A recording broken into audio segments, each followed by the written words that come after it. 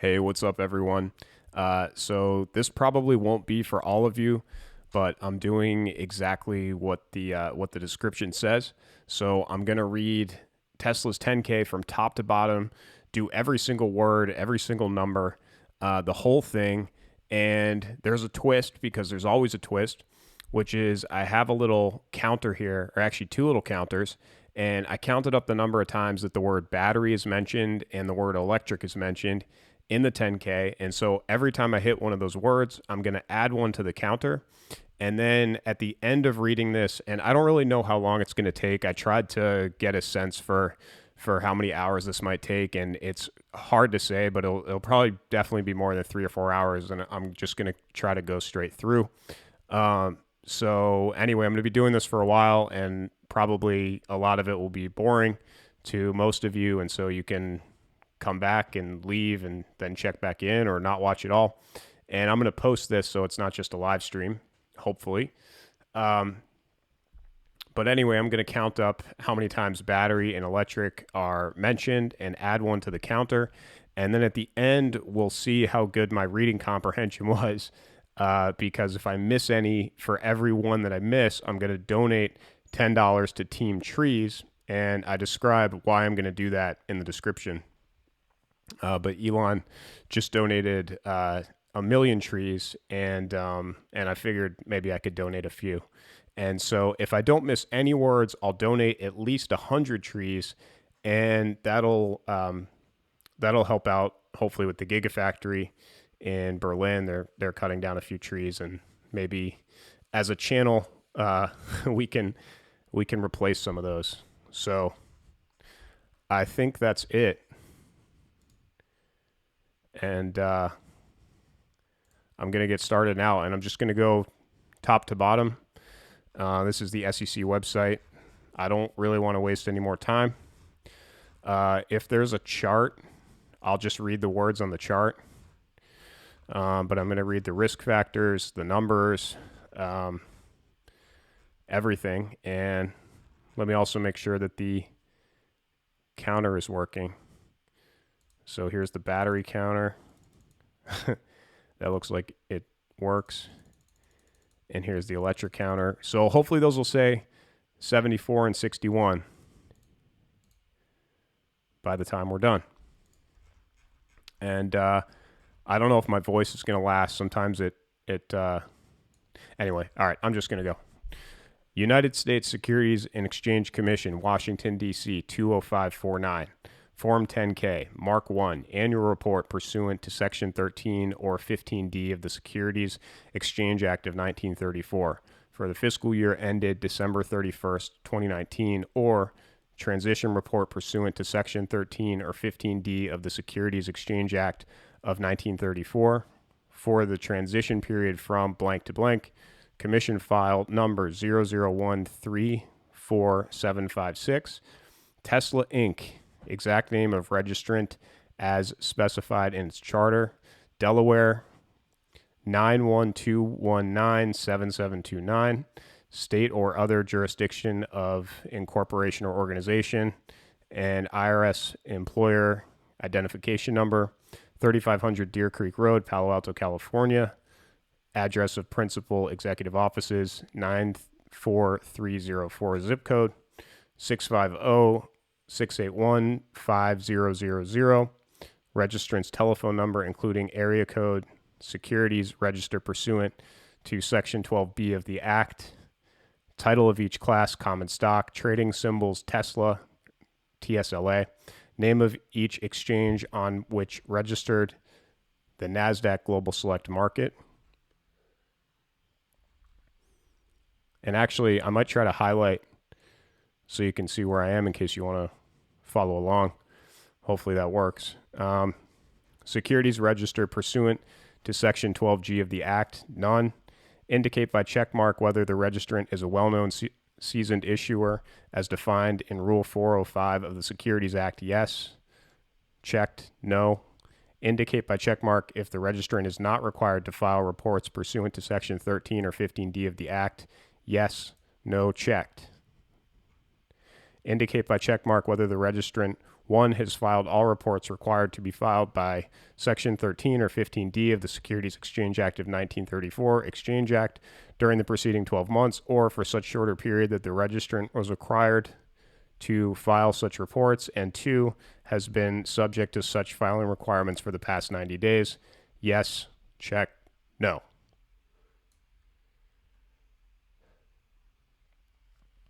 Indicate by check mark whether the registrant has submitted electronically every interactive date file required to be submitted pursuant to Rule 405 of Regulation ST, Section 232.405 of this chapter during the preceding 12 months, or for such shorter period that the registrant was required to submit such files.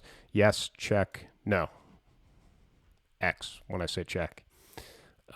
If you're following along at home. Indicate by check mark whether the registrant is a large accelerated filer, an accelerated filer, a non-accelerated filer, a smaller reporting company, or an emerging growth company. See the definitions of large accelerated filer, smaller reporting company, and emerging growth company in Rule 12b2 of the Exchange Act. Large accelerated filer checked. Accelerated filer, non-accelerated filer, smaller reporting company, emerging growth company. If an emerging growth company indicate by checkmark if the registrant has elected not to use the extended transition period for complying with any new or revised financial accounting standards provided pursuant to Section 13A of the Exchange Act. Indicate by checkmark whether the registrant is a shell company as defined in Rule 12b2 of the Exchange Act. Yes, no, checked. Okay, almost done with the first page, everyone. The aggregate market value of voting stock held by non-affiliates of the registrant as of June 30th, 2019, the last day of the registrant's most recently completed second fiscal quarter, was $31.54 billion based on the closing price for shares of the registrant's common stock as reported by the NASDAQ Global Select Market on June 30th, 2019. Shares of, wow, I should make sure that I'm reading the right thing. Okay. I am. Shares of common stock held by each executive officer, director, and holder of 5% or more of the outstanding common stock have been excluded in that such persons may be deemed to be affiliates. This determination of affiliate status is not necessarily a conclusive determination for other purposes. As of February 7th, 2020, there are 181,341,586 shares of the registrant's common stock outstanding. Documents incorporated by reference. Portions of the registrant's proxy statement for the 2020 annual meeting of stockholders are incorporated herein by reference in Part 3 of this annual report on Form 10-K to the extent stated herein. Such proxy statement will be filed with the Securities and Exchange Commission within 120 days of the registrant's fiscal year ended December 31st, 2019. Okay, so I also have a little message box up here, and I'll just type in. So we're done with page 1. And there's a lot of pages. There's 156. But that's a milestone. Okay. Tesla Inc. Annual Report on Form 10-K for the year ended December 31st, 2019. Index, Part 1, Item 1, Business, 1. Item 1A, Risk Factors, 15. Item 1B, Unresolved Staff Comments, 34. Item 2, Properties, 35. Item 3, Legal Proceedings, 35. Item 4, Mine Safety Disclosures, 35. Part 2, Item 5, Market for Registrants, Common Equity, Related Stockholder Matters and Issuer Purchases of Equity Securities, 36. Item 6, Consolidated Financial Data, 38. Item 7, Management's Discussion and Analysis of Financial Condition of and Results of Operations, 39. Item 7A, Quantitative and Qualitative Disclosures about Market Risk, 60. Item 8, Financial Statements and Supplementary Data, 61. Item 9, Changes in and Disagreements with Accountants on Accounting and Financial Disclosure, 127. Item 9A, Controls and Procedures, 127. Item 9B, Other Information, 128. Part 3, Item 10, Directors, Executive Officers, and Corporate Governance, 129. Item 11, Executive Compensation, 129. Item 12, Security Ownership of Certain Beneficial Owners and Management and Related Stockholder Matters, 129. Item 13, Certain Relationships and Related Transactions and Director Independence, 129. Item 14, Principal Accountant Fees and Services, 129. And we're on to Part 4. Part 4, Item 15, Exhibits and Financial Statement Schedules, 129. Item 16, Summary. And finally, Signatures, no item, 156. All right, so now we're done with page I probably won't update it for every page.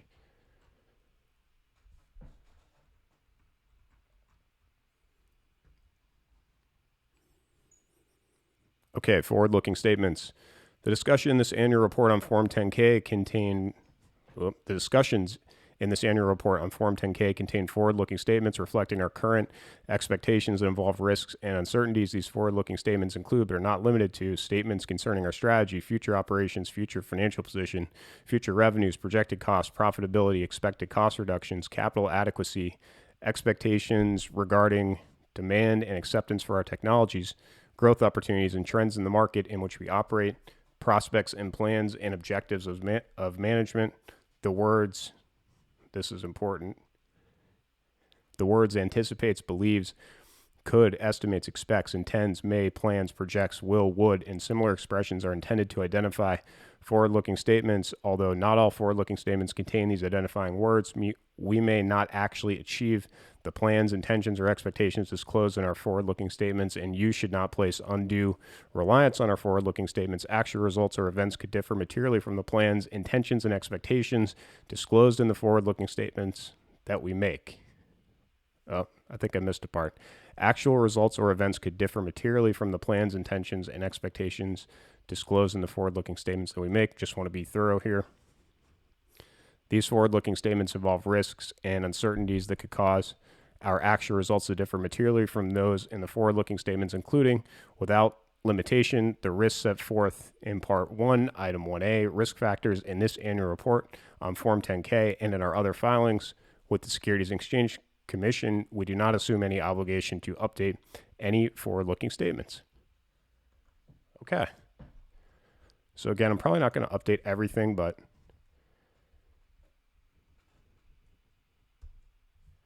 we're on to Part 1. So I guess I'll try to do this quickly.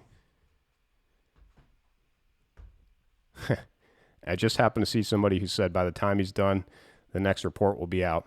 Actually, it's funny that you say that because, well, to tell you the truth, I was going to wait until the stock got to 800. I always had this in the back of my mind that I would do it, but it hit 800 and the 2019 10K hadn't even been filed yet. And so I had to kind of make a call, and I decided to wait. And anyway, I'm glad I did. And the stock did close above 800 on Friday, or right at 800. Okay, there's a lot to get to. I don't want to waste your time. Part 1, Item 1, Business Overview. We design, develop, manufacture, sell, and lease high-performance, fully electric vehicles. Oh, there's one electric. So the counter is now in effect. We've got one electric. I hope I didn't miss any. I hadn't really actually been paying attention. Okay. Fully electric vehicles and energy generation and storage systems, and offer services related to our products. We are the world's first vertically integrated sustainable energy company offering end-to-end clean energy products, including generation, storage, and consumption. We generally sell our products directly to consumers, including through our website and retail locations.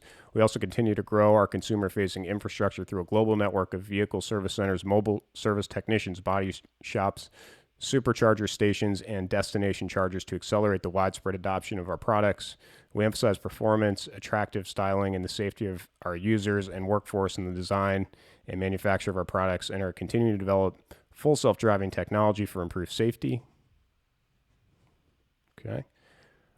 We also strive to lower the cost of ownership for our customers through continuous efforts to reduce manufacturing costs and by offering financial services tailored to our vehicles, our sustainable energy products, engineering expertise, intense focus to accelerate the world's transition to sustainable energy and achieve the benefits of autonomous driving and business model differentiate us from other companies.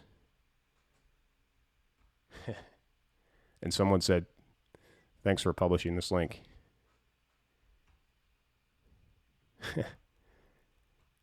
All right, I don't think I've missed any yet. Still looking for battery and electric. Here comes another one. We currently offer or are planning to introduce electric.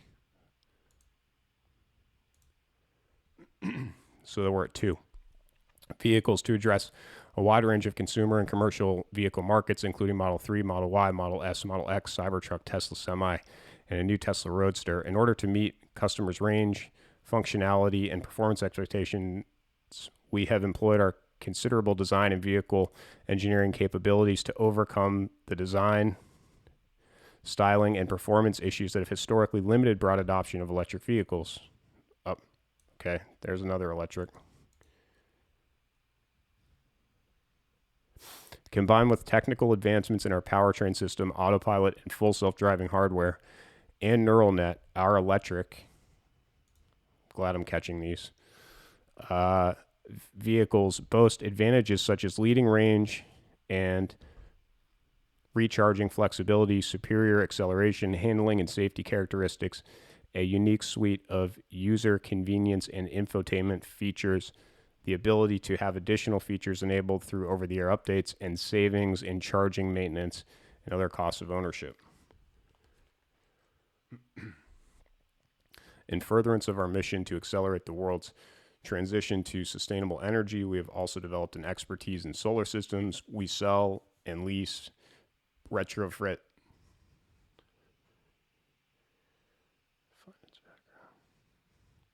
People are still asking questions. I'll try to get to those maybe in a few pages. Sorry to everybody who came for just a pure reading of this. This is actually a lot harder than I thought, to be honest with you. I thought I was going to breeze through this, and I'm not doing such a good job so far, but hopefully it'll get easier, or hopefully I'll do better.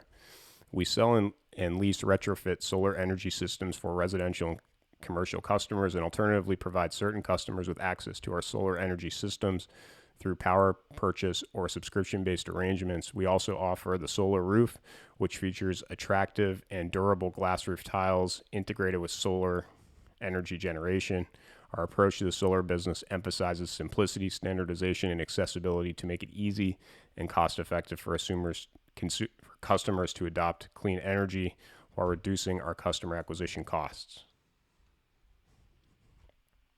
Finally, we have leveraged our technological expertise in batteries.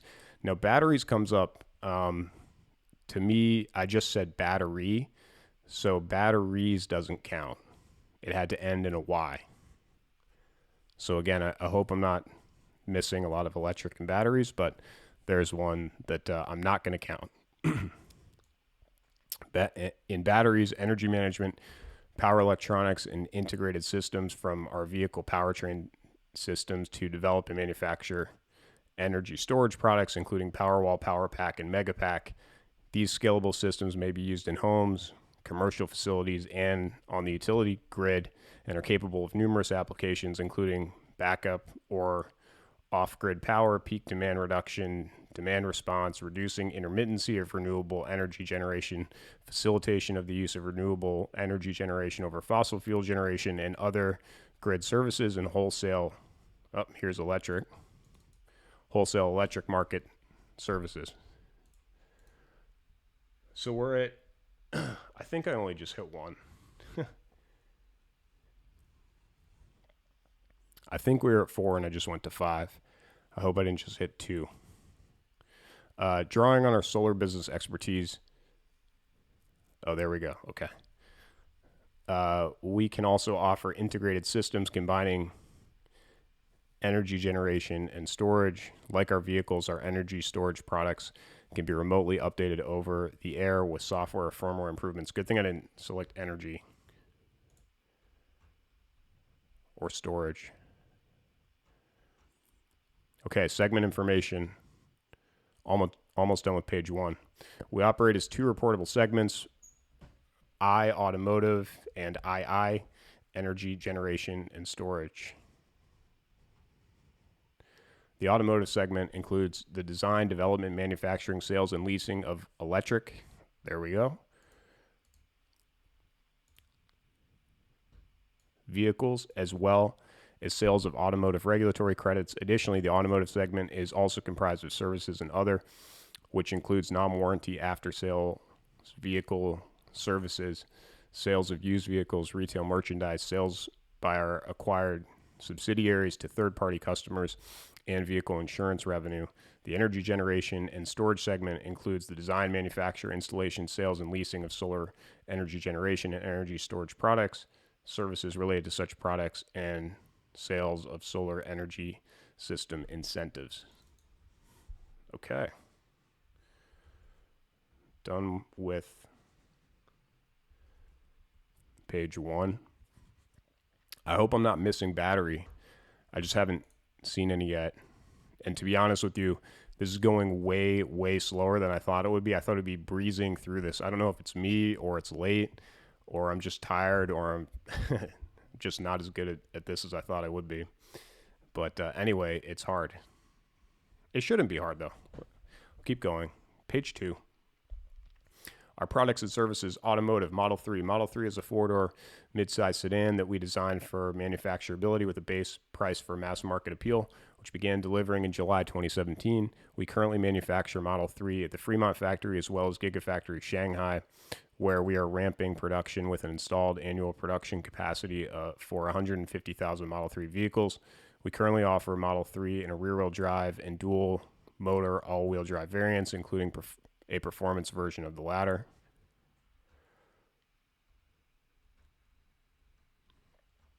Model Y. Model Y is a compact sport utility vehicle SUV built on the Model 3 platform with the capability for seating up to 7 adults, which we began producing in January 2020 and expect to commence delivering in the first quarter of 2020. We currently manufacture Model Y at the Fremont factory and are further ramping production there and making preparations for production next. At Gigafactory Shanghai, we currently offer Model Y in dual motor and all-wheel drive long-range and performance versions. Somebody said, keep up the good read. Thank you. I can't pronounce your name, so I don't know what it is, but I appreciate it. This is going better. Almost done with page 2. Model S and Model X. Model S is a 4-door full-size sedan that we began delivering in June 2012. Model S introduced Tesla vehicle mainstays such as a large touchscreen, driver interface, autopilot hardware, over-the-air software updates, and fast charging through our supercharger network. Model X is a mid-size SUV with seating for up to 7 adults, which we began delivering in September 2015. Model X introduced features including unique Falcon wing doors for easy access to passenger seating and an all-glass panoramic windshield. Model S and X feature the highest performance characteristics and longest ranges that we offer in a sedan and SUV respectively. These vehicles are equipped with a standard dual motor all-wheel drive powertrain and are also available in performance versions with enhanced acceleration and or top speed and styling. We manufacture Model S and Model X at the Fremont factory. Thank you for the thumbs up. Future consumer and commercial electric vehicles. In addition, we have unveiled a number of planned, here's 2. Commercial electric vehicles, which I just missed. There's 1. Oops, there's 1. Was I at 6 or 7? I can't actually tell. I'm going to go to 8, and if I end up overcounting, somebody let me know.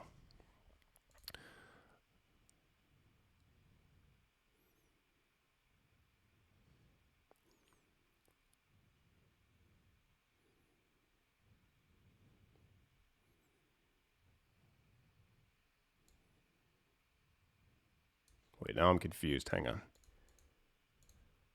going to back that up. Energy is not electric, so I lost my mind temporarily. No, I got confused too. I said energy, but we're waiting for electric.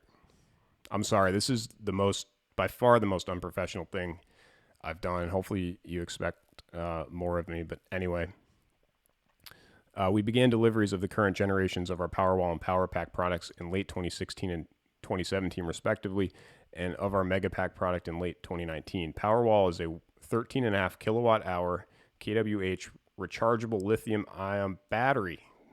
There's battery, just one for battery, with an integrated inverter designed to store energy at a home or small commercial facility.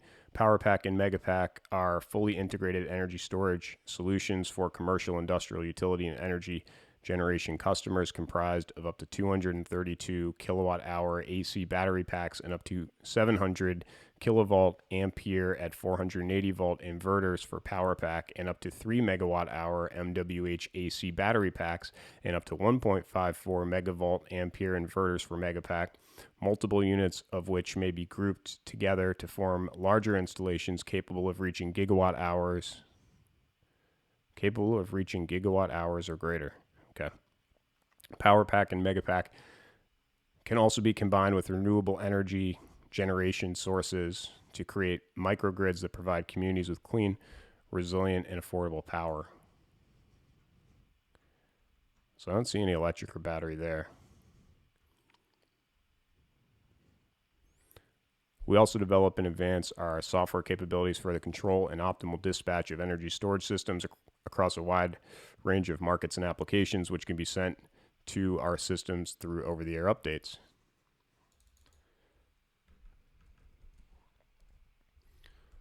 Done with page 2.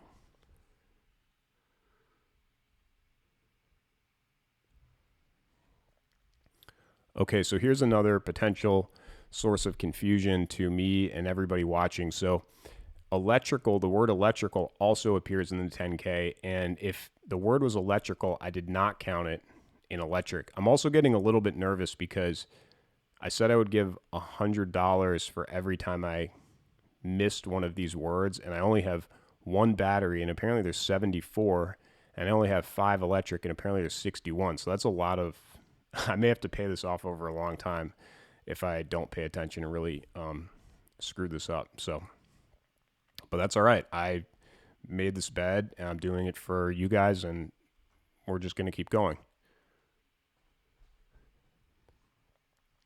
Solar energy offerings. The major components of our retrofit solar energy systems include solar panels that convert sunlight into electrical current, inverters that convert the electrical output from the panels to a usable current with compatible with the electric, there's one, grid, racking that attaches the solar panels to the roof or ground, electrical hardware, that's not one, that connects the solar energy system to the electric, that is one, grid, and our monitoring device. We purchase the majority of these components, and we do so from multiple sources to ensure competitive pricing and adequate supply.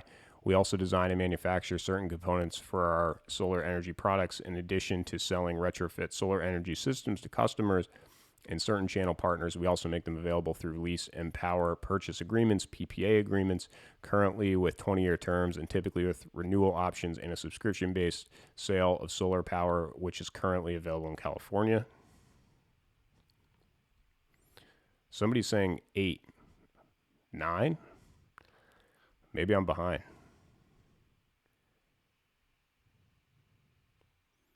I'm not doing electrical, only electric. In 2019, we commenced direct consumer and channel partner sales of the 3rd generation of our solar roof, which features aesthetically pleasing and durable glass roofing tiles designed to complement the architecture of homes and commercial buildings while turning sunlight into electricity. That also doesn't count. We are ramping the volume production of this version of the solar roof at Gigafactory New York, and are increasing our installation capabilities by training our personnel and third-party partners. Technology, automotive. Our core vehicle technology competencies include, there's one, battery, number 2, and powertrain engineering and manufacturing, as well as our ability to design vehicles that utilize the unique advantages of an electric powertrain. Our core intellectual property includes our electric,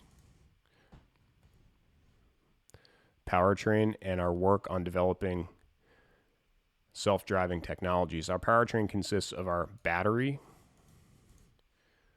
pack, power electronics, motor, gearbox, and control software. We offer several powertrain variants for our vehicles that incorporate years of research and development. In addition, we have designed our vehicles to incorporate the latest advances in consumer technology, such as mobile computing, sensing, displays, and connectivity. There's another one, battery and powertrain. We optimize the design of the lithium ion cells we use and of our battery packs to achieve high energy density at decreasing costs while also maintaining safety, reliability, and long life in the rigors of an automotive environment. Our proprietary technology includes systems for high density energy storage, cooling, safety, charge balancing, structural durability, and electronics management. We have also pioneered advanced manufacturing techniques to manufacture large volumes of battery packs with high quality at low cost. Moreover, we maintain extensive testing and R&D capabilities for battery cells, packs, and systems, and have built an expansive body of knowledge on lithium ion cell vendors, chemistry types, and performance characteristics. We believe that the flexibility that we have built into our designs, combined with our research and real-world performance data, will enable us to continue to evaluate new battery cells and optimize battery pack system performance and cost for our current and future vehicles. The power electronics and our electric powertrain govern the flow of electrical current. Again, electrical doesn't count throughout our vehicles as needed. Convert direct current from the battery pack into an alternating current to drive our vehicles' motors, and vice versa from an external electricity source to charge the battery pack and provide regenerative braking functionality. The primary technological advantages to our proprietary power electronics designs include the ability to drive large amounts of electrical current in a small physical package with high efficiency and low cost, and to recharge on a wide variety of electricity sources at home, at the office, or on the road, including at our superchargers. We offer dual motor powertrain vehicles which use two electric motors to maximize traction and performance in an all-wheel drive configuration. Tesla's dual motor powertrain digitally and independently controls torque to the front and rear wheels. The near instantaneous response of the motors combined with low centers of gravity provides drivers with controlled performance and increased traction control. We are also developing vehicle powertrain technology featuring 3 electric motors for further increased performance. This is pretty interesting. We have like a neck and neck. I didn't know it was going to go like this. We have a neck and neck race in between battery and electric. Also, it makes reading a lot harder because I don't just want to skip over words and like miss battery and electric. I mean, if I miss 7 of these words, that's $70. And if I miss 7D, it's 700. Obviously, you can do the math. Well, to IRRI, can you see the counter? Somebody let me know if you can see the counter in the bottom right. I put up a counter on the screen so you can tell where we're at with battery and electric. We're done with page 3. About 153 pages to go. It's going to take a long time, but we're going to keep going. Vehicle control and infotainment software. The performance and safety systems of our vehicles and their battery packs require sophisticated control software. There are numerous processors in our vehicles to control these functions, and we write custom firmware for many of these processors. Software algorithms control traction, vehicle stability, the acceleration and regenerative braking of the vehicle, climate control, and thermal management, and are also used extensively to monitor the charge state of the battery pack and to manage all all of its safety systems. Drivers use the information and control systems in our vehicles to optimize performance, customize vehicle behavior, manage charging modes and times, and control infotainment functions. We develop almost all of this software, including most of the user interfaces internally. Okay, cool. Do you see, I'm just going to call you Tay. Do you see the counter below? You see 74 and 61, but do you see the two counters below?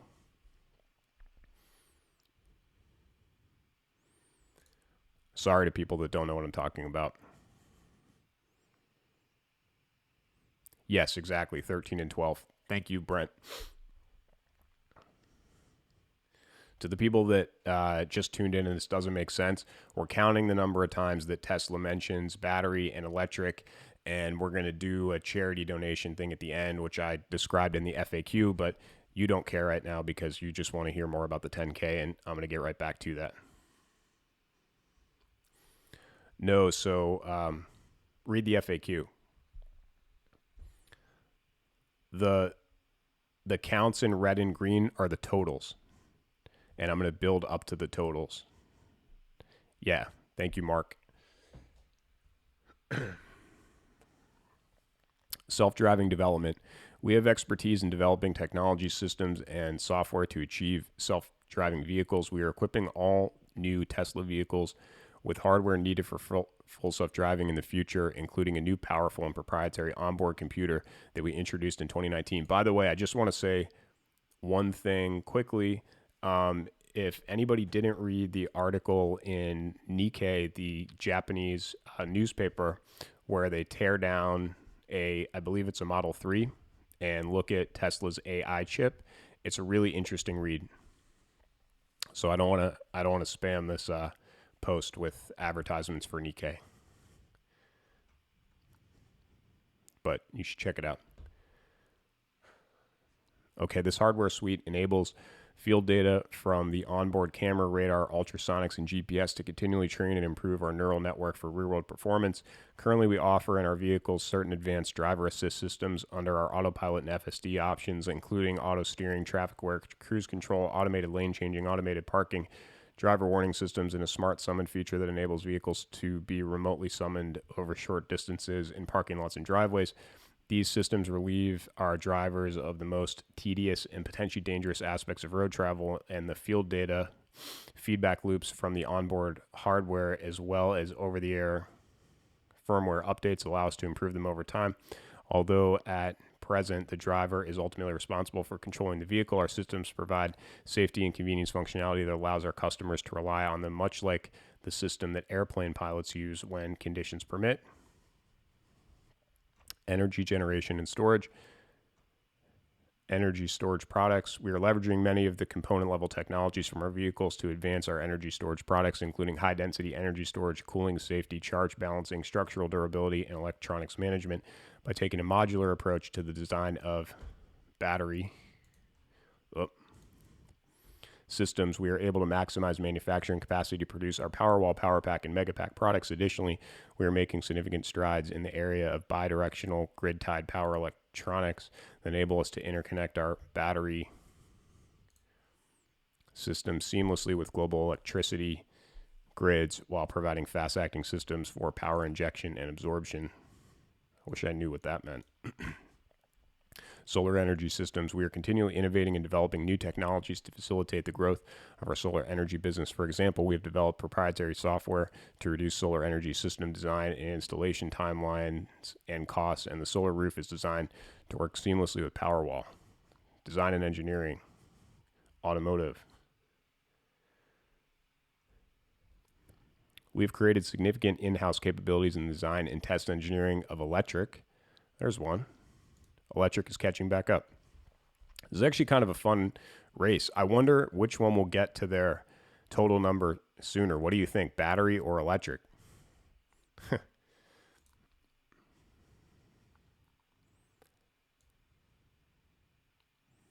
We design, engineer, and test bodies, chassis, exteriors, interiors, heating and cooling, and low voltage electrical systems in-house, and to a lesser extent in conjunction with our suppliers.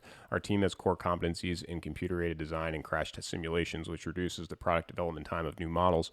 We continue to grow our capabilities, including for on-site crash testing, durability testing, and component validation. Okay, we're done with page 4. Got to keep moving.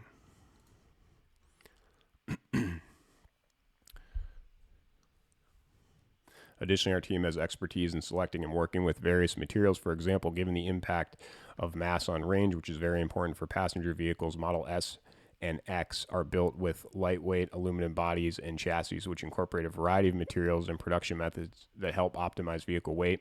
And Model 3 and Model Y are built with a mix of materials to be lightweight and safe, while also increasing cost effectiveness for these mass market vehicles. On the other hand, to accommodate the durability required of work vehicles, we plan to use a thick, cold-rolled stainless steel alloy and ultra-strong glass for Cybertruck, while employing our expertise in battery engineering to maintain excellent range. That's going to be awesome when that cold-rolled steel Cybertruck comes out. So Tay, we said we're not going to do electrical, just electric.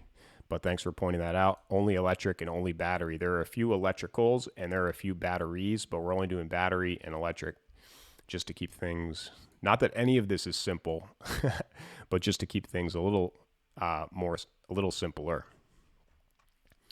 And thank you for pointing that out. Energy generation and storage, energy storage products. We have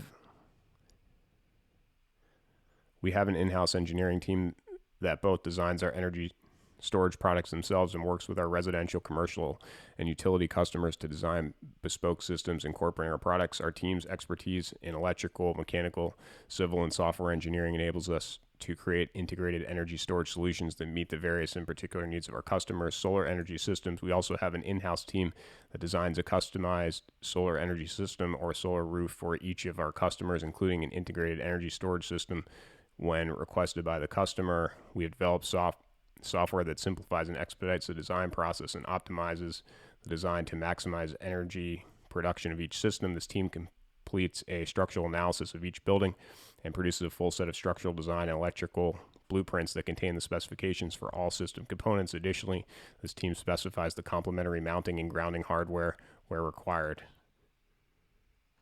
Congrats on the Cybertruck.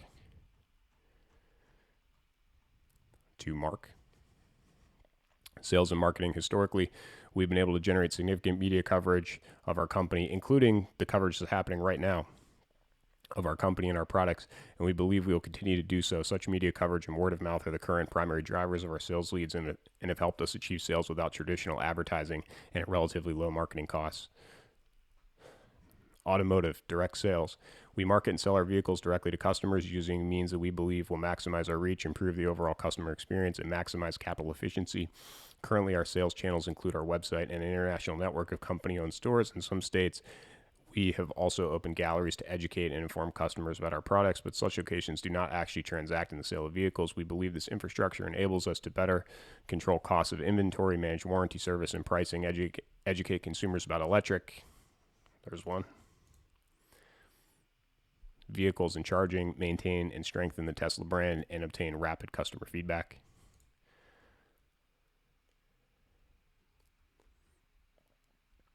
We reevaluate our sales strategy both globally and at a location by location level from time to time to optimize our current sales channels. Sales of vehicles in the automobile industry also tend to be cyclical in many markets, which may expose us to volatility from time to time. Used vehicle sales. Our used vehicle business supports new vehicle sales by integrating the sale of a new Tesla vehicle with a customer's trade-in needs for their existing Tesla and non-Tesla vehicles. The Tesla and non-Tesla vehicles we acquire through trade-ins are subsequently remarketed either directly by us or through third parties. We also receive used Tesla vehicles to resell through lease returns and other sources. All right, everyone, done with page 5.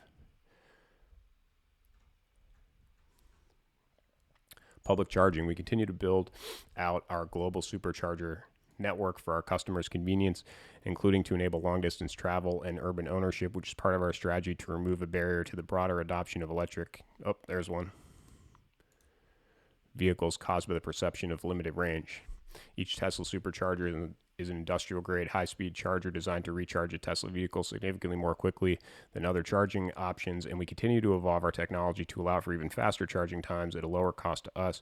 Where possible, we are co locating superchargers with our solar and energy storage systems to further reduce costs and promote renewable power. Supercharger stations typically are strategically placed along well traveled routes and in dense city centers to allow Tesla vehicle owners the ability to enjoy quick, reliable, and ubiquitous charging with convenient minimal stops. Use of the supercharger network is either free under certain sales programs or requires a competitive fee. We also work with a wide variety of hospitality, retail, and public destinations, as well as businesses with commuting employees to offer additional charging options for our customers. These destination charging and workplace locations deploy Tesla wall connectors to provide charging to Tesla vehicle owners who patronize or are employed at these businesses. We also work with single-family homeowners and multifamily residential entities to deploy home charging solutions in our communities. Energy generation and storage. We market and sell our solar and energy storage products to individuals, commercial and industrial customers, and utilities through a variety of channels. In the U.S., we offer residential solar and energy storage products directly through our website, stores, and galleries, as well as through our network of channel partners. Outside of the U.S., we use our international sales organization and a network of channel partners to market and sell these products for the residential market. We also sell Powerwall directly to utilities. In the case of products sold to such utilities or channel partners, such partners typically sell and install the product in customer homes.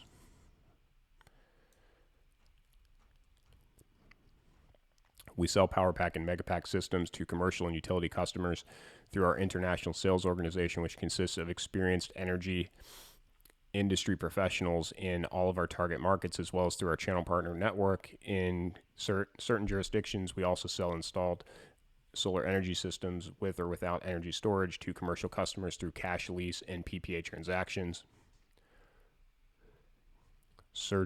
Service and warranty, automotive. By the way, I'll take this opportunity because of what Brent said to promo. I think I'm going to do a battery day here on this channel, our very own battery day, and it's going to be pretty awesome. I think there's going to be a lot of information. In fact, I was talking to somebody today. I'm going to have a guest on that knows a lot more than me about batteries and the metals that go into battery production, including cobalt and lithium, and the cost curve. The battery cost curve and the advantages that Tesla has. It's going to be cool. Okay, service and warranty. Automotive service. We provide service for our electric, there's one, vehicles at our company-owned service locations and through an expanding fleet of Tesla mobile service technicians who provide services that do not require a vehicle lift remotely at customers' homes or other locations. Performing vehicle service ourselves provides us with the capability to identify problems, find solutions, and incorporate improvements faster, and optimize logistics and inventory for service parts better than traditional automobile manufacturers. Our vehicles are also designed with with the capability to wirelessly upload data to us via an onboard system with cellular connectivity, allowing us to diagnose and remedy many problems before ever looking at the vehicle. Vehicle limited warranty and extended service plans. We provide a manufacturer's warranty on all new and used Tesla vehicles. Each new vehicle has a 4-year or 50,000 mile new vehicle limited warranty, subject to separate limited warranties for the supplemental restraint system, battery. There's one. And drive unit and body rust perforation for the battery. That's another one. And drive unit on our current new Model S and Model X vehicles. We offer an 8-year, 150,000 mile limited warranty with a minimum 70% retention of battery capacity over the warranty period for the battery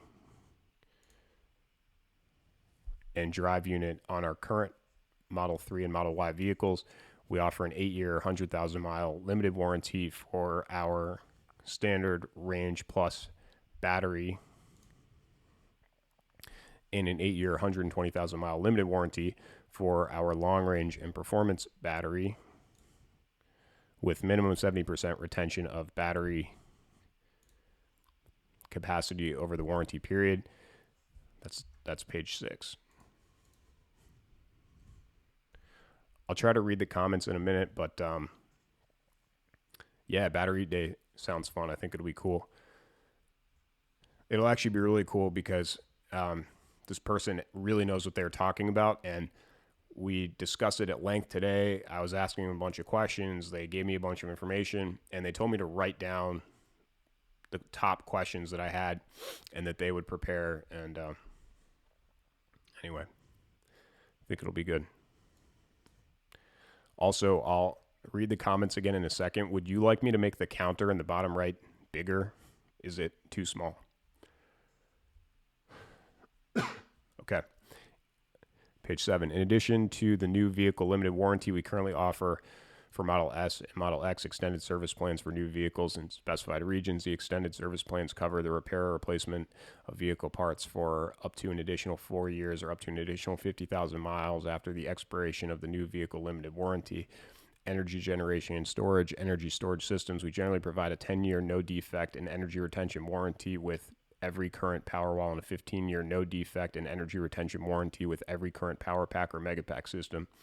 Pursuant to these energy retention warranties, we guarantee that the energy capacity of the applicable product will be at least a specified percentage within a range up to 80% of its nameplate capacity during the specified time periods, depending on the product.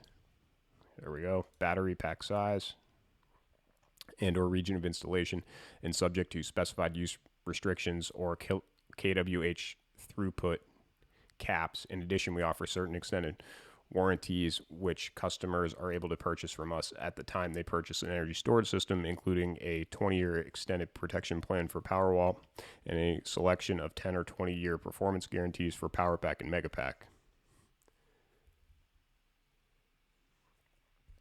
Oh, the YouTube thing blocks the counter. Okay.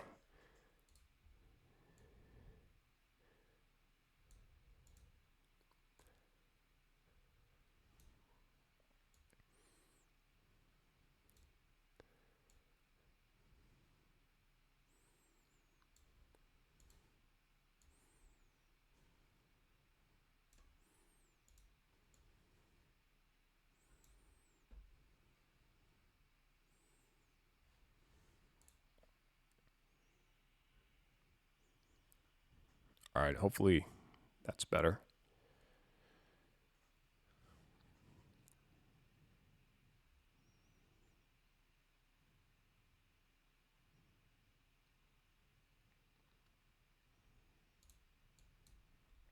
Solar energy systems. For retrofit solar energy systems, we provide a workmanship warranty for up to 20 years from installation and a separate warranty against roof leaks. We also pass through the inverter and module. Yeah, is the microphone too hot? Like, is the volume on the microphone too high? Can you hear too much? I can turn it down.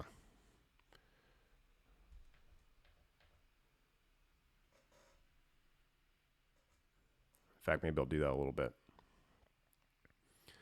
When we lease a retrofit let me make sure I have everything. I'm just going to start over. For retrofit solar energy systems, we provide a workmanship warranty for up to 20 years from installation and a separate warranty against roof leaks. We also pass through the inverter and module manufacturer warranties, typically 10 years and 25 years respectively. When we lease a retrofit solar energy system, we compensate the customer if their system produces less energy than guaranteed over a specified period. For the solar roof, we provide a warranty against defects for 25 years, a 25-year weatherization warranty, and a power output warranty for all systems. Retrofit and solar roof, we also provide service and repair either under warranty or for a fee during the entire term of the customer relationship. Financial services, automotive, purchase, leasing, purchase financing and leases. We offer leasing and or loan financing arrangements for our vehicles in certain jurisdictions in North America, Europe, and Asia through various financial institutions. In certain international markets, we offer resale value guarantees to customers who purchase and finance their vehicles through one of our specified commercial banking partners, under which those customers have the option of selling their vehicles back to us at preset future dates, generally at the end of the terms of the applicable loans or financing programs for predetermined resale values in certain markets. We also offer vehicle buyback guarantees to financial institutions, which may obligate us to repurchase the vehicles for predetermined prices. We also currently offer leasing directly through our local subsidiaries for Model S, Model X, and Model 3 in the US, and for Model S and Model X in Canada. Insurance. In August 2019, we launched an insurance product design for our customers, which offers rates that are often better than other alternatives. This product is currently available in California, and we plan to expand both the markets in which we offer insurance products and our ability to offer such products as part of our ongoing effort to decrease the total cost of ownership for our customers. Okay, there's page 7. I think these early pages will be the densest part, and then it'll get a little easier. At least that's what I hope. All right, page 8, energy generation and storage, energy storage systems. We currently offer a loan product to residential customers who purchase power altogether with a new solar energy system and lease and PPA options to commercial customers who purchase a power pack system together with a new solar energy system.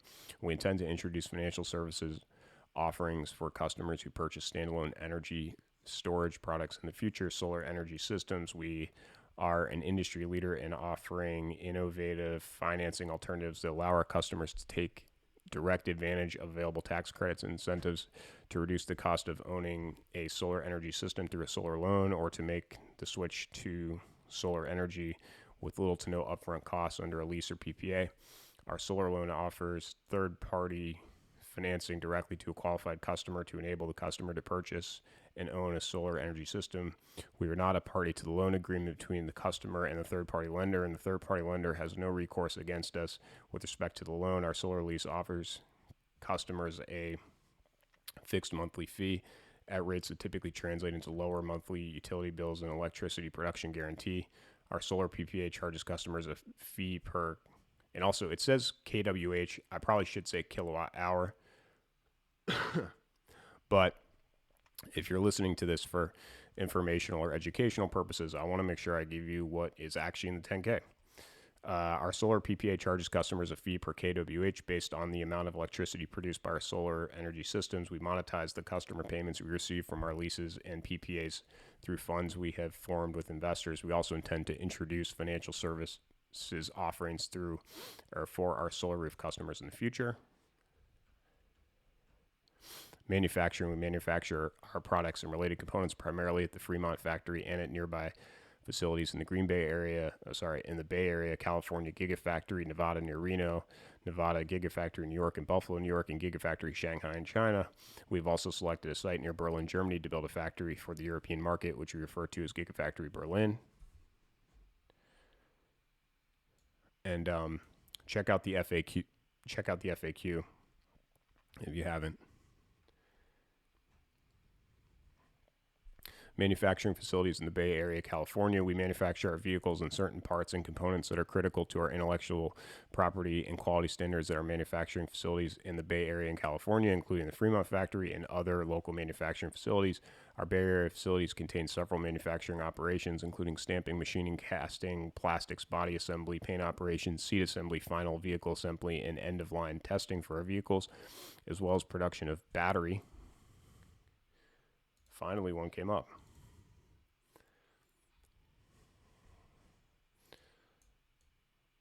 Packs and drive units for Model S and Model X. So major vehicle component systems are purchased from suppliers. However, we have a high level of vertical integration in our manufacturing processes at our Bay Area facilities. Gigafactory Nevada. Gigafactory Nevada is a facility where we work together with our suppliers to integrate battery material, cell, module, and battery pack production in one location. We use the battery packs manufactured at Gigafactory Nevada for Model 3, Model Y, and our energy storage products. We also manufacture Model 3 and Model Y drive units at Gigafactory Nevada. Finally, the assembly of Megapack systems takes place at Gigafactory Nevada, allowing us to ship deployment-ready systems directly to customers. We have designed Gigafactory Nevada to allow us access to high volumes of lithium-ion battery cells while achieving a significant reduction in the cost of our battery packs. And we have an agreement with Panasonic to partner with us on Gigafactory Nevada with investments in production equipment that is using in production equipment that it is using to manufacture and supply us with battery cells, given its importance to the production of our vehicle and energy storage products, in particular Model 3, Model Y, and Megapack. We continue to invest in Gigafactory Nevada to achieve additional production output there. Okay, done with page 8 if you're following along.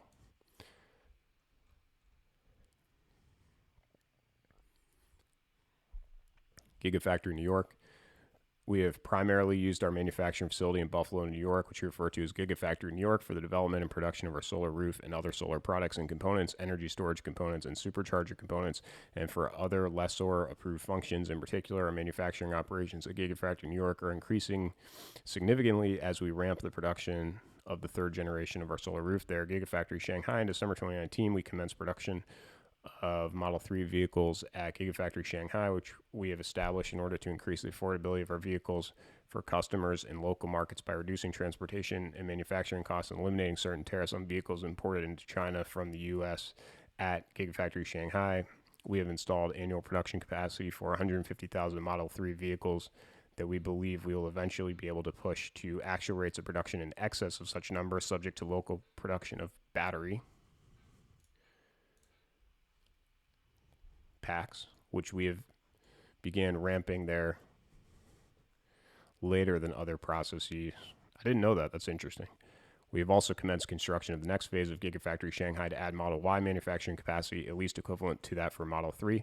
Much of the investment in Gigafactory Shanghai has been and is expected to continue to be provided through local debt financing, including a RMB 9.0 billion, or the equivalent amount in US dollars, fixed asset term facility, and a RMB 2.25 billion, or the equivalent amount in US dollars, working capital revolving facility that our subsidiary entered into in December 2019. We are supplementing such financing with limited direct capital expenditures by us at a lower cost per unit of production capacity than that of Model 3 production at the Fremont factory.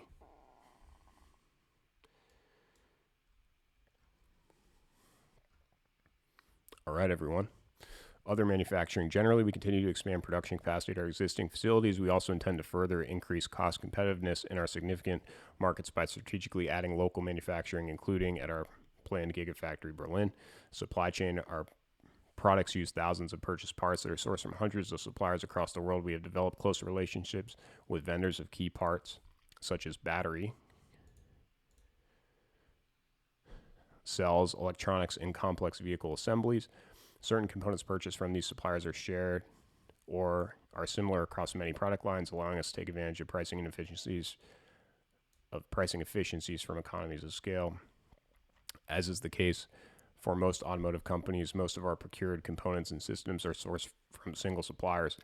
Certain key components we use have multiple available sources, and we work to qualify multiple suppliers for each component where it is sensible to do so in order to minimize production risks owing to disruptions in their supply. We also mitigate risk by maintaining safety stock for key parts and assemblies and die banks for components with lengthy procurement lead times. Our products use various raw materials, including aluminum, steel, cobalt, lithium, nickel, and copper. Pricing for these materials is governed by market conditions and may fluctuate due to various factors outside of our control, such as supply and demand and market speculation. We currently believe that we have adequate access to raw material supplies in order to meet the needs of our operations. Governmental programs, incentives, and regulations. Globally, both the operation of our business by us and the ownership of our products by our customers are impacted by a number of government programs, incentives, and arrangements. Our business and products are also subject to a number of governmental regulations that vary among jurisdictions. Page 9 done.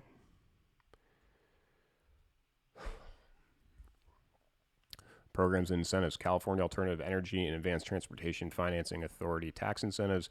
We have entered into multiple agreements over the past few years with the California Alternative Energy and Advanced Transportation Financing Authority, CAEATFA, that provide multi-year sales tax exclusions on the purchases of manufacturing equipment that will be used for specific purposes, including the expansion and ongoing development of Model S, Model X, Model 3, Model Y, and future electric vehicles and the expansion of electric vehicle powertrain production in California, Gigafactory Nevada, Nevada tax incentives in connection with the construction of Gigafactory Nevada.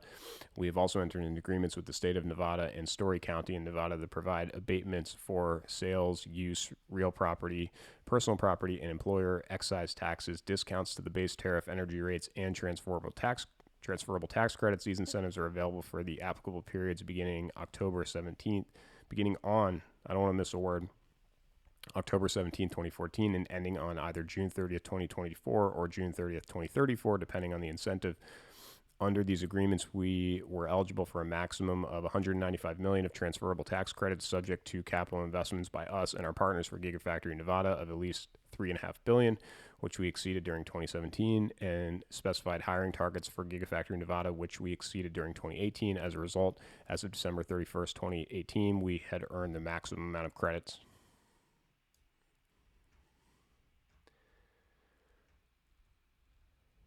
Yeah, that is cool. I'm actually learning about the tax credits. Gigafactory New York State Investment and Lease.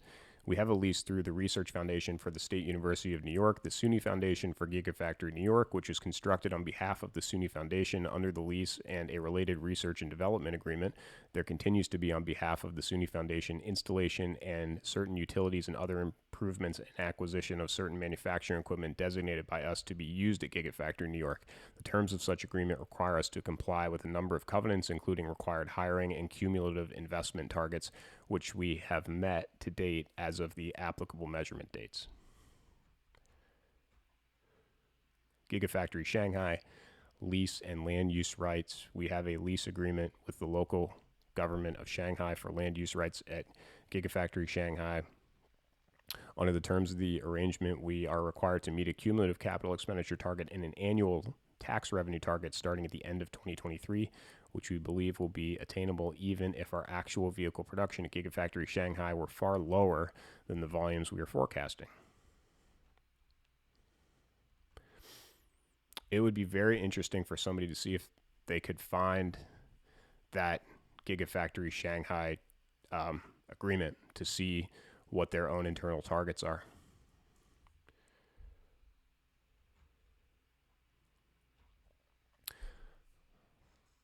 I shouldn't be going this slow and writing stuff down, but I actually do want to write that down because maybe it exists somewhere. This is probably the last one I'll do. Well, the first and last one I'll do.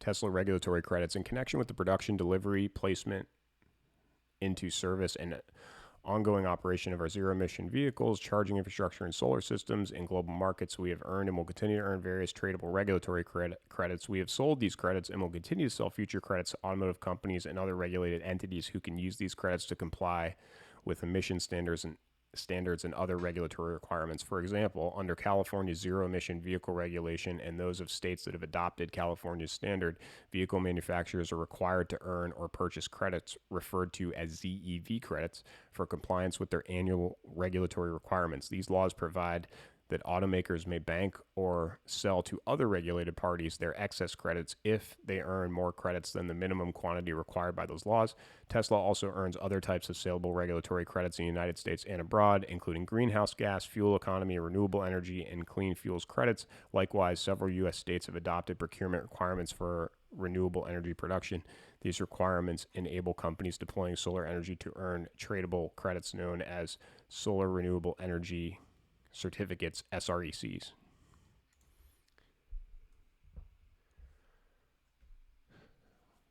Page 10. Done. Energy storage systems, incentives. The regulatory regime for energy storage projects is still under development. Nevertheless, there are various policies, incentives, and financial mechanisms at the federal, state, and local levels that support the adoption of energy storage. For example, storage systems that are charged using solar energy are eligible for the 26% tax credit in 2020 with a ramp down in 2021 and beyond under Section 48A3 of the Internal Revenue Code, or the IRC, as described below. In addition, California and a number of other states have adopted procurement targets for energy storage, and behind the meter energy storage systems qualify for funding under the California Self-Generation Incentive Program. The Federal Energy Regulatory Commission, FERC, has also taken steps to enable the participation of energy storage in wholesale energy markets. For example, in late 2016, FERC issued I'm going to call that FERC, I think that's what they call themselves, issued a final rule, order number 821, to further break down barriers preventing energy storage from fully participating in wholesale energy markets. Order 821 is currently under review before the U.S. Court of Appeals for the D.C. Circuit.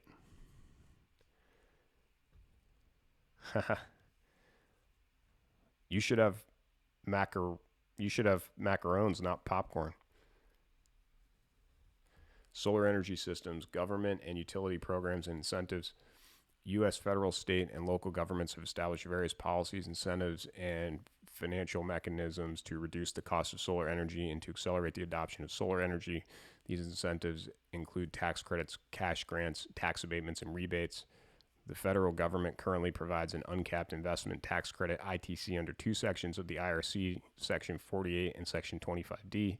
Section 48A3 of the IRC allows a taxpayer to claim a credit of 26% of qualified expenditures for a commercial solar energy system that commences construction by December 31st, 2020. The credit then declines to 22% in 2021 and a permanent 10% thereafter. We claim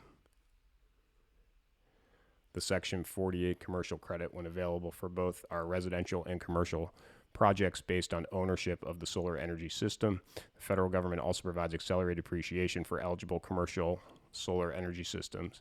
Section 25D of the IRC allows a homeowner taxpayer to claim a credit of 26% of qualified expenditures for a residential solar energy system owned by the homeowner that is placed in service by December 31st, 2020.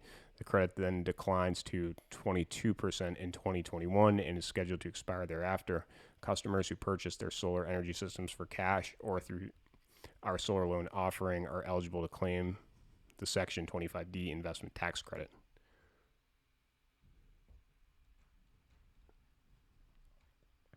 In addition to the federal ITC, many U.S. states offer personal and corporate tax credits and incentives for solar energy systems.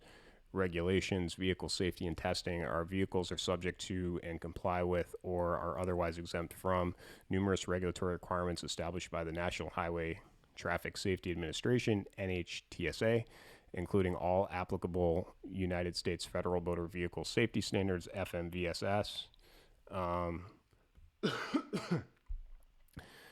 Our vehicles fully comply with all applicable FMVSS without the need for, I should actually call it FMV,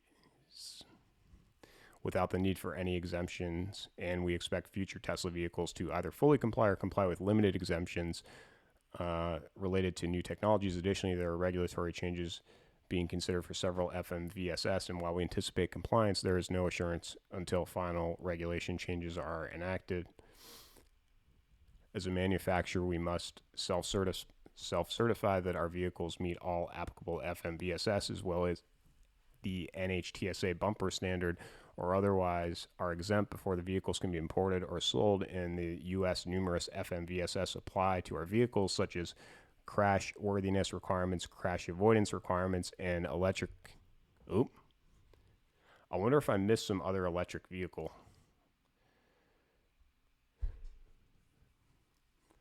Well, if I did, I guess I'll have to pay up.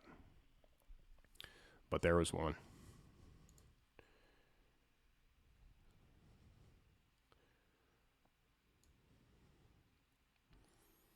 And electric vehicle requirements, we are also required to comply with other federal laws administered by NHTSA, including the CAFE awards, standards, the Theft Prevention Act requirements, consumer information labeling requirements, early warning reporting requirements regarding warranty claims, field reports, death and injury reports, and foreign recalls and owner's manual requirements. The Automobile Information Disclosure Act requires manufacturers of motor vehicles to disclose certain information regarding the manufacturer's suggested retail price, optional equipment, and pricing. In addition, this law allows inclusion of city and highway fuel economy ratings as determined by EPA, as well as crash test ratings determined by NHTSA if such tests are conducted. Done with page 11. So if this were 100 pages, we'd be done with over 10%.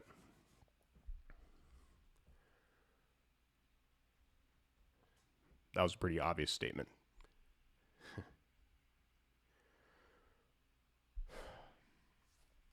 This is a lot worse than I thought it was going to be. Our vehicles sold outside of the U.S. are subject to similar foreign safety, environmental, and other regulations. Many of those regulations are different from those applicable in the U.S. and may require redesign and or retesting. The European Union has established new rules regarding additional compliance oversight that are scheduled to commence in 2020, and there is also regulatory uncertainty related to the United Kingdom's withdrawal from the European Union. These changes could impact the rollout of new vehicle features in Europe. Self-driving. There are no federal U.S. regulations pertaining to the safety of self-driving vehicles. However, that's something new that I learned. I had no idea that that was true. That's really crazy and interesting.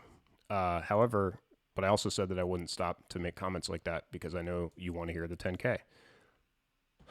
So, however, NHTSA has established recommended guidelines. Certain U.S. states have legal restrictions on self-driving vehicles, and many other states are considering them. This patchwork increases the legal complexity for our vehicles. In Europe, certain vehicle safety regulations apply to self-driving braking and steering systems, and certain treaties also restrict the legality of certain higher levels of self-driving vehicles. Self-driving laws and regulations are expected to continue to evolve in numerous jurisdictions in the U.S. and foreign countries and may create restrictions on self-driving features that we develop.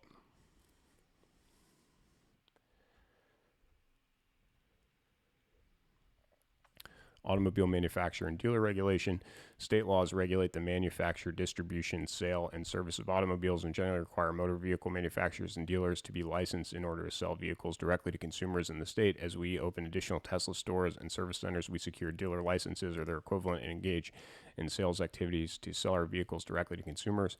Certain states do not permit automobile manufacturers to be licensed as dealers or to act in the capacity of a dealer or otherwise restrict a manufacturer's ability to deliver or service vehicles, to sell vehicles to residents of states where we are not licensed as a dealer. We generally conduct the transfer of title out of the state. In such states, we have opened galleries that serve an educational purpose and where the title transfer may not occur.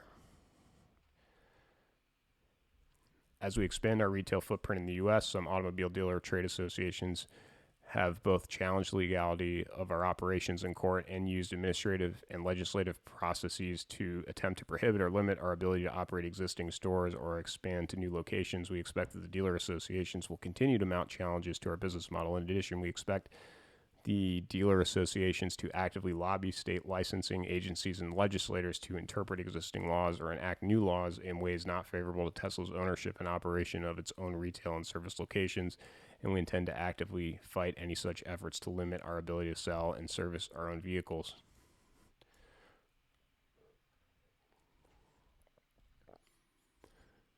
Battery safety and testing. Oh, there's one. Our battery, there's another one. PAC conforms to mandatory regulations that govern transport of dangerous goods, defined to include lithium-ion batteries. And if you're just tuning in, we don't do batteries, we only do battery, which may present a risk in transportation. The regulations vary by mode of shipping transportation, such as ocean, vessel, rail, truck, or air. We have completed the applicable transportation tests for our battery packs, demonstrating our compliance with applicable regulations. We use lithium-ion cells in our high-voltage battery packs in our vehicles and energy storage products. The use, storage, and disposal of our battery packs is regulated under federal law. We have agreements with third-party battery recycling companies to recycle our battery packs, and we are also developing our own recycling technology. Solar energy general. We are not a regulated utility in the U.S., although we are subject to certain state and federal regulations applicable to solar and battery storage providers to operator systems, we obtain interconnection agreements from the utilities. In most cases, interconnection agreements are standard form agreements that have been pre-approved by the Public Utility Commission or other regulatory body. Sales of electricity and non-sale equipment leases by third parties, such as hour leases, PPAs, and subscription agreements, face regulatory challenges in some states and jurisdictions.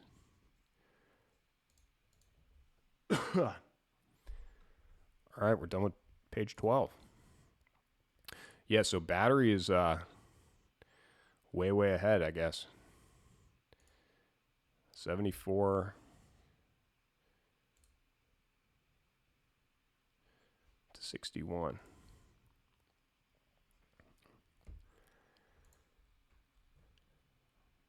Okay, keep going. Solar energy net metering. Most states in the U.S. have a regulatory policy known as net energy metering or net metering available to solar customers. Net metering typically allows solar customers to interconnect their on-site solar energy systems to the utility grid and offset their utility electricity purchases by receiving a bill credit for excess energy generated by their solar energy system that is exported to the grid. In certain jurisdictions, regulators or utilities have reduced or eliminated the benefit available under net metering or have proposed to do so. Solar energy mandated renewable capacity. Many states also have adopted procurement requirements for renewable energy production, such as Enforceable Renewable Portfolio Standard or RPS, or other policies that require covered entities to procure a specified percentage of total electricity delivered to customers in the state from eligible renewable energy sources such as solar energy systems. In SREC state markets, the RPS requires electricity suppliers to secure a portion of their electricity from solar generators. The SREC program provides a means for the generation of SRECs, which can then be sold separately from the energy produced to covered entities who surrender the SRECs to the state to prove compliance with the state's renewable energy mandate. Oh, something new, competition. Competition, automotive. The worldwide automotive market is highly competitive, and we expect it will become even more competitive in the future as we introduce additional vehicles in a broader cross-section of the passenger and commercial vehicle market and expand our vehicles' capabilities.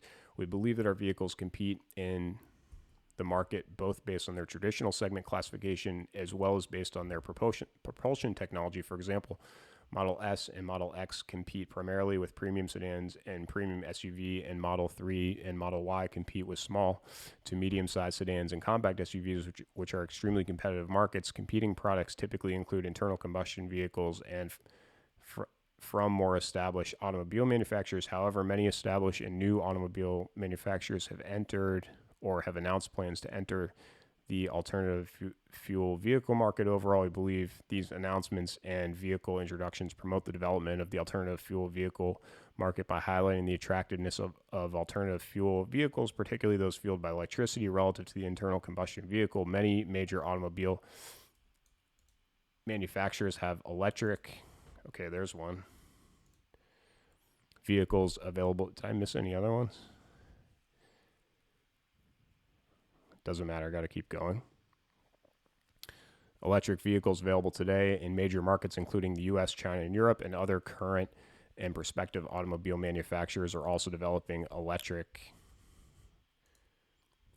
vehicles. In addition, several manufacturers offer hybrid vehicles, including plug-in versions. Our vehicles also compete in the market based on the compelling user experience that they offer. We believe that a key factor in our success will be our autopilot and FSD technologies that currently enable the driver assistance features in our vehicles, and in which we are making significant strides through a proprietary and powerful FSD computer and remotely updatable artificial intelligence software. Ultimately, while we are subject to regulatory constraints over which we have no control, our goal is a fully autonomously driven future that improves safety and provides our customers with convenience and additional income through participation in an autonomous Tesla ride-hailing network. This network, which will also include our own fleet of vehicles, will allow us to access a new customer base even as modes of transportation evolve. Finally, our vehicles offer unparalleled in-vehicle entertainment features, currently including internet search, music services, passenger karaoke, and parked video streaming and gaming.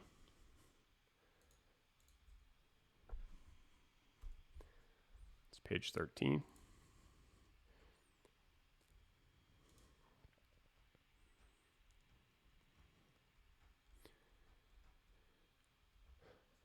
All right. I think 15 will be a milestone when we get through 15. Energy generation and storage. Energy storage systems. The market for energy storage products is also highly competitive. Established companies such as AES Energy Storage, Siemens, LG Chem, and Samsung, as well as various emerging companies, have introduced products that are similar to our product portfolio. There are several companies providing individual components of energy storage systems, such as cells, battery, gotta click it, modules, and power electronics, as well as others providing integrated systems. We compete with these companies based on price, energy density, and efficiency. We believe that the specifications of our products, our strong brand, and the modular, scalable nature of our Power Pack and Mega Pack products give us a competitive advantage when marketing our products. Solar energy systems. The primary competitors to our solar energy business are the traditional local utility companies that supply energy to our potential customers. We compete with these traditional utility companies primarily based on price, predictability of price, and the ease by which customers can switch to electricity generated by our solar energy systems. We also compete with solar energy companies that provide products and services similar to ours. Many solar energy companies only install solar energy systems, while others only provide financing for these installations in the residential solar energy system installation market. Our primary competitors include Vivint Solar Inc., Sunrun Inc., Trinity Solar, SunPower Corporation, and many smaller local solar companies. The electricity produced by solar installations still represents a small fraction of total U.S. electricity generation, with tens of millions of single-family homes and businesses in our primary service territories and many more in other locations. We have a large opportunity to expand and grow this business as we make our retrofit installations more accessible and ramp our innovative solar roof. We also believe that residential solar energy generation is gaining favorable regulatory momentum, as exemplified in part by the state of California recently requiring that new homes be built with solar generation starting in 2020. That's now. The future is here. Intellectual property. We place a strong emphasis on our innovative approach and proprietary designs, which bring intrinsic value and uniqueness to our product portfolio. As part of our business, we seek to protect underlying intellectual property rights and these innovations and designs, such as with respect to patents, trademarks, copyrights, trade secrets, and other measures, including through employing third-party non-disclosure agreements and through contractual arrangements. For example, we place a high priority on obtaining patents to provide the broadest and strongest possible protection to enable our freedom to operate our innovations and designs within our products and technologies in the electric vehicle markets, as well as to protect and defend our product portfolio. We have also adopted a patent policy in which we irrevocably pledge that we will not initiate a lawsuit against any party for infringing our patents through activity relating to electric vehicles or related equipment for so long as such party is acting in good faith. That's true. I read that on their website. We made this pledge in order to encourage the advancement of a common, rapidly evolving platform for, there's electric vehicles, thereby benefiting ourselves, other companies making electric vehicles, and the world. Oh, I think I missed at least one right there, which I'm going to add because I see it. I wonder if I'm...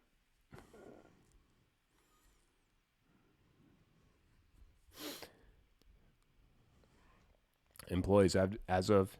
Wow, we're almost to the risk factors. As of December 31st, 2019, Tesla Inc. had 48,016 full-time employees. To date, we have not experienced any work stoppages, and we consider our relationship with our employees to be good. Available information: we file or furnish periodic reports and amendments thereto, including our annual reports on Form 10-K, our quarterly reports on Form 10-Q, and current reports on Form 8-K, proxy statements, and other information with the Securities and Exchange Commission, SEC. In addition, the SEC maintains a website, www.sec.gov, that contains reports, proxy and information statements, and other information regarding issuers that file electronically.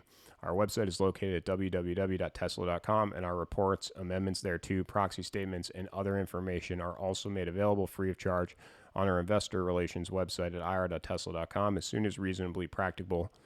After we electronically file or furnish such information with the SEC, the information posted on our website is not incorporated by reference into this annual report on Form 10-K. That seemed like a big page.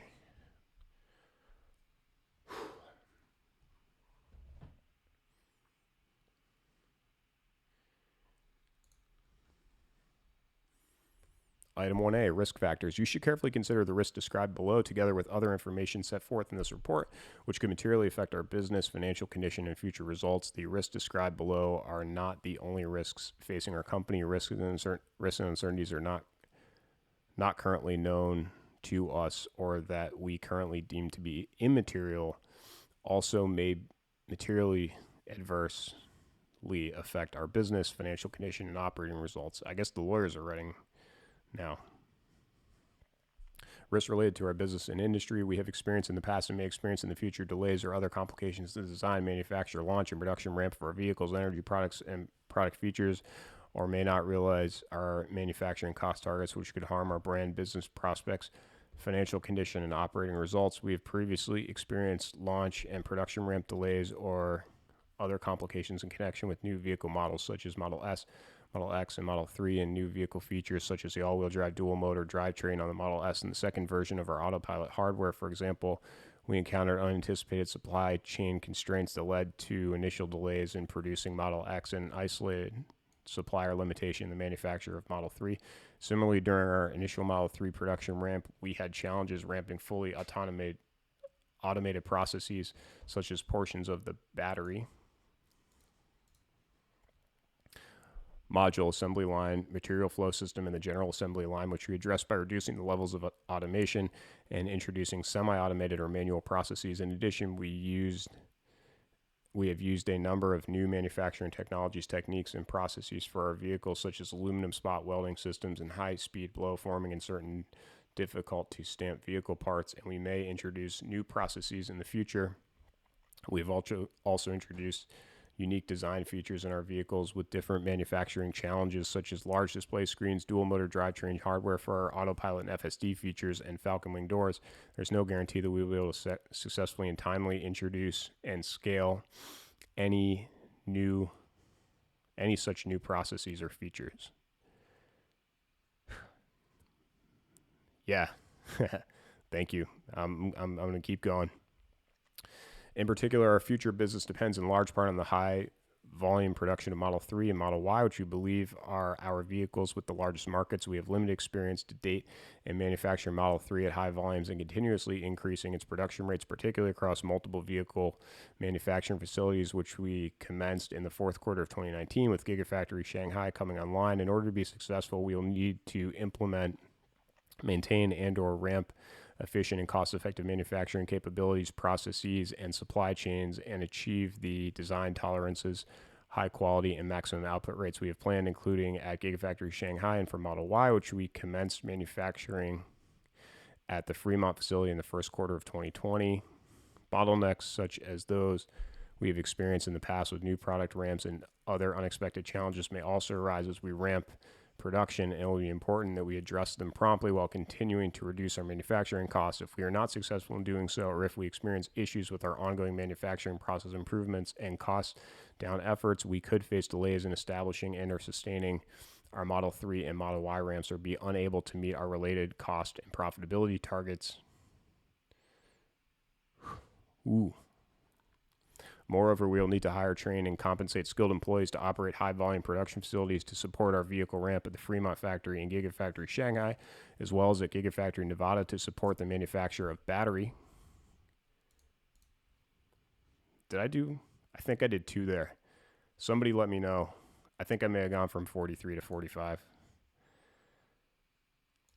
Battery packs and drive units for certain of our vehicles. Finally, because of our vehicles, in particular Model 3 and Model Y, may share certain parts, suppliers, or production facilities with each other. The volume or efficiency of production with respect to one model may impact also the production of other models or lead to bottlenecks that impact the production of all models. We may also experience similar future delays or other complications in launching and ramping production of new vehicles such as Tesla Semi. Somebody was talking about Tesla Semi earlier. That's the first mention of it, I think. Cybertruck and the new Tesla Roadster are energy storage products, and the solar roof, as well as the future features and services such as new autopilot or FSD features in the autonomous Tesla ride-hailing network. Likewise, we may encounter delays with the design, construction, and regulatory or other approvals necessary to build and bring online future manufacturing facilities, including our planned Gigafactory Berlin in Germany.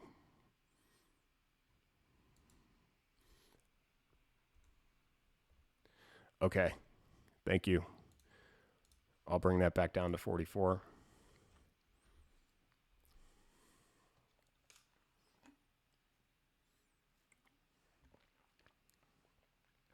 Done with page 15.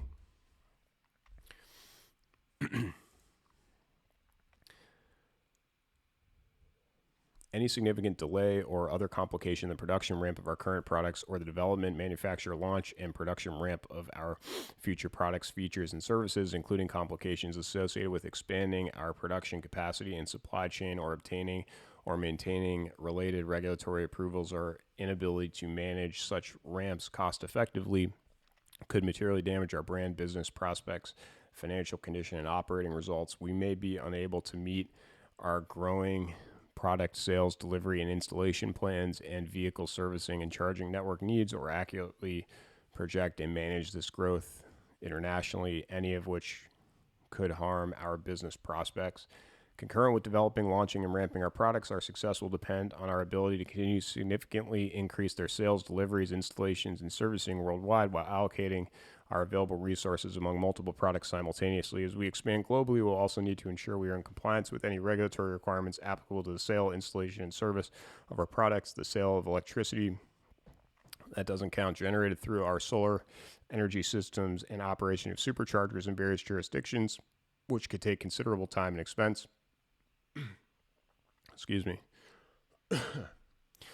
These plans require significant cash investments and management resources, and there's no guarantee that they will ultimately generate additional sales or installations of our products. We continuously evaluate and, as appropriate, evolve our retail operations and product offerings in order to maximize our reach and optimize our costs, vehicle lineup, and model differentiation and purchasing experience. However, there is no guarantee that each step in our evolving strategy will be perceived as intended by prospective customers accustomed to more traditional sales models. In particular, we are targeting with Model 3 and Model Y a global mass demographic with a broad range of potential customers in which we have limited experience projecting demand and pricing our products. Until we ramp local production at Gigafactory Shanghai and in the future at Gigafactory Berlin, we will have to contend with predominantly single factory vehicle production at the Fremont factory for numerous international variants. If our specific demand expectations for these variants prove inaccurate, we may not be able to timely generate sales match the specific vehicles that we produce in the same time frame, or that are commensurate with our operations in a given region, which may negatively impact our deliveries and operating results in a particular period. Likewise, as we develop and grow our energy storage product and solar business worldwide, our success will depend on our ability to correctly forecast demand for our products in different markets. Haha. That was funny.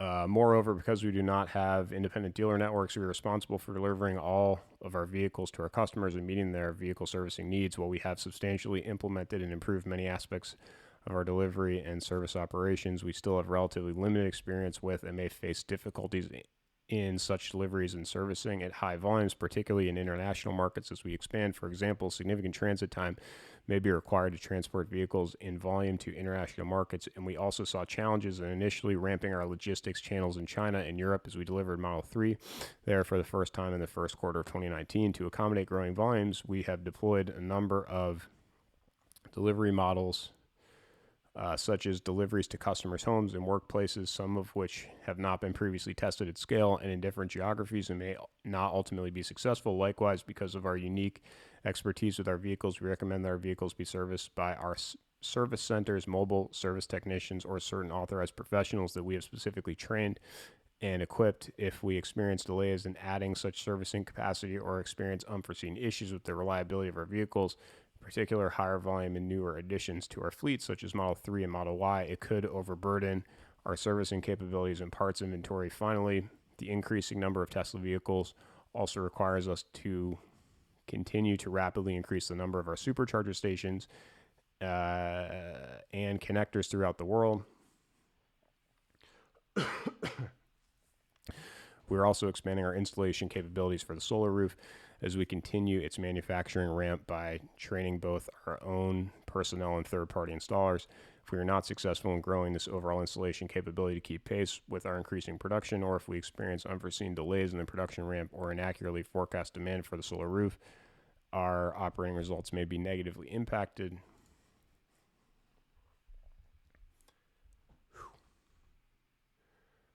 Man, one page at a time.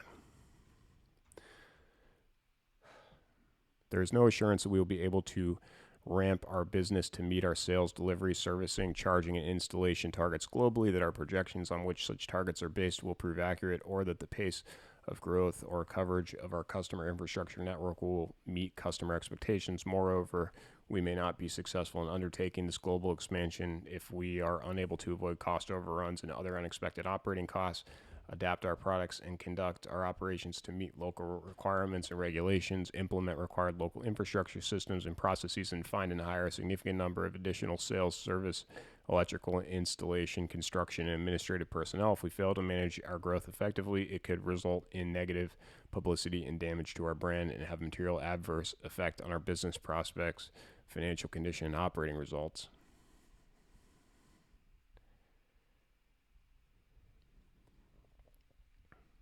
Our future growth and success is dependent upon consumers' willingness to adopt electric. Oh, there's one. Vehicles, and specifically our vehicles. We operate in the automotive industry, which is generally susceptible to cyclicality and volatility. Our growth is highly dependent upon the worldwide adoption by consumers of alternative fuel vehicles and in general and electric vehicles in particular. Although we have successfully grown demand for our vehicles thus far, there is no guarantee of such future demand or that our vehicles will not compete with one another in the market. Moreover, the market demographics for our vehicles, in particular the mass market demographic for Model 3 and Model Y, are highly competitive. If the market for electric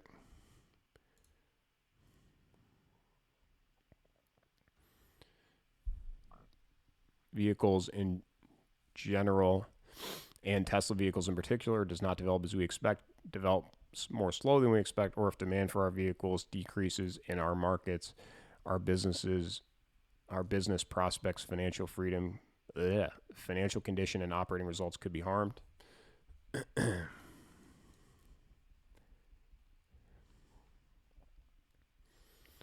We have only relatively recently achieved high volume production of vehicles and are still at an earlier stage and have limited resources relative to our competitors. Moreover, the market for alternative fuel vehicles is rapidly evolving. As a result, the market for our vehicles could be affected by numerous factors, such as perceptions about electric,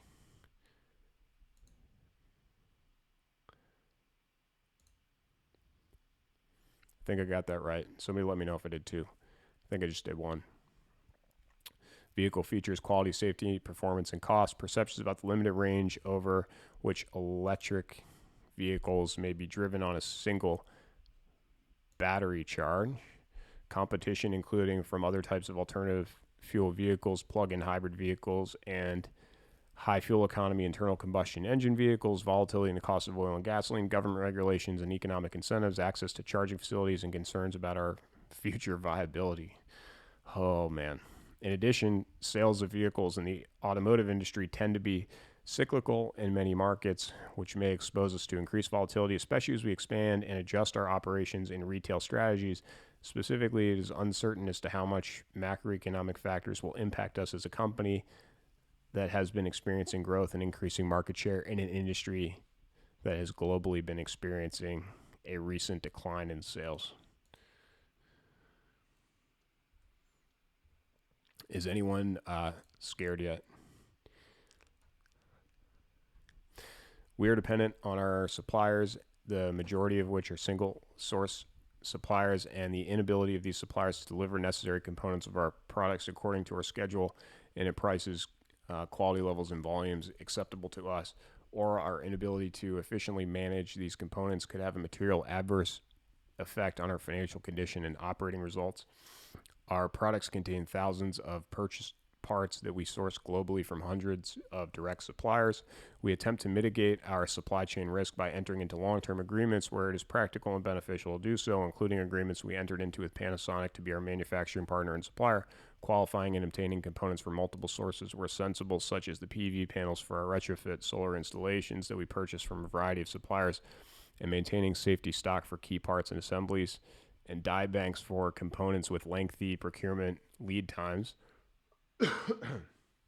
However, sorry about that, our limited and in most cases single source supply chain exposes us to multiple potential sources of delivery failure or component shortages for our products, such as those we experienced in 2012 and 2016 in connection with our slower than planned Model S and Model X ramps. Furthermore, unexpected changes in business conditions, materials pricing, labor issues, wars, governmental changes, tariffs, natural disasters such as the March 2011 earthquakes in Japan, health epidemics, and other factors beyond our and our suppliers' control could also affect these suppliers' ability to deliver components to us on a timely basis. The loss of any supplier, particularly a single or limited source supplier, or the disruption in the supply of components from our suppliers could lead to product design changes, production delays of key revenue-generating products, idle manufacturing facilities, and potential loss of access to important technology and parts for producing, servicing, and supporting our products, any of which could result in negative publicity, damage to our brand, and a material adverse effect on our business prospects, financial condition, and operating results.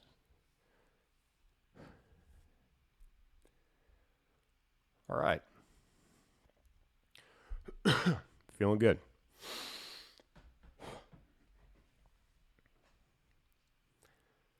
We may also be impacted by changes in our supply chain or production needs.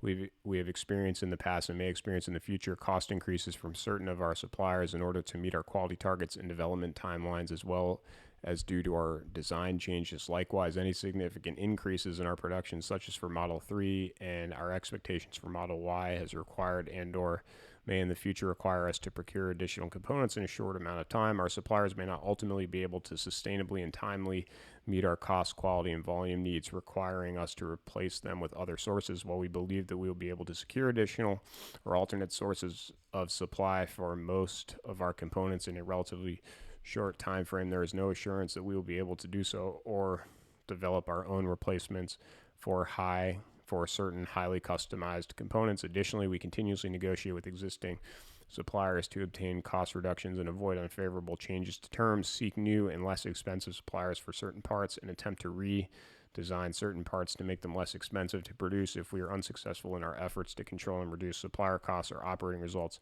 will suffer.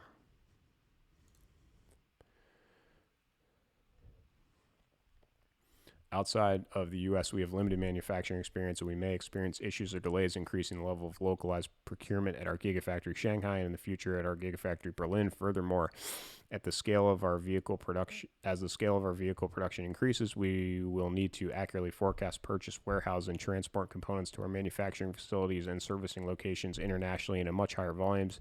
If we are unable to accurately match the timing and quantities of component purchase to our actual needs or successfully implement automation, inventory management, and other systems to accommodate the increased complexity in our supply chain, we may incur unexpected production disruption, storage, transportation, and write-off costs, which could have a material adverse effect on our financial condition and operating results. Lawyers. That's good to keep the risks in mind. Any problems or delays in expanding Gigafactory Nevada or ramping and maintaining operations there could negatively affect the production and profitability of our products, such as Model 3, Model Y, and our energy storage products. In addition, the battery cells produced there store large amounts of... that was a battery. Store large amounts of energy. To lower the cost of cell production and produce cells in high volume, we have vertically integrated the production of lithium-ion cells at Gigafactory Nevada, where we also manufacture battery packs and drive units for certain vehicles and energy storage products, and assemble our Megapack product. Production of lithium-ion cells at Gigafactory Nevada began in 2017, and we have no other direct experience in the production of lithium-ion cells. Given the size and complexity of this undertaking, it is possible that future events could result in issues or delays and further ramping our products and expanding production output at Gigafactory Nevada.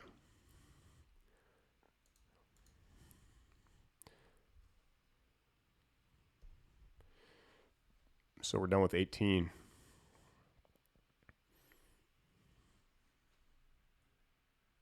So battery has 74 and electric has 61. So I guess battery is in the lead, even on a percentage basis. I wonder where all these electric words are hiding, or maybe I passed over them. Maybe we passed over them. This is awesome, though. We're doing it. We're really doing it. Here we go. Page 19.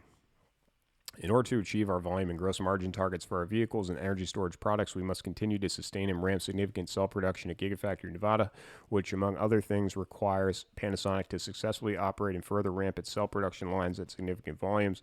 Although Panasonic has a long track record of producing high-quality cells at significant volume at its factories in Japan, has relatively limited experience with cell production at Gigafactory Nevada. In addition, we produce several components for Model 3 and Model Y, such as battery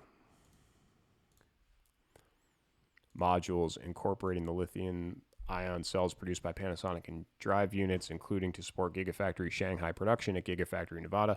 Some of the manufacturing lines for such components took longer than anticipated to ramp to their full capacity, while we have largely overcome this bottleneck after deploying multiple semi-automated lines and improving our original lines. Additional bottlenecks may arise as we continue to increase the production rate and introduce new lines. If we are unable to maintain Gigafactory Nevada production ramp output additionally over time as needed and do so cost effectively, or if we or Panasonic are unable to hire and retain a substantial number of highly skilled personnel. If anybody's listening, maybe there's job opportunity there. Our ability to supply battery packs or other components for Model 3, Model Y, and our other products could be negatively impacted, which would negatively affect our brand and harm our business, products, financial condition, and operating results. Thank you. Appreciate it. In addition, yeah, I might have to, but I kind of want to power through it. To anybody that's listening, Tay is saying, if you need to take a short break to avoid falling asleep, it must mean that things have changed a lot and we don't sound as good. But I appreciate the support. I'll keep going if you guys are all right. Yeah, exactly. Somebody says just do Control F to find the batteries. Well, that's how I counted them up. But I thought that burying battery and electric in there would force me to actually at least pay attention to what I'm reading so that I can't just, skip over things. Keeps me honest and keeps it more fun. In addition, the high volumes of lithium-ion cells and battery modules and packs manufactured at Gigafactory Nevada are stored and recycled at our various facilities. Any mishandling of battery cells may cause disruption to the operation of such facilities. While we have implemented safety procedures related to the handling of the cells, there could be no assurance that a safety issue or fire related to the cells would not disrupt our operations. Such disruptions or issues could negatively affect our brand and harm our business prospects, financial condition, and operating results. Any issues or delays in meeting our projected timelines, costs, and production at or funding the ramp of Gigafactory Shanghai, or any difficulties in generating and maintaining local demand for vehicles manufactured there could adversely impact our business prospects, operating results, and financial condition. As part of our continuing work to increase production of our vehicles on a sustained basis in order to make them affordable in international markets by accessing local supply chains and workforces, we've established Gigafactory Shanghai in China. Currently, we have installed annual production capacity for 150,000 Model 3 vehicles that we believe we will eventually be able to push to actual rates of production in excess of such number, and we have commenced construction of the next phase of Gigafactory Shanghai to add Model Y manufacturing capacity at least equivalent to that for Model 3. The ramp and further expansion of Gigafactory Shanghai are subject to a number of uncertainties and inherent in all new manufacturing operations, including ongoing compliance with regulatory requirements, maintenance of operational licenses, and approvals for additional expansion, potential supply chain constraints, hiring, training, and retention of qualified employees, and the pace of bringing production equipment and the processes online with the capability to manufacture high quality units at scale. We have limited experience to date with operating manufacturing facilities abroad and only recently began to sell Model 3 in China. If we experience any issues or delays in meeting our projected timelines, costs, capital efficiency, and production capacity for Gigafactory Shanghai, or in maintaining and complying with the terms of local debt financing that we intend will largely fund it, or in generating and maintaining demand locally for the vehicles we manufacture at Gigafactory Shanghai, our business prospects, operating results, and financial condition could be adversely impacted. That was a we should take a moment for that sentence. That was unbelievable. That was quite, whoever wrote that earned their fee. That was amazing. In particular, local manufacturing is critical to our expansion and sales in China, which is the largest market for electric. Oh, there's electric vehicles in the world. Our vehicle sales in China have been negatively impacted in the past by certain tariffs on automobiles manufactured in the U.S., such as our vehicles, and our costs for producing our vehicles in the U.S. have also been affected by import duties on certain components sourced from China. If we are not able to successfully and timely ramp Gigafactory Shanghai, we may continue to be exposed to the impact of such unfavorable tariffs, duties, or costs associated to our detriment compared to locally based competitors. Okay, done with page 19.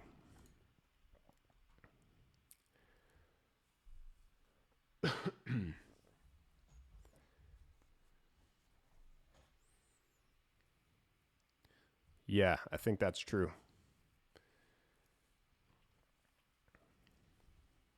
So battery has really pulled ahead. We face risks associated with our international operations, including unfavorable and uncertain regulatory, political, economic, tax, and labor conditions, and with establishing ourselves in new markets, all of which could harm our business. We have a global footprint with domestic and international operations and subsidiaries. Accordingly, we are subject to a variety of legal, political, and regulatory requirements and social, environmental, and economic conditions over which we have little control. For example, we may be impacted by trade policies, environmental conditions, political uncertainty, and economic cycles involving geographic regions where we have significant operations which are inherently unpredictable. We are subject to a number of risks associated in particular with international business activities that may increase our costs, impact our ability to sell our products, and require significant management attention. These risks include conforming our products to various international regulatory and safety requirements, as well as charging and other electric infrastructures, organizing local operating entities, difficulty in establishing, staffing, and managing foreign operations, challenges in attracting customers, foreign government taxes, regulations, and permit requirements, our ability to enforce our contractual rights, trade restrictions, customs regulations, tariffs, and price or exchange controls, and preferences of foreign nations for domestically manufactured products. I've wondered about that last one a lot. Increases in cost, disruption of supply, or shortage of materials, in particular for lithium-ion cells, could harm our business. We may experience increases in the cost of or a sustained interruption in the supply or shortage of materials. Any such increased supply interruption or shortage could materially and negatively impact our business prospects, financial condition, and operating results. We use various materials in our business, including aluminum, steel, lithium, nickel, copper, and cobalt, as well as lithium-ion cells from suppliers. The prices for these materials fluctuate, and their available supply may be unstable depending on market conditions and global demand for these materials, including as a result of increased production of electric vehicles. There's one. And energy storage products by our competitors, and could adversely affect our business and operating results. For instance, we're exposed to multiple risks relating to lithium-ion cells. These risks include an increase in the cost or decrease in the available supply of materials used in the cells, disruption in the supply of cells due to quality issues or recalls by battery cell manufacturers, or any issues that may arise with respect to cells manufacturers at our own facilities, and fluctuations in the value of any foreign currencies in which battery cell and related raw material purchases are or may be denominated, such as Japanese yen against the US dollar.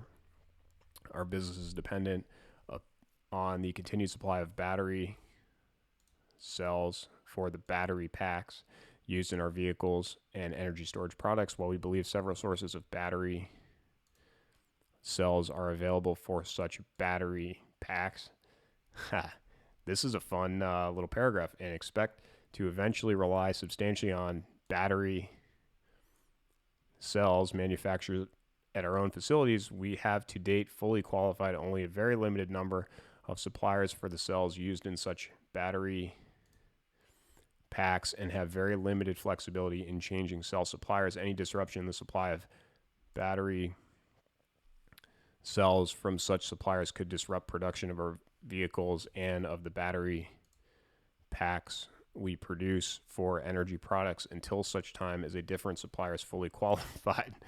For anybody doing the drinking game, that was a rough patch. Apologies.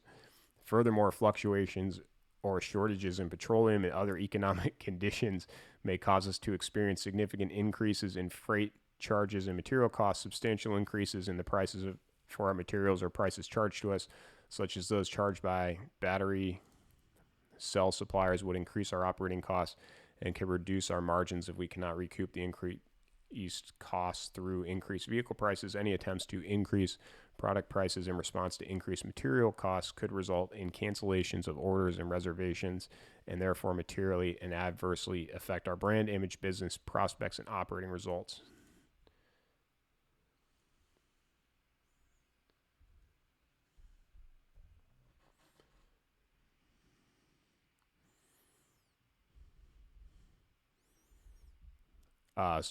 School bus.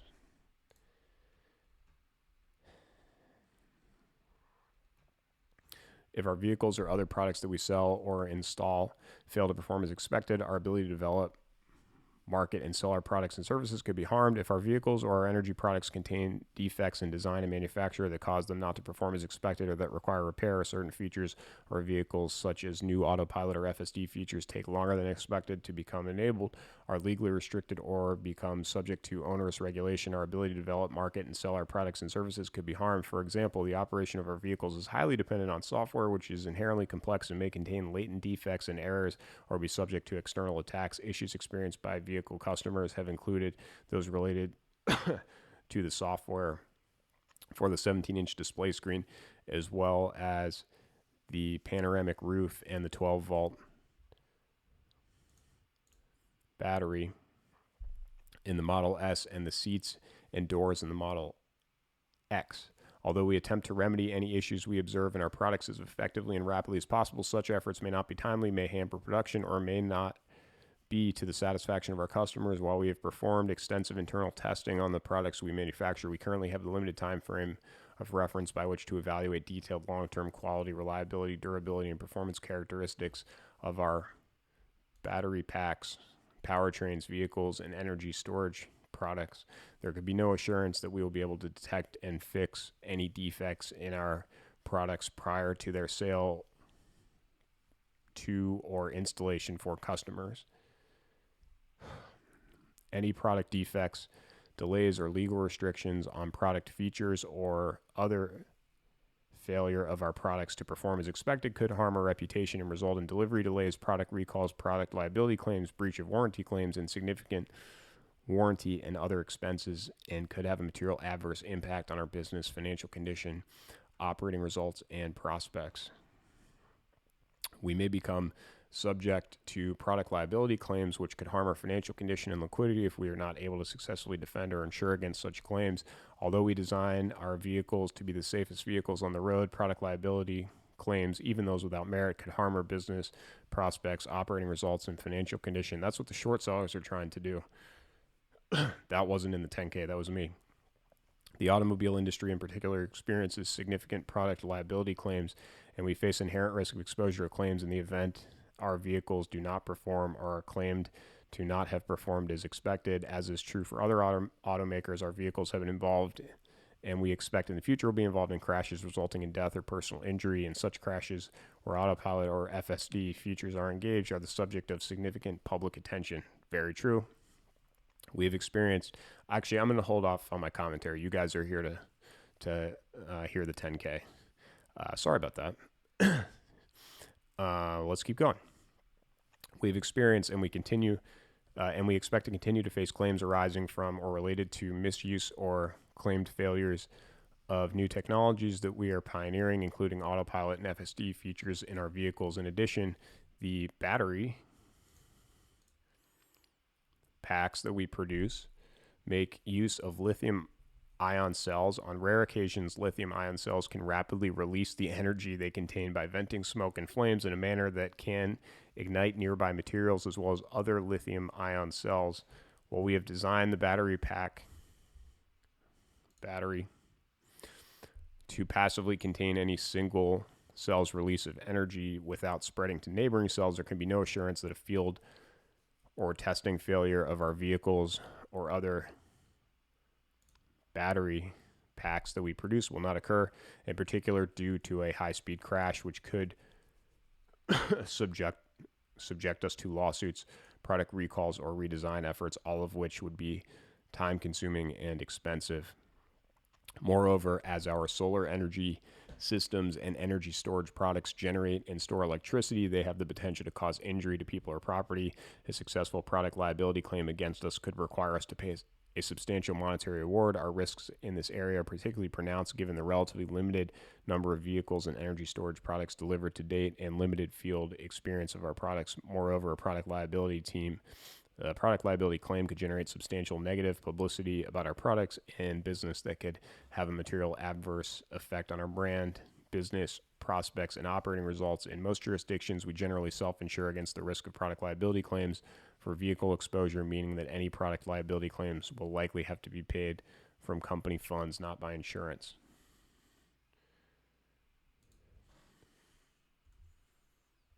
Hey, Scraper, thanks for the comments. I watched your video on Tesla. And another one too. Done with page 21.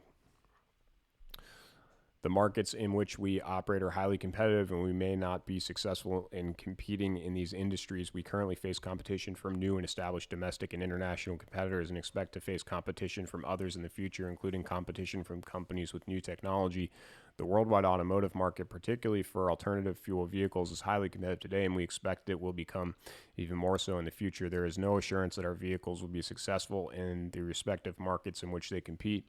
A significant and growing number of established and new automobile manufacturers, as well as other companies, have entered or are reported to have plans to enter the alternative fuel vehicle market, including hybrid, plug-in, hybrid, and fully, there's an electric, vehicles, as well as the market for self-driving technology and applications. In some cases, such competitors have announced an intention to produce electric vehicles exclusively at some point in the future. Most of our current and potential competitors have significantly greater financial, technical, manufacturing, marketing, vehicle sales vehicle sales resources and networks than we do, and may be able to devote greater resources to design, development, manufacturing, distribution, promotion, sale, and support of their products. In particular, some competitors have also announced plans to compete with us in important and large markets for electric vehicles, such as China and in Europe. Increased competition could result in lower vehicle unit sales, price reductions, revenue shortfalls, loss of customers, and loss of market share, which could harm our business prospects, financial condition, and operating results. In addition, Model 3 and Model Y face competition from existing and future automobile manufacturers in the extremely competitive entry-level premium sedan and compact SUV market, including BMW, Ford, Lexus, Mercedes, and Volkswagen Group.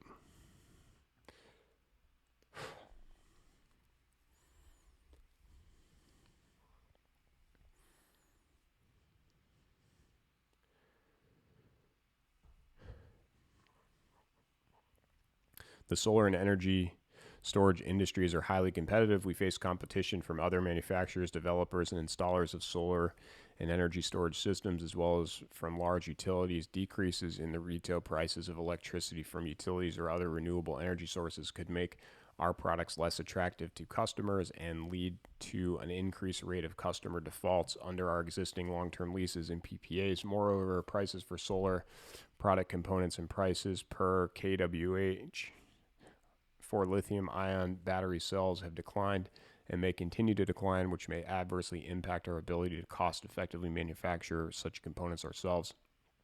If we are unable to establish and maintain confidence in our long term business prospects among consumers, analysts, and within our industries, or are subject to negative publicity, then our financial condition, operating results, business prospects, and access to capital may suffer materially. Consumers may be less likely to purchase our products if they are not convinced that our business will succeed or that our service and support and other operations will continue in the long term. Similarly, suppliers and third parties will be less likely to invest time and resources in developing business relationships with us if they are not convinced that our business will succeed. Accordingly, in order to build and maintain our business, we must maintain confidence among customers, suppliers, analysts, ratings agencies, and other parties in our long-term financial viability and business prospects. Maintaining such confidence may be particularly complicated by certain factors, including those that are largely outside of our control, such as our limited operating history, customer unfamiliarity with our products, any delays in scaling manufacturing, delivery, and service operations to meet demand, competition, and uncertainty regarding the future of electric vehicles or our other products and services, and our quarterly production and sales performance compared with market expectations. In particular, Tesla's products, business results of operation statements, and actions are well publicized by a range of third parties. Such attention includes frequent criticism. This is I just have to say again, I know this is 10K only. You don't want my commentary, but it's amazing that they write this in here. Such attention includes frequent criticism, which is often exaggerated or unfounded, such as speculation regarding the sufficiency or stability of our management team. It's sad that they have to write that. Any such negative perceptions, whether caused by us or not, could harm our business and make it difficult to raise additional funds if needed.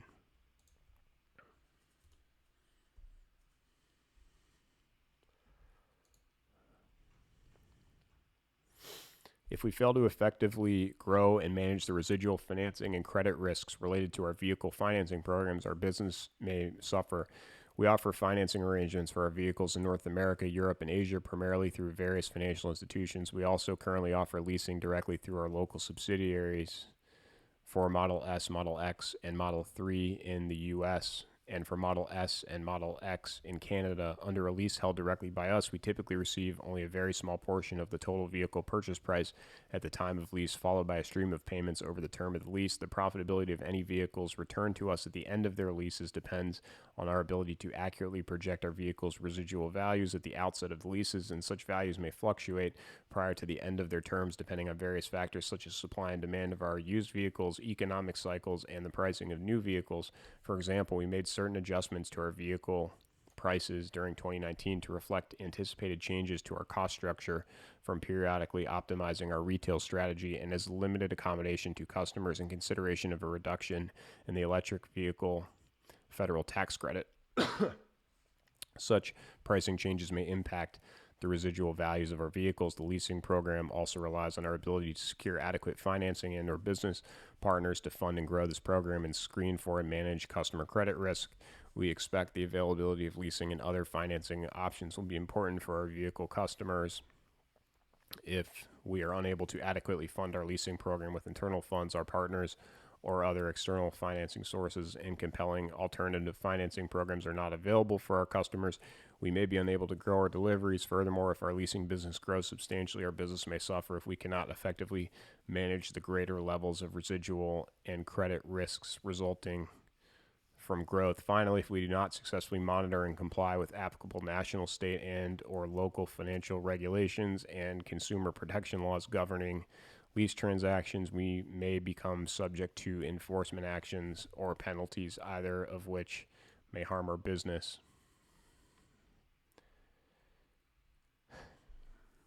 I have to get caught up on what's going on in the comment section.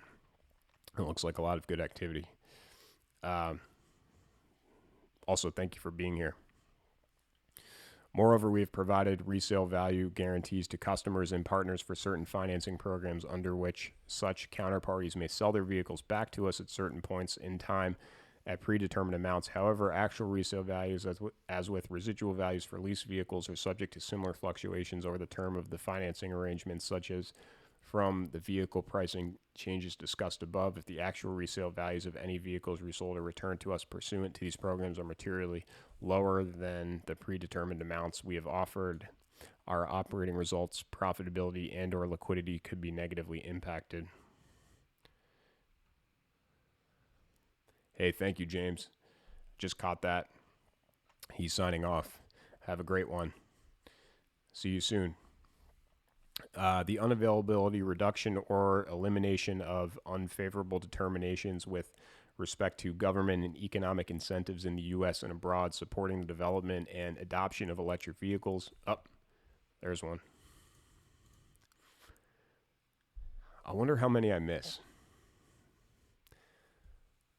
Energy storage products or other solar energy could have some impact on demand for our products and services. We and our customers currently benefit from certain government and economic incentives supporting the development and adoption of electric vehicles in the U.S. and abroad. Such incentives include tax credits or rebates that encourage the purchase of electric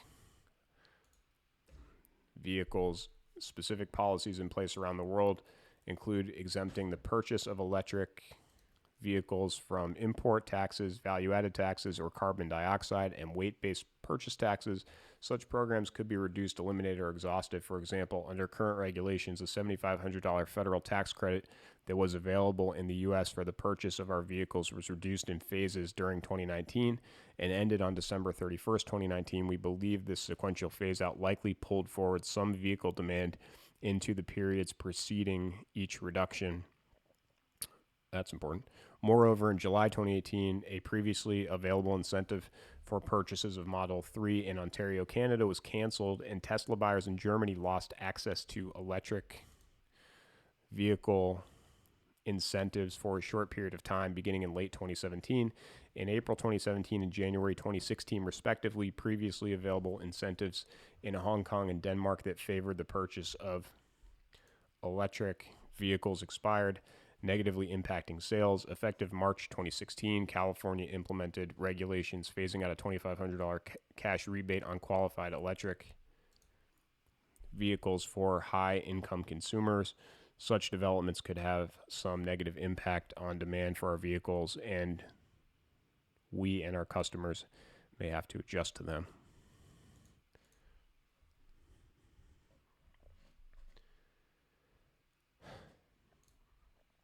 All right, page 24. If you're reading along at home, we just started at the top of page 24.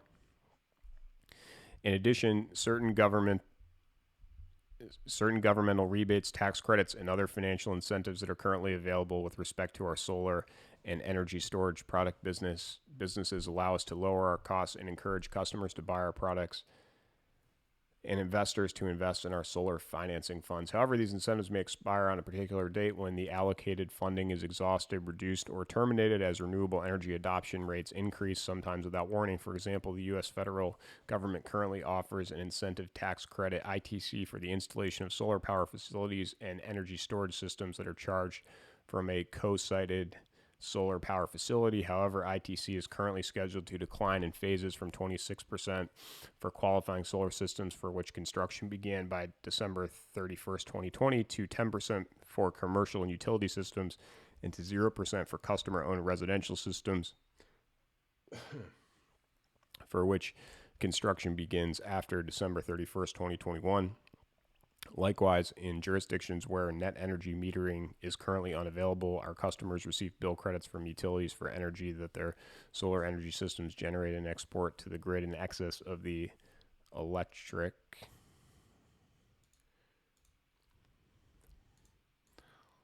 load they use. For anybody who just tuned in, we're keeping count of every time the word electric or battery is used. That's why I'm pausing. Several jurisdictions have reduced Several jurisdictions have reduced, altered, or eliminated the benefit available under net energy metering or have proposed to do so. Such reductions in or termination of governmental incentives could adversely impact our results by making our products less competitive for potential customers, increasing our cost of capital, and adversely impacting our ability to attract investment partners and to form new financing funds for our solar and energy storage assets. Moreover, we and our fund investors claim the ITC and certain state incentives in amounts based on the fair market value of our solar and energy storage systems. Although we obtain independent appraisals to support the claimed fair market values, the relevant governmental authorities have audited such values and in certain cases have determined that they should be lower, and they may do so again in the future. Such determinations may result in adverse tax consequences and or our obligation to make indemnification or other payments to our funds or fund investors. Any failure by us to comply with the terms of our agreement with the Research Foundation for the State University of New York relating to our Gigafactory in New York could result in negative consequences for our business. We are party to an operating lease and a research and development agreement through the SUNY Foundation. These agreements provide for the construction and use of our Gigafactory in Buffalo, New York, which we have primarily used for the development and production of our solar roof and other solar products and components, energy storage components, and supercharger components, and for the other lessor approved functions. Under this agreement, we are obligated to, among other things, directly employ specified minimum numbers of personnel in the state of New York and spend or incur $5 billion in combined capital, operational expenses, costs of goods sold, and other costs in the state of New York during the 10-year period beginning April 30th, 2018, while we expect significant operations at Gigafactory New York and the surrounding Buffalo area to continue, including with our ramp and manufacture of the solar roof. If we fail in any year over the course of the term of the agreement to meet these obligations, we would be obligated to pay a program payment of $41.2 million to the SUNY Foundation for each year. Any inability on our part to comply with the requirements of this agreement may result in the payment of significant amounts to the SUNY Foundation, the termination of our lease at Gigafactory New York, and or the need to adjust certain of our operations, in particular our production ramp at the solar roof or supercharger components. I'm not sure if that one made sense. I'm going to keep going. Any of the foregoing events could have a material adverse effect on our business prospects, financial condition, and operating results.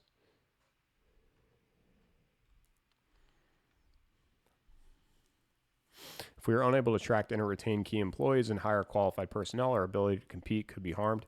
The loss of services of any of our key employees could disrupt our operations, delay the development and introduction of our vehicles and services, and negatively impact our business prospects and operating results. In particular, we are highly dependent on the services of Elon Musk, our chief executive officer.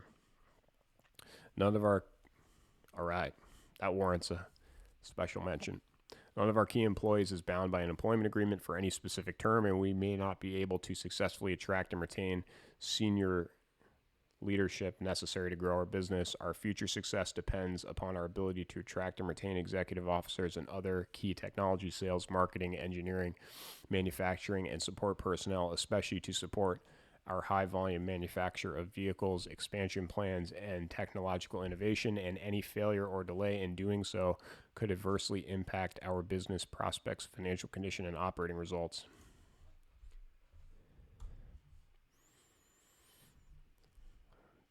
Page 24 down.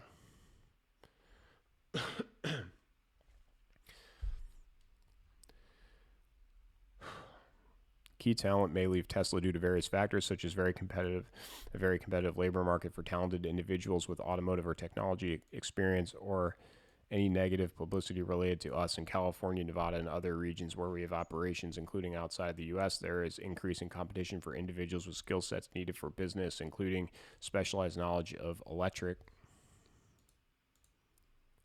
vehicles, software and engineering, manufacturing engineering, and other skills such as electrical. Electrical doesn't count if you're still keeping track at home, and building construction expertise.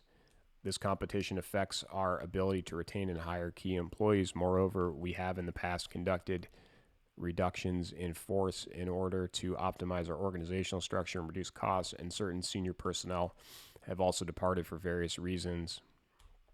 Our continued success depends upon our continued ability to hire new employees in a timely manner, especially to support our expansion plans and to retain current employees or replace departed senior employees with qualified and experienced individuals, which is typically a time-consuming process. Additionally, we compete with both mature and prosperous companies that have far greater financial resources than we do, and startups and emerging companies that promise short-term growth opportunities. Difficulties in retaining or recruiting employees could have an adverse effect on our performance and results. Finally, our compensation philosophy for all of our personnel reflects our startup origins, with an emphasis on equity-based awards and benefits in order to closely align their incentives with the long-term interest of our stockholders. We have to periodically seek and obtain approval from our stockholders for future increases to the number of awards that may be granted and shares that may be purchased under our equity incentive and employee stock purchase plans. If we are unable to obtain the requisite stockholder approvals to obtain future increases to the number of awards that may be granted and the shares that may be purchased under such plans, and compensate our personnel in accordance with our compensation philosophy, our ability to retain and hire qualified personnel could be negatively impacted. Here will be a fun one. We are highly dependent on the services of Elon Musk, our chief executive officer. And if you haven't read the comment section, donator of 1 million trees to TeamTrees recently.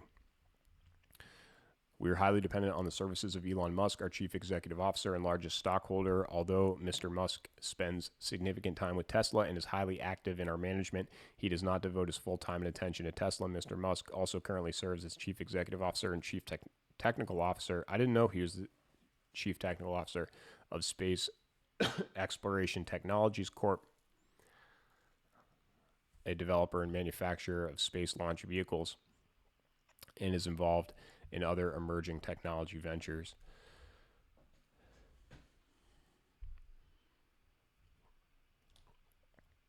If anybody watched my video on the Boring Company, it's like a minute or two video. Don't leave this video. But if anybody watched that video, I'm curious what you thought. We are continuously expanding and improving our information technology systems and use security measures designed to protect our systems against breaches and cyber attacks. If these efforts are not successful, our business and operations could be disrupted, or our intellectual property could be compromised, as a result of which our operating results and reputation could be harmed. We are continuously expanding and improving our information technology systems, including implementing new internally developed systems and deploying such systems globally to assist us in the management of our business. In particular, our volume production of multiple vehicles necessitates continued development, maintenance, and improvement of our information technology systems in the U.S. and abroad, including at Gigafactory Shanghai, such as systems for product data management, procurement, inventory management, production planning and execution, sales, service and logistics, dealer management, financial, tax, and regulatory compliance systems. We also maintain information technology measures designed to protect us against intellectual property theft, data breaches, and other cyber attacks. The implementation, maintenance, segregation, and improvement of these systems require significant management time, support, and cost. Moreover, there are inherent risks associated with developing, improving, and expanding our core systems, as well as implementing new systems and updating current systems, including the disruption of our data management, procurement, manufacturing, execution, finance, supply chain, and sales and service processes. These risks may affect our ability to manage our data and inventory, procure parts or supplies, or manufacture, sell, deliver, or service vehicles adequately to protect our intellectual property, or achieve and maintain compliance with or realize available benefits under tax laws and other applicable regulations. Ooh. Done with page 25. Okay, cool. Thank you. Somebody said they'd watch later.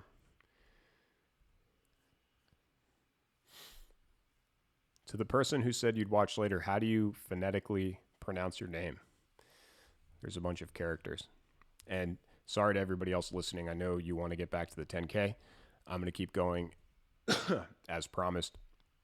We cannot be sure that these systems or their required functionality will be effectively implemented, maintained, or expanded as planned. If we do not successfully implement, maintain, or expand these systems as planned, our operations may be disrupted, our ability to accurately and or timely report our financial results could be impaired, and deficiencies may arise in our internal control over financial reporting, which may impact our ability to certify our financial results. Moreover, our proprietary information and intellectual property could be compromised or misappropriated, and our reputation may be adversely affected if these systems or their functionality do not operate as we expect them to. We may be required to expend significant resources to make corrections or find alternative sources for performing these functions. Any unauthorized control or manipulation of our products' systems could result in loss of confidence in us and our products and harm our business.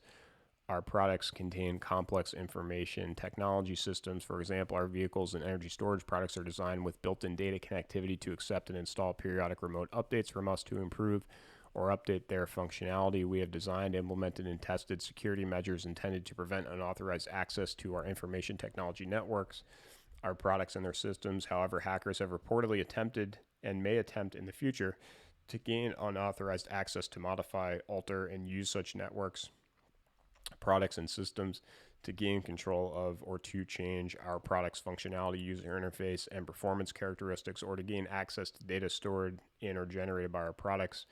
Another small editorial note, check out what Elon said at Autonomy Day about people trying to break into their stuff. It was pretty great.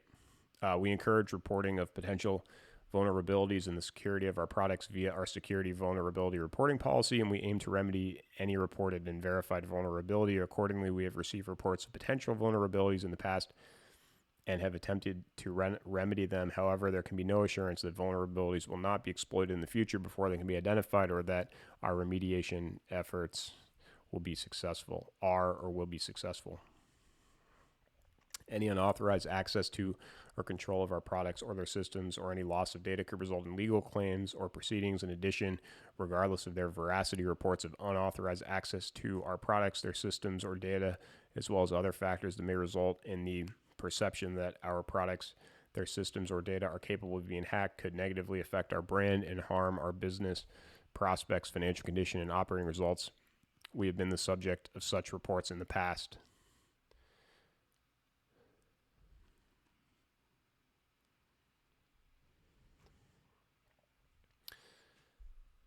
We are subject to substantial laws and regulations that could impose substantial costs, legal prohibitions, or unfavorable changes upon our operations or products, and any failure to comply with these laws and regulations, including as they evolve, could negatively impact our ability to operate our manufacturing facilities and substantially harm our business and operating results. As a manufacturing company, including with respect to our current facilities such as Fremont Factory, Gigafactory Nevada, Gigafactory New York, and Gigafactory Shanghai, and our future facility, Gigafactory Berlin, we are or will be subject to complex environmental, manufacturing, health, and safety laws and regulations at numerous jurisdictional levels in the U.S., China, Germany, and other locations abroad, including laws relating to the use, handling, storage, recycling, I have a feeling a word's coming up, disposal, and human exposure to hazardous materials, and with respect to constructing, expanding, and maintaining our facilities. I was wrong. The cost of compliance, including remediating contamination, if any, is found on our properties, and any charges to our operations mandated by new or amended laws may be significant. We may also face unexpected delays in obtaining permits and approvals required by such laws in connection with our manufacturing facilities, which would hinder our operation of these facilities. Such costs and delays may adversely impact our business prospects and operating results. Furthermore, any violations of these laws may result in substantial fines and penalties, remediation costs, third-party damages, or a suspension or a cessation of our operations. That was a long page.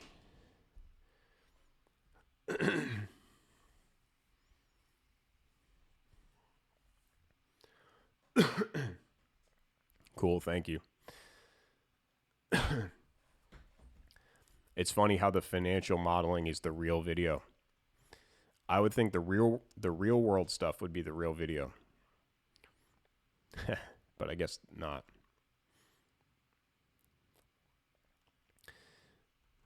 So we're on page 27, everyone.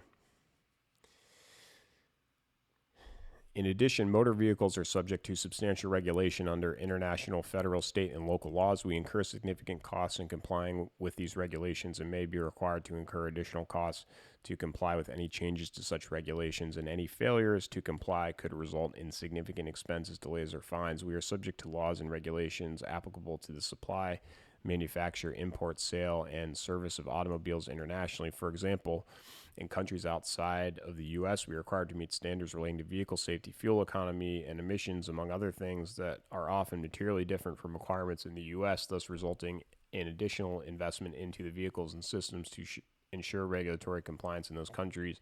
This process may include official review and certification of our vehicles by foreign regulatory agencies prior to market entry, as well as compliance with foreign reporting and recall management systems requirements. In particular, we offer in our vehicles autopilot and FSD features that today assist drivers with certain tedious and potentially dangerous aspects of road travel, but which currently require drivers to remain engaged. We are continuing to develop our FSD technology with the goal of achieving full self-driving capability in the future. There is a variety of international... I want to write that down.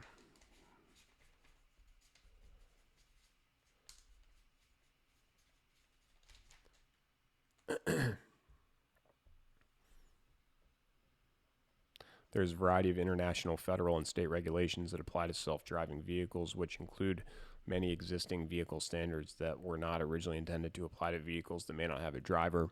Such regulations can continue to rapidly change, which increases the likelihood of a patchwork of complex or conflicting regulations, or may delay products or restrict self-driving features and availability, any of which could adversely affect our business.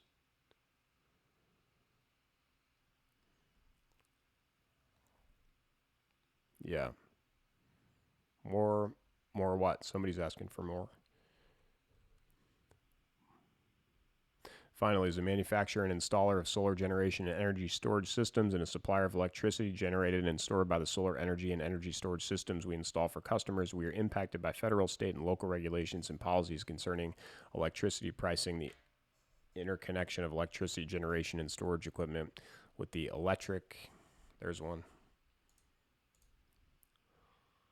grid, and the sale of electricity generated by third-party owned systems. For example, existing or proposed regulations and policies would permit utilities to limit the amount of electricity generated by our customers with their solar energy systems, charge fees and penalties to our customers relating to the purchase of energy other than from the grid, adjust electricity rate designs such that the price of our solar products may not be competitive with that of electricity from the grid, restrict us and our customers from transacting under our PPAs or qualifying for government incentives and benefits that apply to solar power, and limit or eliminate net energy metering if such regulations and policies are adopted, or if other regulations and policies that adversely impact the interconnection or use of our solar and energy storage systems are introduced. They could deter potential customers from purchasing our solar energy storage products, threaten the economics of our existing contracts, and cause us to cease solar and energy storage system sales and operations in the relevant jurisdictions, which could harm our business prospects, financial condition,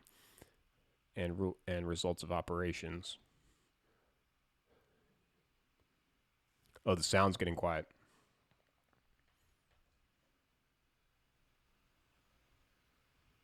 I can turn it up a little bit. I don't want to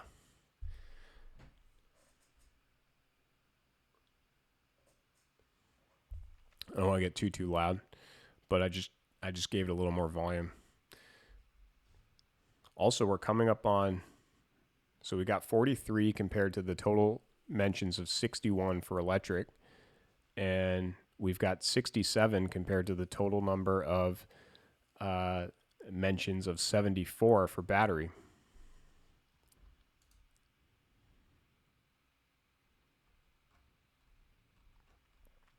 Failure to comply with a variety of U.S. and international privacy and consumer protection laws to which we are subject could harm the company.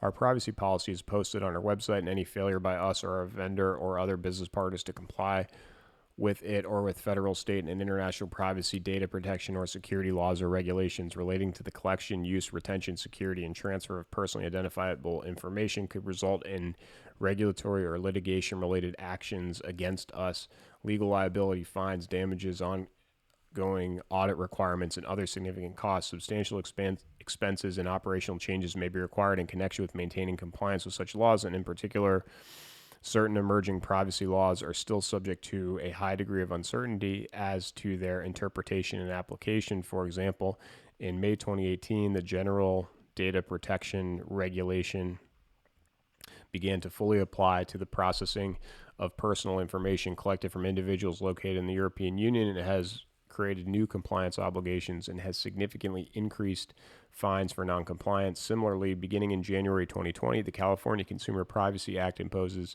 certain legal obligations on our use and processing of personal information related to California residents. Although we take steps to protect the security and integrity of our customers' personal information, we may be required to expend significant resources to comply with data breach requirements if third parties improperly obtain and use the personal information of our customers, or we otherwise experience a data loss with respect to customers' personal information.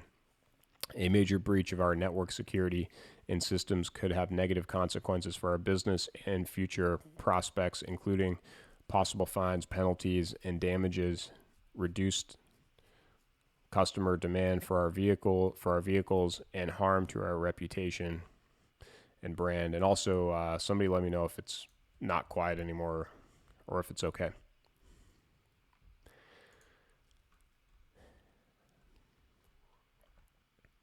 Okay, top of page 28, to anybody following along.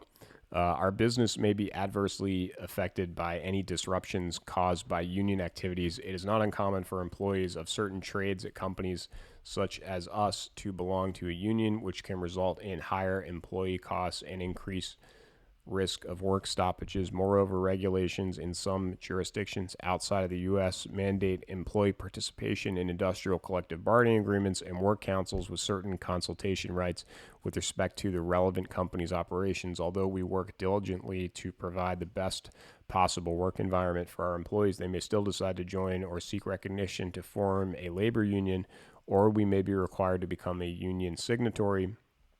From time to time, labor unions have engaged in campaigns to organize certain of our operations, as part of which such unions have filed unfair labor practice charges against us with the National Labor Relations Board, and they may do so in the future.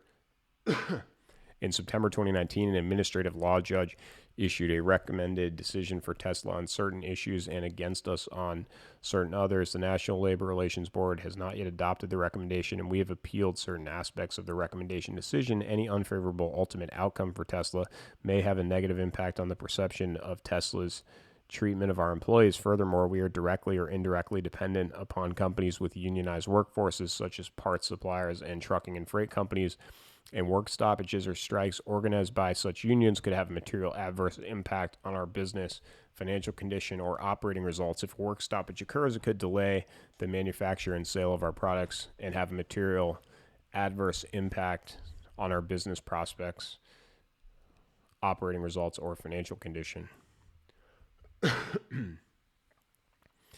We may choose to or be compelled to undertake product recalls or take other similar actions which could adversely affect our brand image and financial performance. Any product recall with respect to our products may result in adverse publicity, damage our brand, and adversely affect our business prospects, operating results, and financial condition.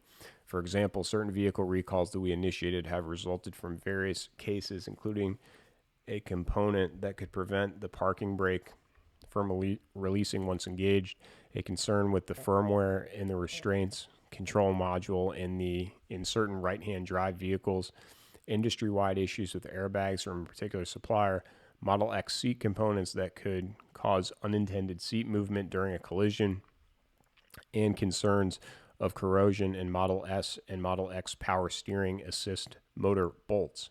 Furthermore, testing of our products by government regulators or industry groups may require us to initiate product recalls or may result in negative public perceptions about the safety of our products. In the future, we may at various times voluntarily or involuntarily initiate a recall if any of our products or our electric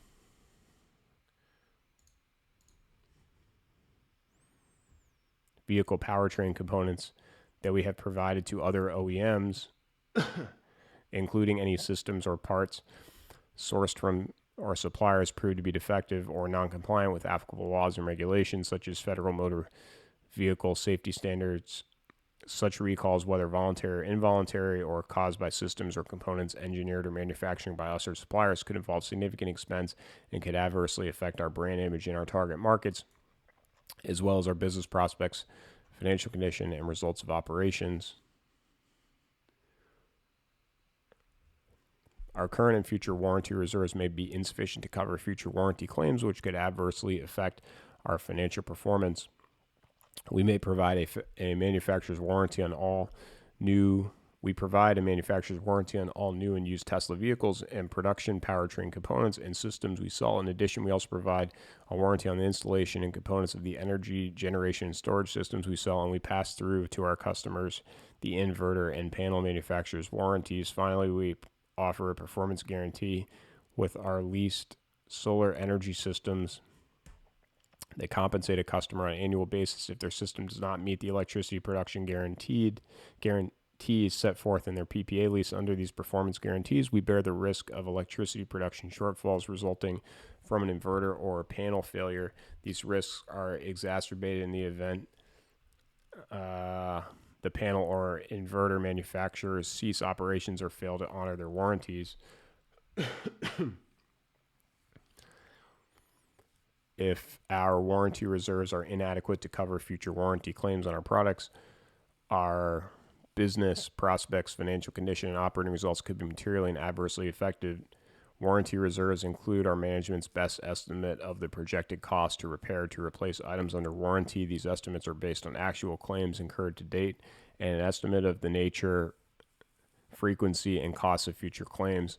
Such estimates are inherently uncertain and change to our historical or projected experience, especially with respect to products such as Model 3, Model Y, and the solar roof that we have recently introduced and or that we expect to produce at significantly greater volumes than our past products may cause material changes to our warranty reserves in the future.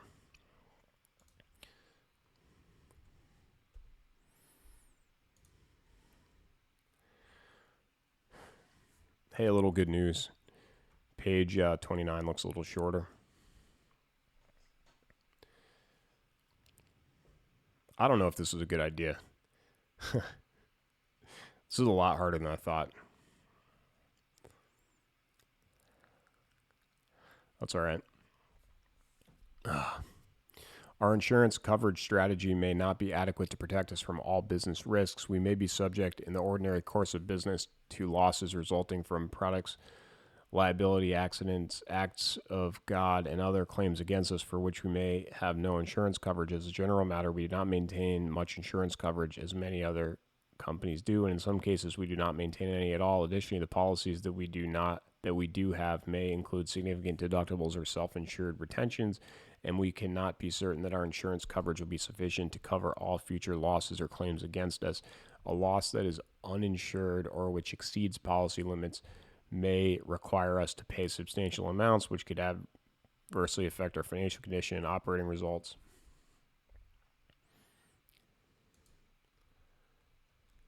I don't know if anybody's still listening. Does anybody have any idea how long we've been going for? I'm curious. I should have kept track of that. Oh, there it is. 2 hours, 49 minutes, I think. Our financial results may vary significantly from period to period due to fluctuations in our operating costs and other factors. We expect our period-to-period financial results to vary based on our operating costs, which we anticipate will fluctuate as the pace at which we continue to design, develop, and manufacture new products and increase production capacity by expanding our current manufacturing facilities and adding future facilities may not be consistent or linear between periods. Thank you so much. 245. I really appreciate that. Additionally, our revenues from period to period may fluctuate as we introduce existing products to new markets for the first time as we develop and introduce new products. As a result of these factors, we believe that quarter-to-quarter comparisons of our financial results, especially in the short term, are not necessarily meaningful, and that these comparisons cannot be relied upon as indicators of future performance. Moreover, our financial results may not meet expectations of equity research analysts, rating agencies, or investors who may be focused only on quarterly results. If any of this occurs, the trading price of our stock could fall substantially, either suddenly or over time. Wow. Thank you. By the way, it takes a special kind of I'm glad that we're all gathered here doing this. This is hilarious, but it's also for a good cause, and it's also good to learn something. So it's really cool that I can't believe people are here. It's so awesome that people are here. Wow. That is awesome. Thank you, Rod. That's incredible. He just said that he's going to match the TeamTrees donation. So keep track of the electrics. I will. I know we have a big deficit right now that we need to make up. Well, that's incredible, and I'll definitely give you a shout out, and we'll make sure that you get properly recognized for that. Servicing our indebtedness requires a significant amount of cash, and there is no guarantee that we will have sufficient cash flow from our business to pay our substantial indebtedness. As of December 31st, 2019, we and our subsidiaries had outstanding $12.49 billion in aggregate principal amount of indebtedness. See Note 12, debt to the consolidated financial statements included elsewhere in this annual report on Form 10-K. Our substantial consolidated indebtedness may increase our vulnerability to any generally adverse economic and industry conditions. We and our subsidiaries may, subject to the limitations in the terms of our existing and future indebtedness, incur additional debt, secure existing or future debt, or recapitalize our debt. Pursuant to their terms, holders of our 1.25% convertible senior notes due 2021, 2.375 convertible notes due 2022, and 2% convertible notes due 2024, together the Tesla convertible notes, may convert their respective Tesla convertible notes at their option prior to the scheduled maturities of the respective Tesla convertible notes under certain circumstances. Upon conversion of the applicable Tesla convertible notes, we will be obligated to deliver cash and or shares in respect of the principal amounts thereof and the conversion value in excess of such principal amounts on such Tesla convertible notes. Moreover, our subsidiary's zero coupon convertible senior notes due 2020, the subsidiary convertible notes are convertible into shares of our common stock at a conversion price of $300 per share. Finally, holders of the Tesla convertible notes and the subsidiary convertible notes will have the right to require us to repurchase their notes upon the occurrence of a fundamental change at a purchase price equal to 100% of the principal amount of notes plus accrued unpaid interest, if any, but not including the fundamental change purchase date.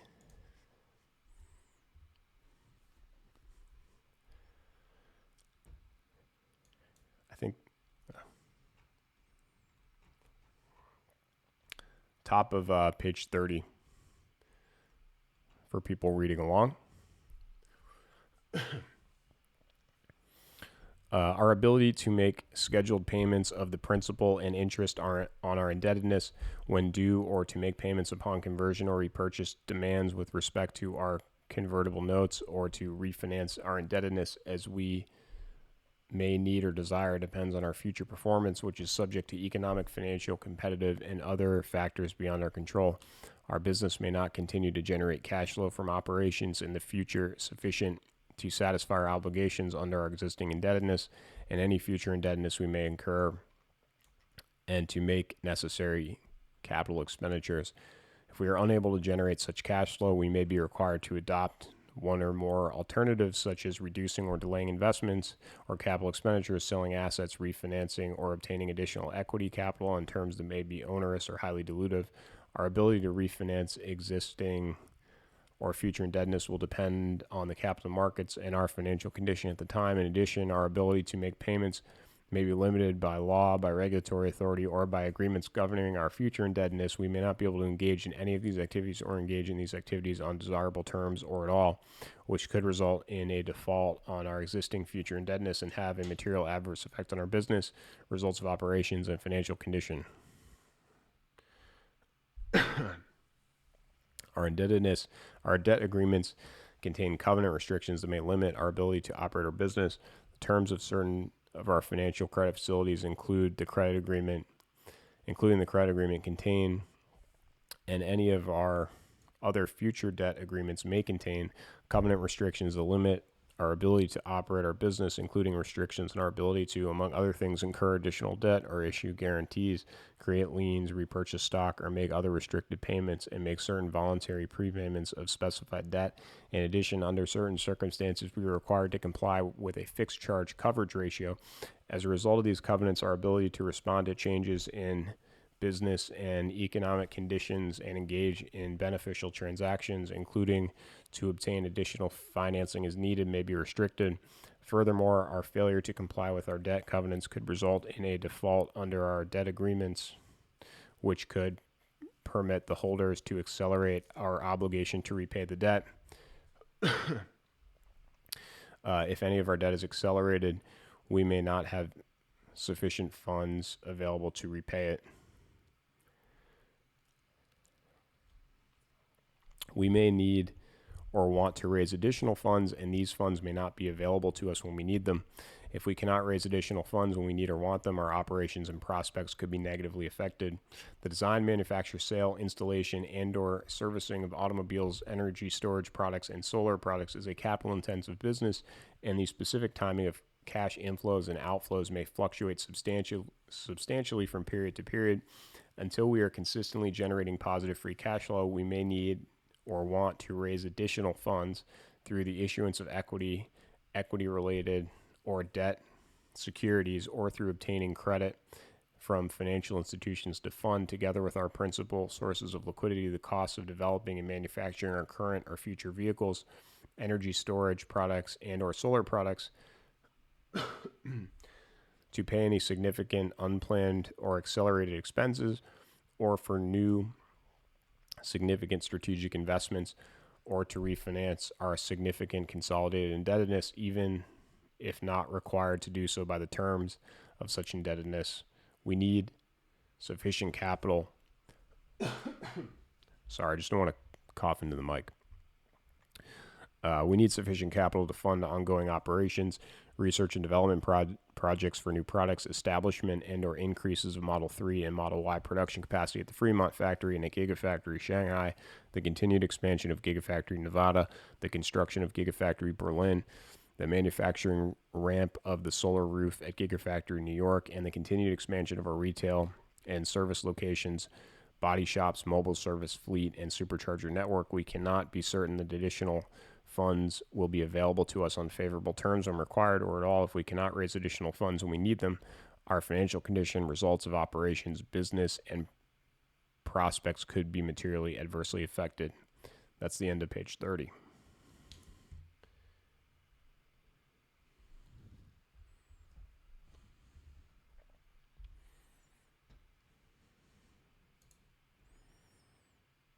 Somebody asked, is this a normal timing for the release of the 10K? Yes.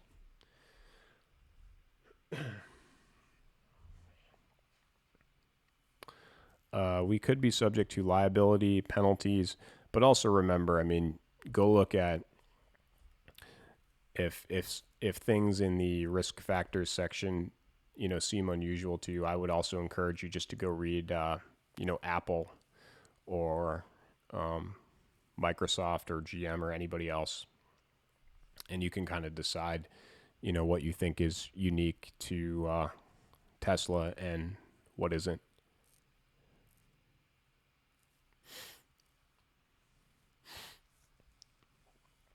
We could be subject to, this is why it's important to read this stuff.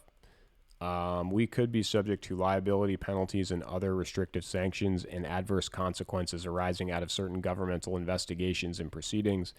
We are cooperating with certain government investigations as discussed in Note 16, commitments and contingencies to the consolidated financial statements included elsewhere in this annual report on Form 10-K. To our knowledge, no government agency in any such ongoing investigation has concluded that any wrongdoing occurred. However, we cannot predict the outcome or impact of any such ongoing matters, and there exists the possibility that we could be subject to liability, penalties, and other restrictive sanctions and adverse consequences if the SEC, the DOJ, or any other government agency were to pursue legal action in the future. Moreover, we expect to incur costs in responding to related requests for information and subpoenas, and if instituted in defending against any governmental proceedings.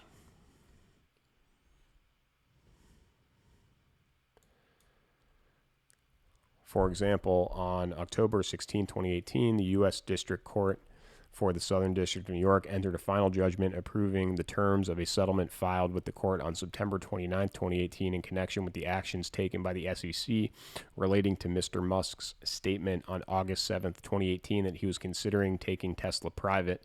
Pursuant to the settlement, we, among other things, paid a civil penalty of $20 million, appointed an independent director as the chair of the board, appointed 2 additional independent directors to our board of directors, and made further enhancements to our disclosure controls and other corporate governance related matters. On April 26, 2019, this settlement was amended to clarify certain of the previously agreed disclosure procedures, which was subsequently approved by the court. All other terms of the prior settlement were reaffirmed without modification, although we intend to continue to comply with the terms and requirements of the settlement. If there is a lack of compliance or an alleged lack of compliance, additional enforcement actions or other legal proceedings may be instituted against us.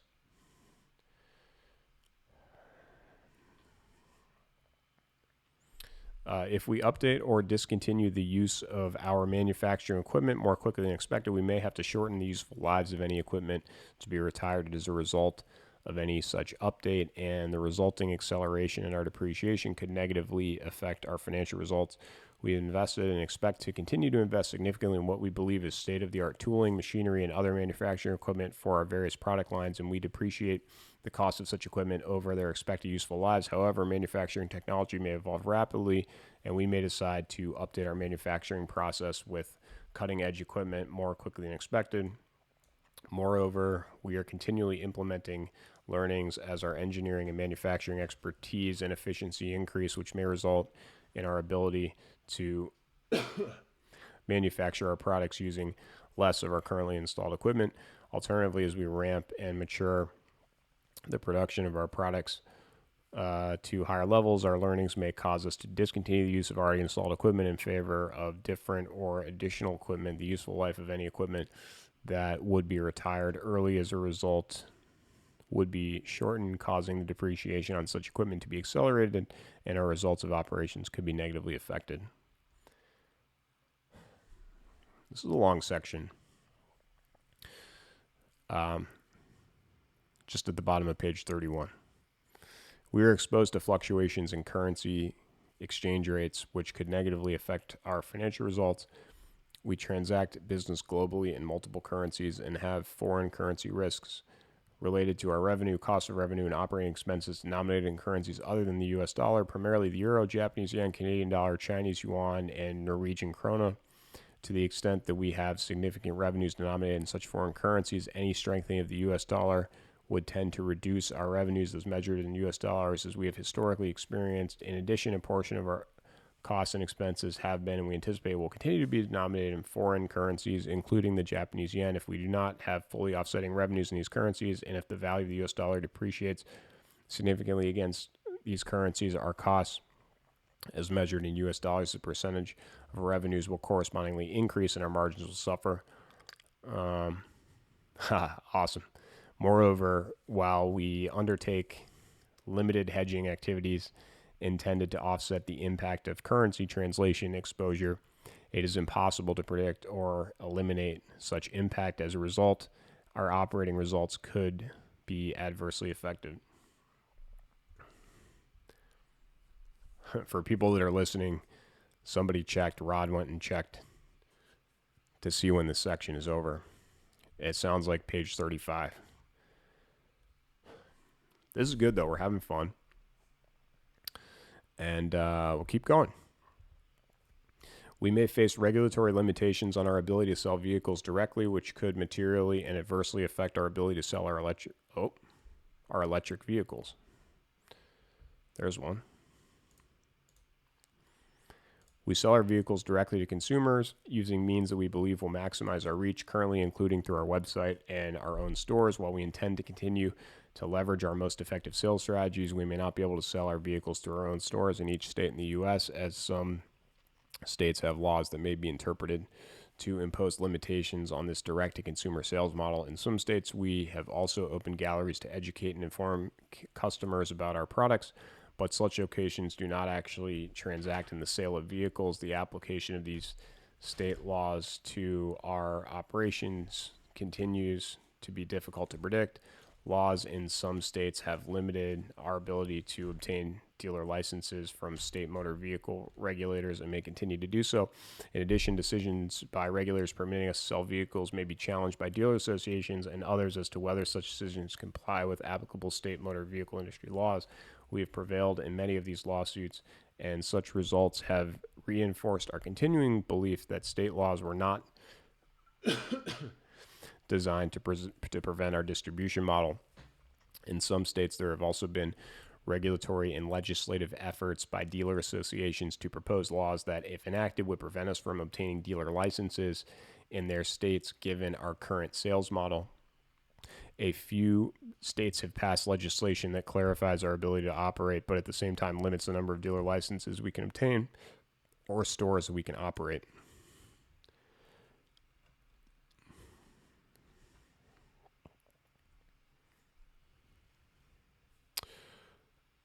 Internationally, there may be laws in jurisdictions we have not yet entered or laws we are unaware of in jurisdictions we have entered that may restrict our sales or other business practices.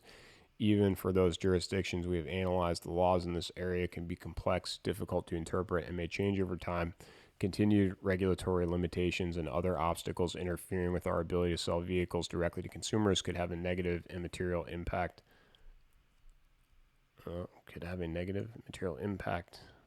I found a mistake. To anybody listening, I think I found a mistake. Sell vehicles directly to consumers. No. Yes.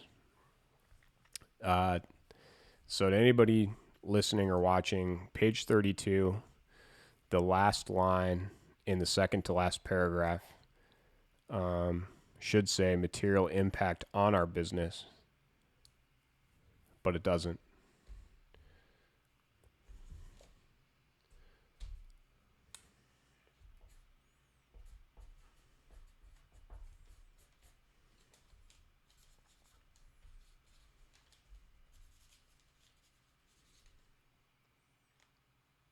Okay. Prospects, financial condition, and results of operations.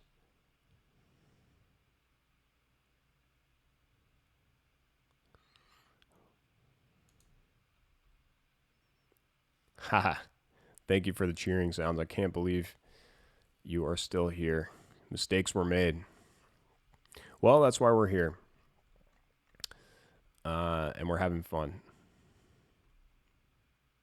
Somebody said, or materially impact. Yeah, right. Have a negative and... Yeah, okay. Yeah, exactly. You know what? Elon is handling so many things. Like whoever this is that is supposed to get this right for him, I feel like they should be held to account. You know, but whatever. Not that any of the details matter. We may need to defend ourselves against intellectual property infringement claims, which may be time consuming and could cause us to incur substantial costs. Others, including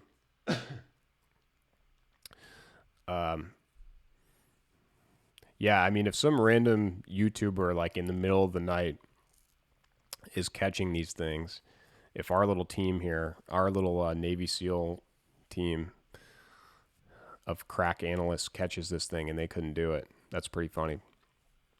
Anyway, others, including our competitors, may hold or obtain patents, copyrights, trademarks, or other proprietary rights that could prevent, limit, or interfere with our ability to make, use, develop, sell, or market our products and services, which could make it more difficult for us to operate our business. From time to time, the holders of such intellectual property rights may assert their rights and urge us to take licenses and or bring suits alleging infringement or misappropriation of such rights. While we endeavor to obtain and protect the intellectual property rights that we expect will allow us to retain or advance our strategic initiatives, there can be no assurance that we will be able to adequately identify and protect portions of intellectual property that are strategic to our business or mitigate the risk of potential suits or other legal demands by our competitors.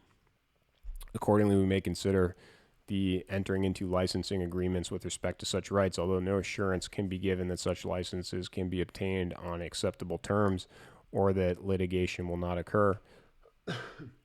And such licenses and associated litigation could significantly increase our operating expenses. In addition, if we are determined to have or believe there is a high likelihood that we have infringed upon a third party's intellectual property rights, we may be required to cease making, selling, or incorporating certain components or intellectual property into the goods and services we offer, to pay substantial damages and or license royalties, to redesign our products and services, and or to establish and maintain alternative branding for our products and services in the event that we are required to take one or more such actions, or business prospects, operating results, and financial condition could be materially, they got it right, could be materially adversely affected. In addition, any litigation or claims, whether or not valid, could result in substantial costs, negative publicity, and diversion of resources and management attention.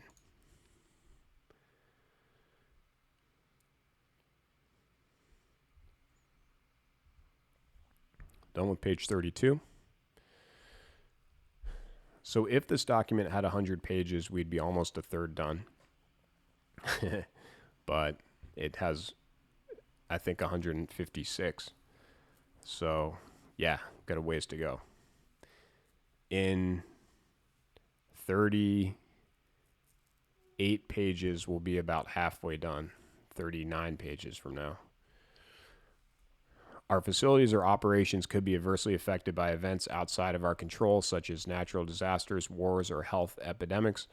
We may be impacted by natural disasters, wars, health epidemics, or other events outside of our control. For example, our corporate headquarters, the Fremont factory and Gigafactory Nevada, are located in seismically active regions in Northern California and Nevada, and our Gigafactory Shanghai is located in a flood-prone area. If major disasters such as earthquakes, floods, or other events occur, or our information system or communications network breaks down or operates improperly, our headquarters and production facilities may be seriously damaged, or we may have to stop or delay production and shipment of our products. In addition, beginning in late 2019, the media has reported public health epidemic originating in China, prompting precautionary government-imposed closures of certain travel and business. Gigafactory Shanghai was closed for a brief time as a result before it reopened in February 2020 and rejoined our U.S. factories, which had continued to operate. It is unknown whether and how global supply chains, particularly for automotive parts, may be affected. If such an epidemic persists for an extended period of time, we may incur expenses or delays relating to such events outside of our control, which could have a material adverse impact on our business, operating results, and financial condition. Okay. Oh, interesting.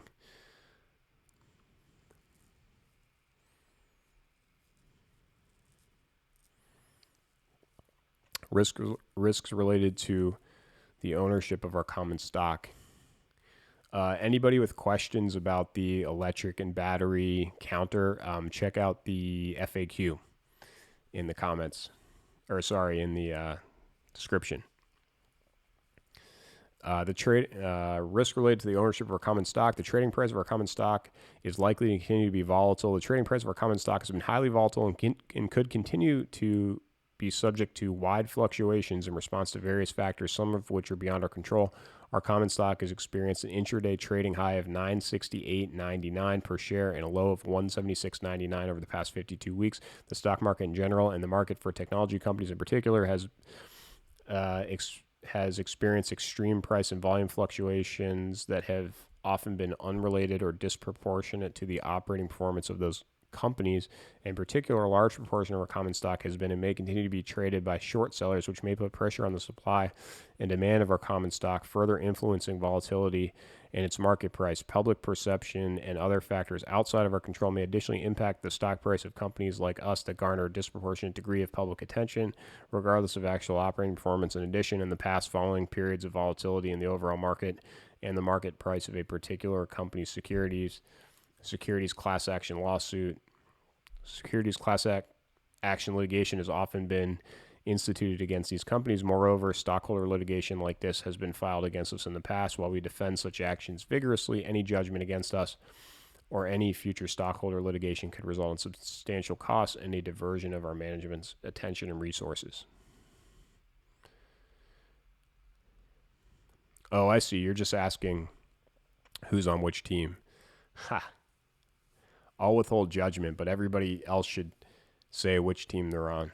That would be funny. Just at the bottom of page 33 for anybody following along from home.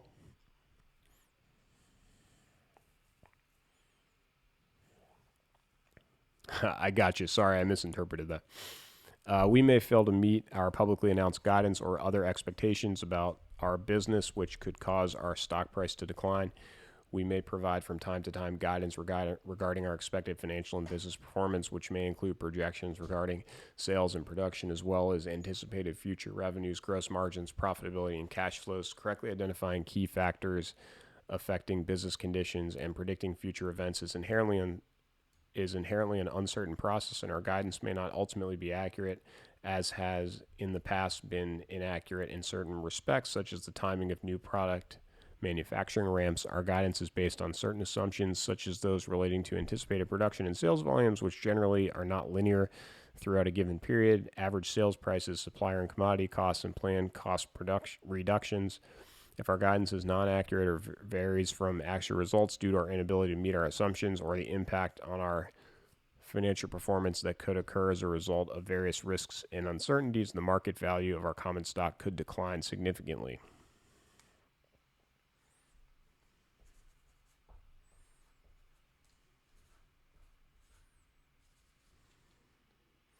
So that's page 33.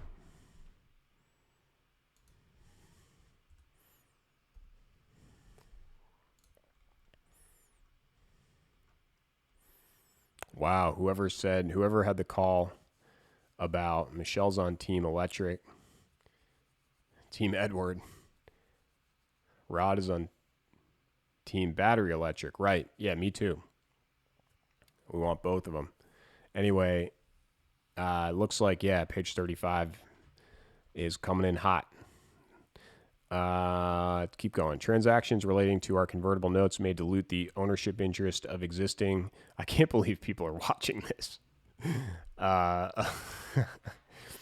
Of existing stockholders, or may otherwise depress the price of our common stock. The conversion of some or all of the Tesla convertible notes or the subsidiary convertible notes would dilute the ownership interests of existing stockholders to the extent we deliver shares upon conversion of any of such notes. Conversion of any of such.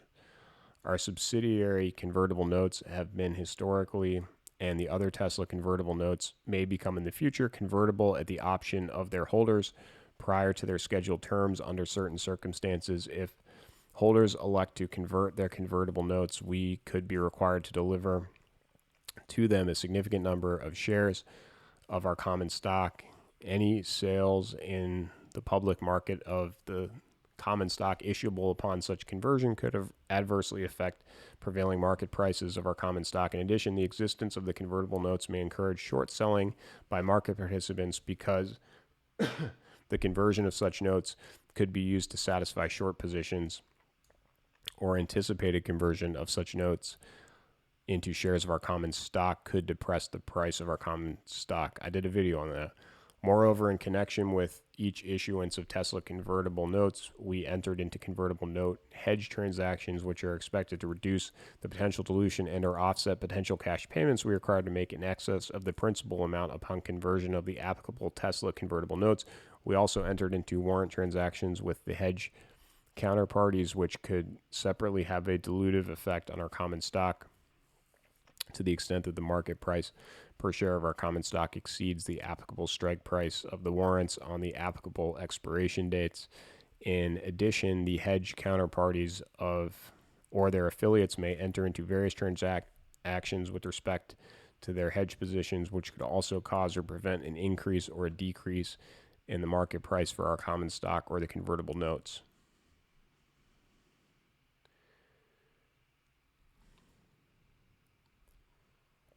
Elon Musk has pledged shares of our common stock to secure certain bank borrowings. If Mr. Musk were forced to sell these shares in order to satisfy his loan obligations, such sales could cause our stock to decline. Certain banking institutions have made extensions of credit to Elon Musk, our chief executive officer, a portion of which was used to purchase shares of common stock in certain of our public offerings and private placements at the same prices offered to third-party participants in such offerings and placements. We are not a party to these loans, which are partially secured by pledges of a portion of the Tesla common stock currently owned by Mr. Musk. If the price of our common stock were to decline substantially, Mr. Musk may be forced by one or more of the banking institutions to sell shares of Tesla common stock to satisfy his loan obligations if he could not do so through other means. Any such sales could cause the price of our common stock to decline further.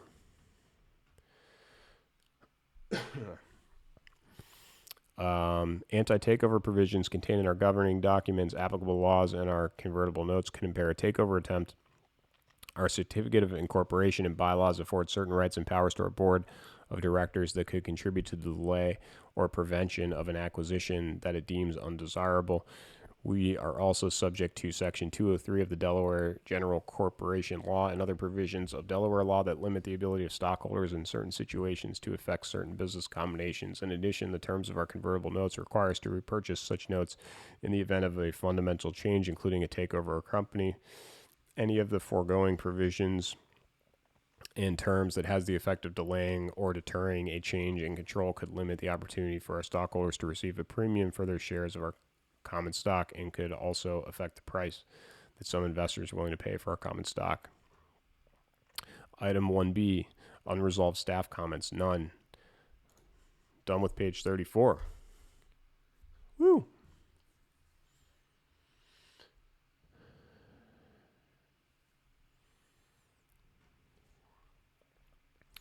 Item 2, properties.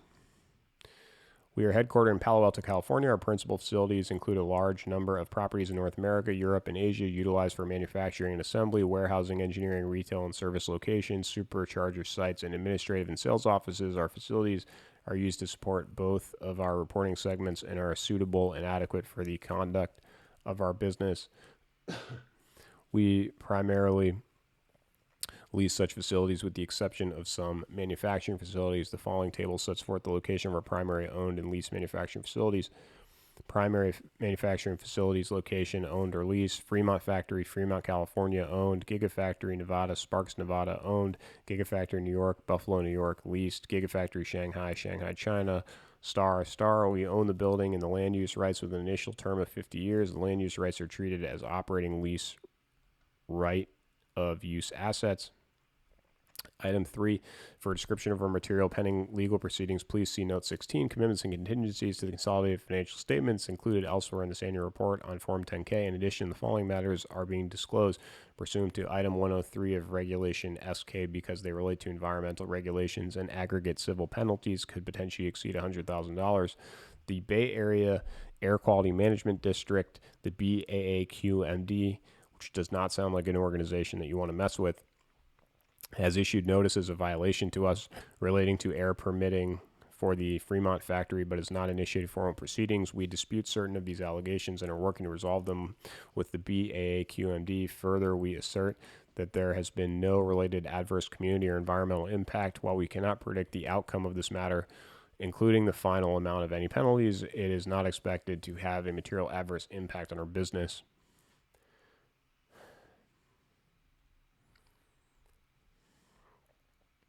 We have also received an information request from the U.S. Environmental Protection Agency, the EPA, under Section 114A of the Clean Air Act of 1963, as amended the Clean Air Act. The EPA is reviewing the compliance of our Fremont factory operations with the applicable requirements under the Clean Air Act, and we are working with the EPA in responding to this request. While the outcome of this matter cannot be determined at this time, it is not currently expected to have a material adverse impact on our business. Item 4, mine safety disclosures not applicable.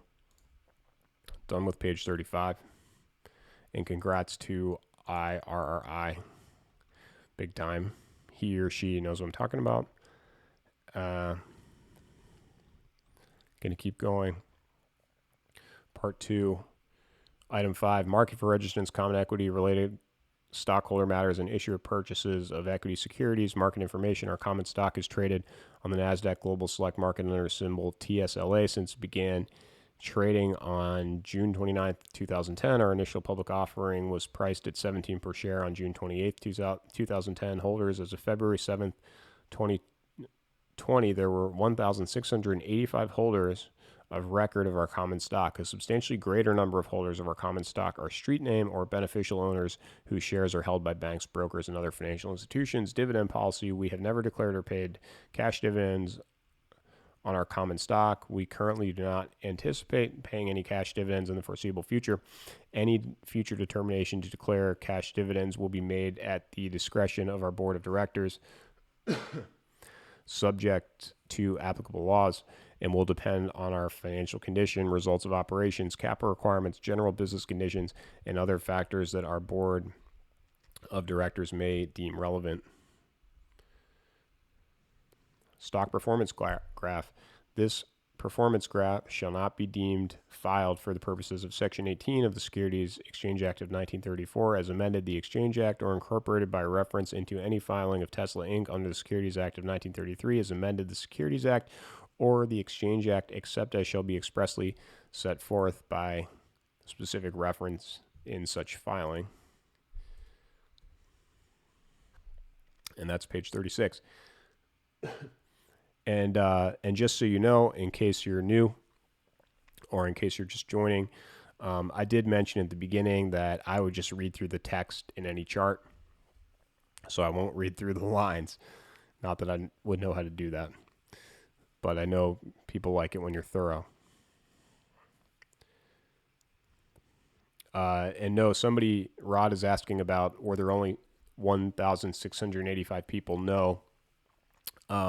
What they were saying is that any individual who owns it through like a bank or a brokerage, which is how most people would own the stock, those people are just listed under the bank's name.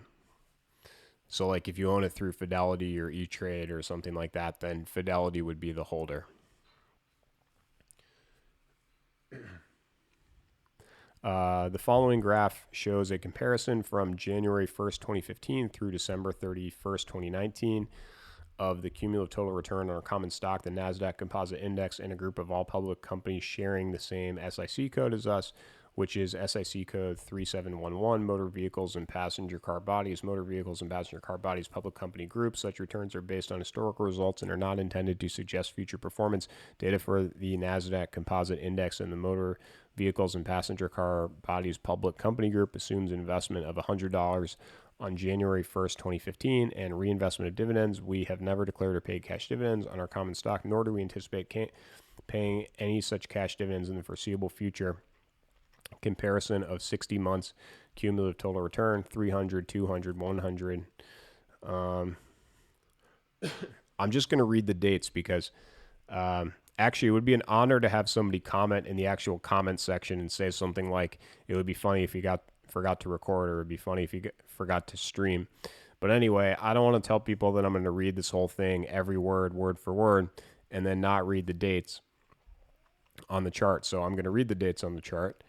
And I'm sorry if this ties you up with your day, but I'll do it right now. December 4, Des 14, Feb 15, Ape 15, June 15, Aug 15, Oct 15, Des 15, Feb 16, Ape 16, June 16, Aug 16, Oct 16, Des 16, Feb 17, Ape 17, June 17, Aug 17, Oct 17, Des 17, Feb 18, Ape 18, June 18, Aug 18, Oct 18, Des 18, Feb 19, Ap 19, June 19, Aug 19, Oct 19, Des 19, motor vehicles and passenger car bodies, public company group, Tesla, NASDAQ Composite Index, unregistered sales of corporate, of equity securities, none, purchases of equity securities by the issuer and affiliated purchasers, none. And we're done with page 37. Even that took a long time. Okay, so we're into the financial section, which is awesome. Item 6. I was thinking about copying and pasting the rest of this to see how many words we had left, because when I started doing this, I copied and pasted it, and it told me that there were about 85,000 words. Yeah.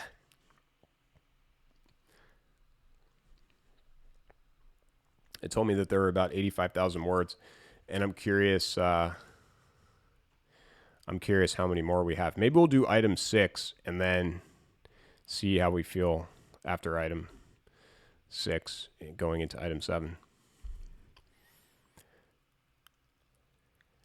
Item 6, selected consolidated financial data. The following selected consolidated financial data should be read in conjunction with management's discussion and analysis of financial condition and results of operations in the consolidated financial statements and the related notes included elsewhere in this annual report on Form 10-K and from the historical consolidated financial statements, not included herein, to fully understand factors that may affect the comparability of the information presented below in millions except per share data, year ended December 31, 2019, 3, 2018, 2, 2017, 2016, 1, 2015, consolidated statements of operations data, total revenues.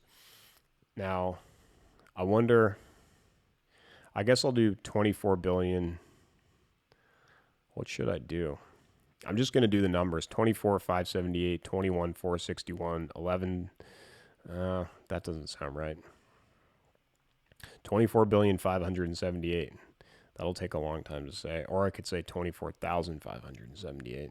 I should have planned this out more. Yeah, I know. Item 6 is one page.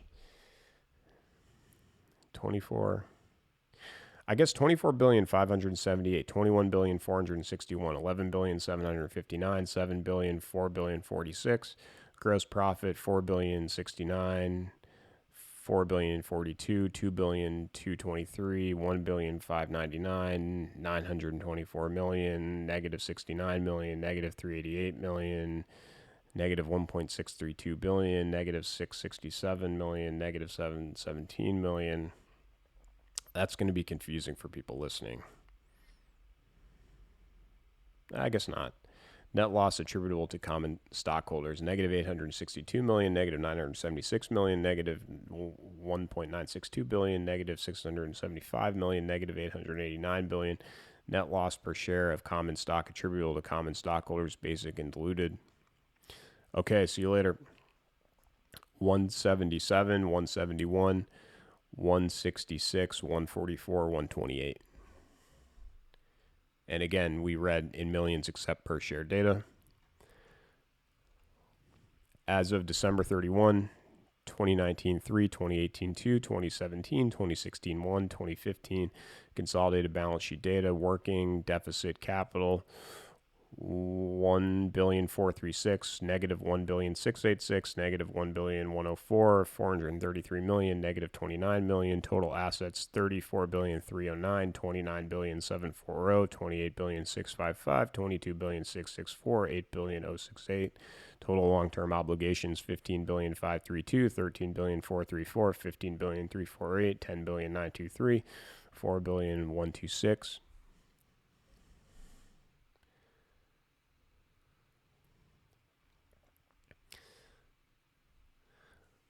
1. We acquired Solar City Corporation, Solar City, on November 21st, 2016. Solar City's financial results have been included in our financial results from the acquisition date as previously reported in our annual report on Form 10-K for the year ended December 31st, 2016. Thank you. Thank you for the encouragement. Number 2, we adopted ASC 606 in 2018. Prior periods have not been revised. See Note 2, Summary of Significant Accounting Print Policies of the notes to the consolidated financial statements included elsewhere in this annual report on Form 10-K for further details. 3 includes the impact of the adoption of the new lease accounting standard in 2019. Prior periods have not been revised. See Note 2, summary of significant accounting policies of the notes to the consolidated financial statements included elsewhere in this annual report on Form 10-K for further details. Done with page 38. Let's see about, item 7. I shouldn't even be looking ahead. Okay, I'm going to take a quick break, maybe like 1 or 2 minutes, drink a little water, look at my phone. And I hope everybody else is having a really great time. I hope you're having fun and this is entertaining. So I'll just be back, and I'm not going to do anything. I'll just be back in like a minute.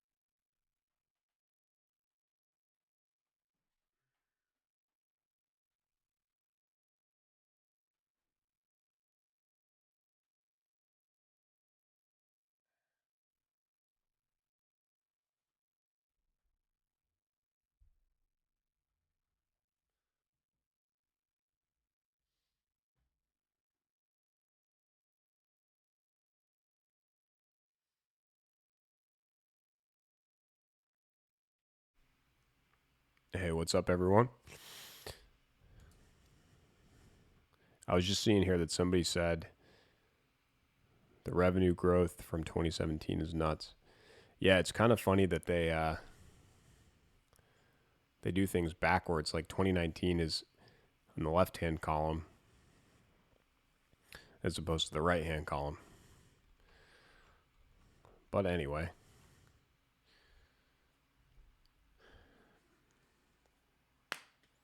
So we're done with page 38. I'm not going to skip ahead to see what's in store.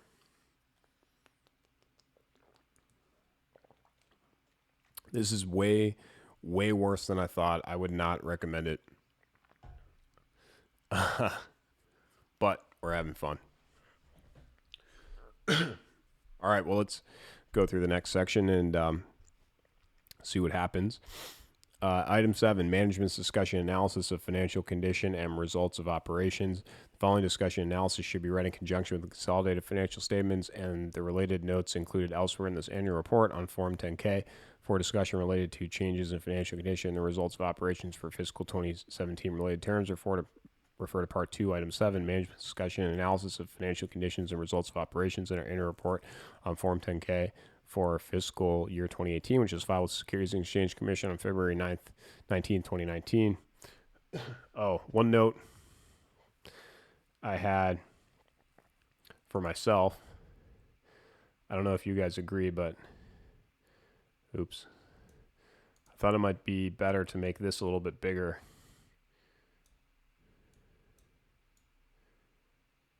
Let me see if I can do this without.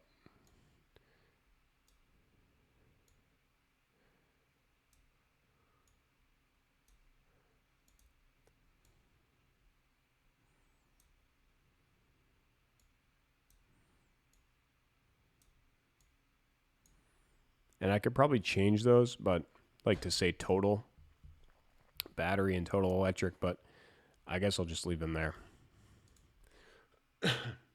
Anyway,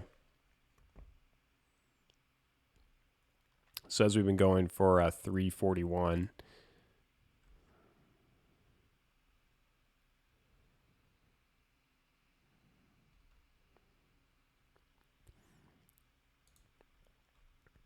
Overview in 2019 highlights. Our mission is to accelerate the world's transition to sustainable energy. We design, develop. See, this stuff is fun. We design, develop, manufacture, lease, and sell high-performance, fully electric. Here's an electric. Oh.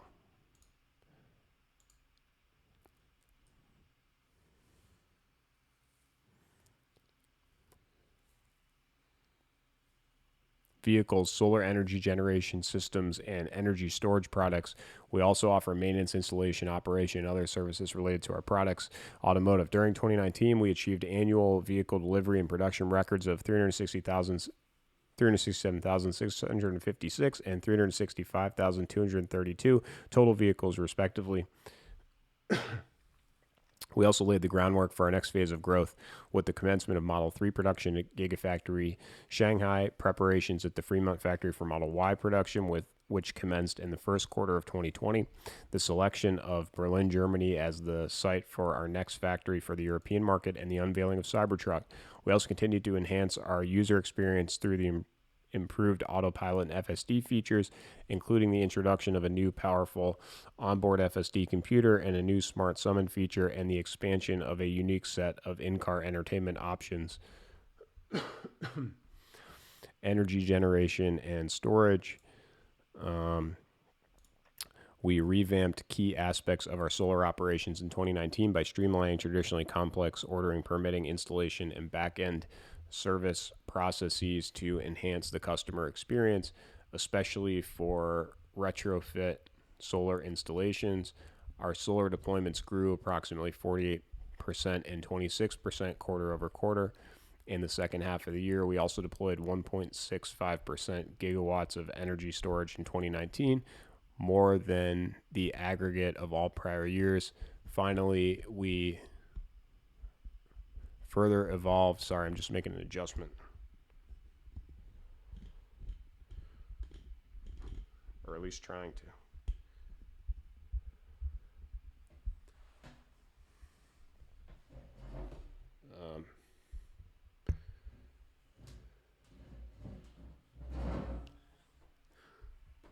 Sorry. Finally, we further evolved our product offerings by launching the third generation of the solar roof, for which we are expanding both our manufacturing and installation capabilities, and Megapack, our largest utility scale energy storage product to date. Management opportunities, challenges, and risks, and 2020 outlook. Automotive production. A key focus in 2020 will be our efforts towards establishing and expanding capacity for vehicle production at volume across 3 continents. At the Fremont factory, we commenced Model Y production earlier than anticipated, and combined with Model 3, we have installed annual production capacity for 400,000 vehicles. We expect to further increase this capacity to 500,000 vehicles through the installation of additional equipment. At Gigafactory Shanghai, we have installed annual production capacity for 150,000 Model 3 vehicles that we believe we will eventually be able to push to actual rates of production in excess of such number, subject to local production battery packs.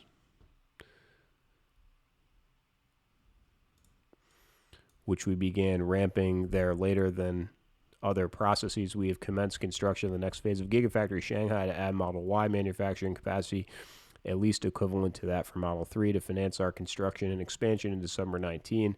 Our local subsidiary entered into a RMB 9 billion, or the equivalent amount in US dollars, fixed asset term facility, and a RMB 2.25 billion, or the equivalent amount in US dollars, working capital revolving facility, part of which was used to repay a RMB $3.5 billion bridge loan entered into in March 2019. We are supplementing such financing with limited direct capital expenditures.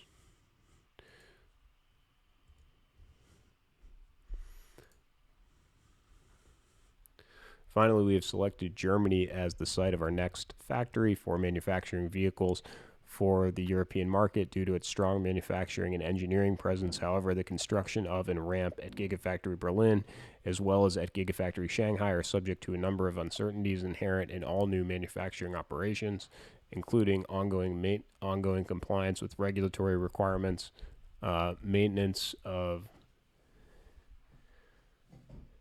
operational licenses, and approvals for additional expansion, potential supply chain constraints, hiring, training, and retention of qualified employees, and the pace of bringing production equipment and processes online with the capability to manufacture high-quality units at scale, ultimately achieving increased total vehicle production cost effectively across all our manufacturing operations will require that we timely address any bottlenecks that may arise as we ramp, establish and maintain sustained supplier capacity, and successfully utilize manufacturing processes at the maximum output rates that we have planned for them.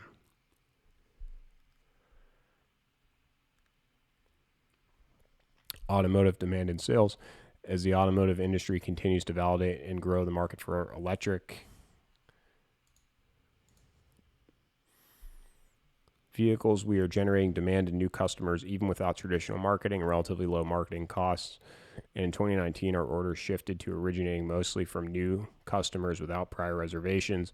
Production at Gigafactory Shanghai allows us to offer Model 3 in China at competitive local pricing and more quickly, which should drive further demand and opportunity in the world's largest market for mid-sized premium sedans. And we expect a similar impact in China for Model Y when we commence production there of this offering in the popular compact SUV market. Moreover, the significant interest generated by our unveiling of Cybertruck, very true, demonstrated our brand visibility, innovation, and viability across an increasing range of vehicle segments. Meanwhile, we are making our existing vehicles incrementally more compelling, including through a planned software update for FSD-enabled vehicles to react to traffic lights and stop signs and navigate city intersections, and additional functionality of both in-vehicle software and the Tesla mobile app.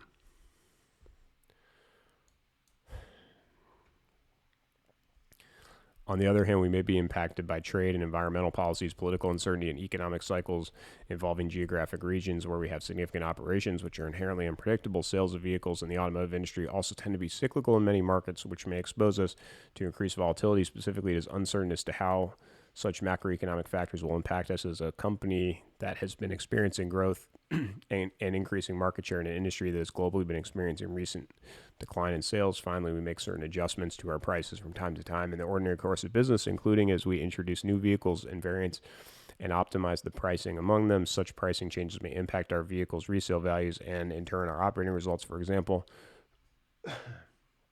if price reductions result in an increase to our estimate of the volume of vehicles that may potentially be returned to us under pre-existing resale guarantees provided to customers and partners for certain financing programs, our gross profits may be reduced. Hey, Josh, just happened to catch your comment. Take a look at the, can't even think right now. Not the comment section, but the other section.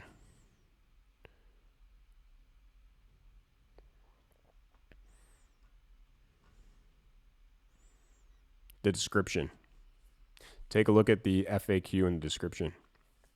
And thanks for joining. Automotive deliveries and customer infrastructure. We continue to optimize our manufacturing and global delivery patterns to address higher volumes of our predominantly single factory production at the Fremont factory. We expect to alleviate any related issues through local production at Gigafactory Shanghai and eventually at Gigafactory Berlin. We also continue to expand and invest in our servicing and charging locations and capabilities to keep pace with our customer vehicle fleet and ensure a convenient and efficient customer experience. However, if our customer vehicles, particularly in rapidly growing Model 3 fleet, experience unexpected reliability issues, it could outpace and overburden our servicing capabilities and parts inventory, energy generation and storage demand, production and deployment. We expect to continue to grow our retrofit solar system deployments. I love that they call it solar system. As we execute our new strategy, including through compelling financing options such as subscription-based offering, which is currently available in California. Done with page 40. We're into the fours. Okay, cool. We are focused on training our personnel and third-party partners to ramp installations of our solar roof and are also hiring rapidly for its ongoing manufacturing ramp at Gigafactory New York. We expect such a ramp will support our significant operations and our compliance with minimum hiring and cumulative investment targets under our agreement with the SUNY Foundation related to the construction and use of Gigafactory New York. However, if our expectations as to the cost and timeliness of our investment in operations at Buffalo or our production ramp of the solar roof prove incorrect, we may incur additional expenses or substantial payments to the SUNY Foundation. Finally, with the introduction of our 3 megawatt-hour Megapack, we now offer an even greater variety of scalable energy storage products with a wide range of markets and applications, and expect this product to drive additional interest from global project developers and utilities. Trends in cash flow, capital expenditures, and operating expenses. Our capital expenditures are difficult to project beyond the short term given the number and breadth of our core projects at any given time. For example, the curve of any new product ramps, such as for Model Y and the solar roof, is inherently subject to uncertainty of timing, and if we are able to meet various milestones along such ramp more quickly than expected, our capital expenditures may be accelerated. We also continuously evaluate and, as appropriate, adjust our capital expenditures based on, among other things, our manufacturing plans for our various products, which may rebalance from time to time based on the mix of demand among them and other contingent factors, the pace of prioritization of current projects under development, and the addition of any new projects. Moreover, we are generally increasing the capital efficiency of our projects with experience, and we may find that our actual capital expenditures on new projects are different than previously expected. Subject to the above, considering the expected pace of the manufacturing ramps for our products, construction and expansion of our factories, and pipeline of announced projects under development, and consistent with our current strategy of using partners to manufacture battery.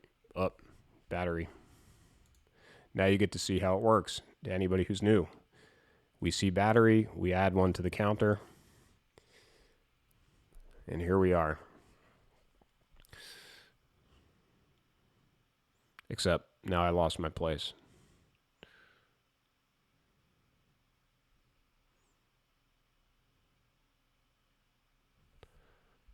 Based on the next demand, capital, battery cells. Using partners to manufacture battery cells, as well as considering all of their infrastructure growth, we currently expect our average annual capital expenditures in 2020 and the 2 succeeding fiscal years to be $2.5 billion to $3.5 billion. And I recommend anybody check out Galileo's Hyperchange Clips channel for a breakdown on that. We expect operating expenses as a percentage of revenue to continue to decrease in the future and I'll cover some of this stuff later, but right now it's important to just give people what they want, which is a clean reading of the 10K. We expect operating expenses as a percentage of revenue to continue to decrease in the future as we focus on increasing operational efficiency and process automation, as well as from increases in expected overall revenues from our expanding sales. In particular, our efforts to scale down and optimize our cost structure relative to the size of the business have already manifested in total operating expenses decreasing from $4.4 billion to $4.1 billion from fiscal year 2018 to fiscal year 2019, including restructuring and other charges. Meanwhile, our total revenues increased from $21.5 billion to $24.6 billion in the same period. In March 2018, our stockholders approved the 2018 CEO Performance Award with vesting contingent on achieving market capitalization and operational milestones. We will incur a significant non-cash stock-based compensation expense for each tranche under this award after the related operational milestone initially becomes probable of being met, and if later than the grant date, we will also have to record a cumulative catch-up expense at such time. Such catch-up expense may be material depending on the length of time elapsed from the date of the grant. For example, in the fourth quarter of 2019, as the result of an additional operational milestone becoming probable of achievement, we recorded a accumulated catch-up expense of $72 million for service provided from the grant date. Moreover, as the expense for a tranche is recorded over the longer of the expected achievement, I should probably say the expected achievement period of the relevant operational milestone, and 2, only if the related market capitalization milestone has not been achieved. Its expected achievement period, the achievement of a market capitalization milestone earlier than expected may accelerate the rate at which such expense is recognized. Upon vesting of a tranche, all remaining associated expense will be recognized immediately. See Note 14, Equity Incentive Plans. 2018 CEO Performance Award to the consolidated financial statements included elsewhere in this annual report on Form 10K for further details regarding stock-based compensation relating to the 2018 CEO Performance Award.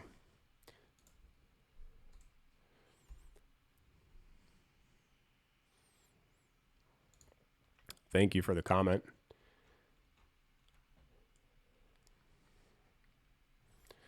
Critical accounting policies and estimates.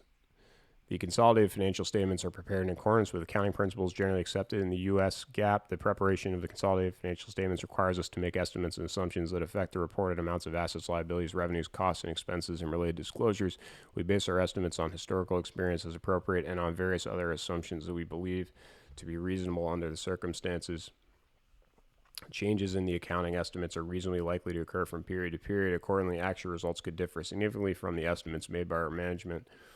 We evaluate our estimates and assumptions on an ongoing basis. To the extent that there are material differences between these estimates and actual results, our future financial statement presentation, financial condition, results of operations, and cash flows will be affected. We believe that the following critical accounting policies involve a greater degree of judgment and complexity than our other accounting policies. Accordingly, these are the policies we believe are the most critical to understanding and evaluating the consolidated financial condition and results of operations. Thank you. All right, that sounds great. We have one soldier signing off. It's been good serving with you. See you soon. Revenue recognition, adoption of new revenue standard. On January 1st, 2018, we adopted ASC 606, revenue from contracts with customers. New revenue standard using the modified retrospective method. The new revenue standard had a material impact in our consolidated financial statements. For further discussion, refer to Note 2, Summary of Significant Accounting Policies to the consolidated financial statements included elsewhere in this annual report on Form 10K. Automotive segment, automotive sales revenue, automotive sales without resale value guarantee. Automotive sales revenue includes revenues related to deliveries of new vehicles and pay-per-use charges and specific other features and services that meet the definition of a performance obligation under the new revenue standard, including access to our supercharger network, internet connectivity, autopilot, FSD features, and over-the-air software updates. We recognize revenue on automotive sales upon delivery to the customer, which is when the control of vehicle transfers. Payments are typically received at the point control transfers are in accordance with payment terms customary to the business. Other features and services such as access to our supercharger network, internet connectivity, and over-the-air software updates are provisioned upon control transfer of a vehicle and recognized over time on a straight line basis, as we have a stand-ready obligation to deliver such services to the customer. We recognize revenue related to these other features and services over the performance period, which is generally the expected life of the vehicle or the 8-year life of the vehicle. Revenue related to autopilot and FSD features is recognized when functionality is delivered to the customer. For our obligations related to automotive sales, we estimate standalone selling price by considering costs used to develop and deliver the service, third-party pricing of similar options, and other information that may be available.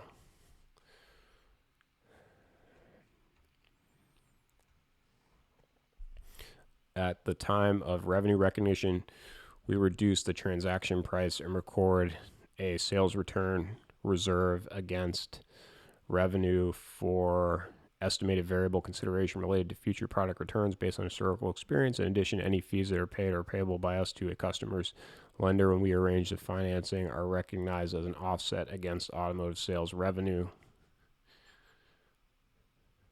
Costs to obtain a contract mainly relate to commissions paid to our sales personnel for a sale of vehicles. Commissions are not paid on other obligations such as access to our supercharger network, internet connectivity, autopilot, FSD features, and over-the-air software updates. As our contract costs related to automotive sales are typically fulfilled within 1 year, the cost to obtain a contract or expenses incurred at amounts billed to customers relating to shipping and handling are classified as automotive revenue, and we have elected to recognize the cost for freight and shipping when control over vehicle parts or accessories have transferred to the customer as an expense in cost of revenues. Our policy is to exclude taxes collected from a customer from the transaction price of automotive contracts. The meaning of life.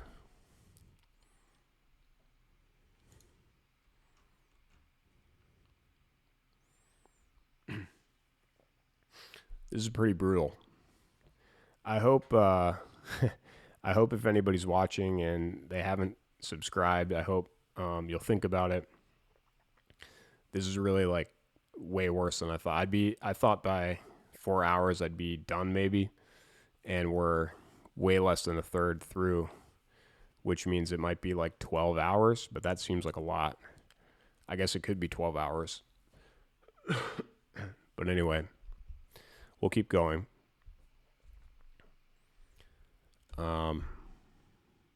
Automotive sales with resale value guarantee or a buyback option. We offer resale value guarantees or similar buyback terms to certain international customers who purchase vehicles and who finance their vehicles through one of our specified commercial banking partners. We also offer resale value guarantees in connection with automotive sales to certain leasing partners. Under these programs, we receive full payment for the vehicle sales price at the time of delivery, and our counterparty has the option of selling their vehicle back to us during the guarantee period, which currently is generally at the end of the term of the applicable loan or financing program for a predetermined resale value. With the exception of 2 programs which are discussed within the automotive leasing section, we recognize revenue when control transfers upon delivery to customers in accordance with the new revenue standard as a sale with a right of return, as we do not believe the customer has a significant economic incentive to exercise the resale value guarantee provided to them. The process to determine whether there is a significant economic incentive includes a comparison of a vehicle's estimated market value at the time the option is exercisable with the guaranteed resale value to determine the customer's economic incentive to exercise.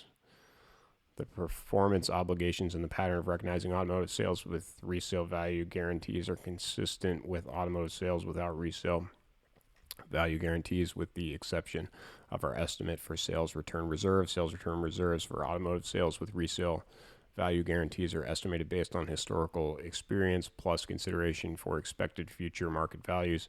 On a quarterly basis, we assess the estimated market values of our vehicles under our buyback options program to determine whether there have been changes to the likelihood of future product returns.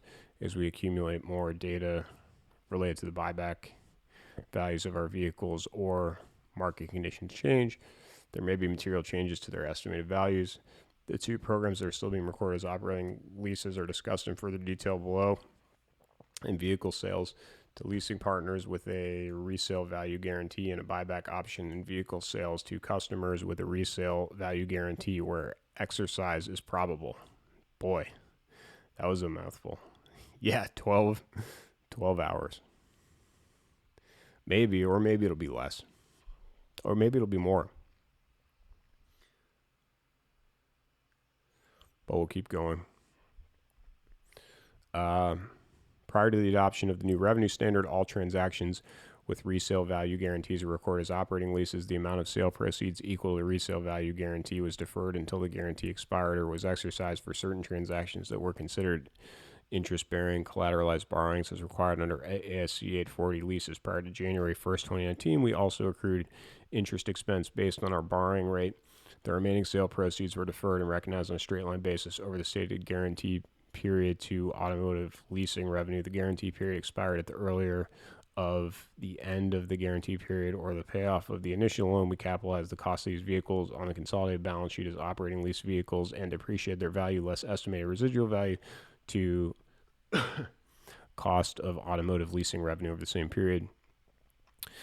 In cases where our counterparty retained ownership of the vehicle at the end of the guarantee period, the resale value guarantee liability and any remaining deferred revenue balances related to the vehicle were settled to automotive leasing revenue, and the net book value of the leased vehicle was expensed to cost of automotive leasing revenue if our counterparty returned the vehicle to us during the guarantee period. We purchased the vehicle from our counterparty in an amount equal to resale value guarantee and settled by any remaining deferred balances to automotive leasing revenue, and we reclassified the net book value of the vehicle on the consolidated balance sheet to used vehicle inventory.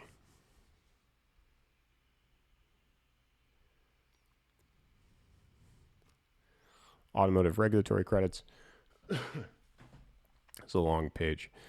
In connection with the production and delivery of our zero-emission vehicles in global markets, we have earned and will continue to earn various tradable automotive regulatory credits. We have sold these credits and will continue to sell future credits, and automotive companies and other regulated entities who can use the credits to comply with emission standards and other regulatory requirements. For example, under California's zero-emission vehicle regulation and those states that have adopted California standard, vehicle manufacturers are required to earn or purchase credits referred to as ZEV credits or compliance with their annual regulatory requirements. These laws provide that automakers may bank or sell to other regulated parties their excess credits if they earn more credits than the minimum quantity required by those laws. We also earn other types of saleable regulatory credits in the United States and abroad, including greenhouse gases, fuel economy, and clean fuel credits. Payments for the regulatory credits are typically received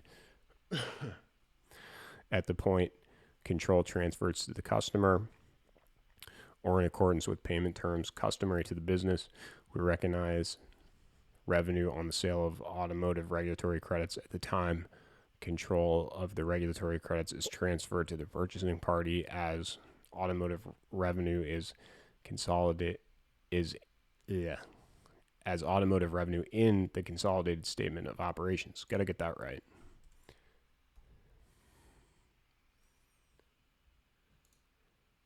Yes, we all win.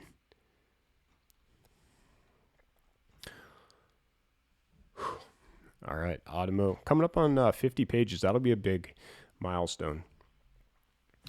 Automotive leasing revenue. Automotive leasing revenue includes revenue recognized under lease accounting guidance for our direct leasing programs, as well as two programs with resale value guarantees, which continue to qualify for operating lease treatment. Prior to the adoption of the new revenue standard, all programs with resale value guarantees were accounted for as operating leases. Direct vehicle leasing program. We have outstanding leases under our direct vehicle leasing programs in the U.S., Canada, and in certain countries in Europe. As of December 31st, 2019, the direct vehicle leasing program is offered for all new Model S, X, and Model S, Model X, and Model 3. I don't want to miss any words. And I'll have to go back and reread it. Vehicles in the U.S. and new Model S and Model X vehicles in Canada. Qualifying customers are permitted to lease a vehicle directly from Tesla for up to 48 months. At the end of the lease term, customers are required to return the vehicle to us for Model S and Model X leases. May opt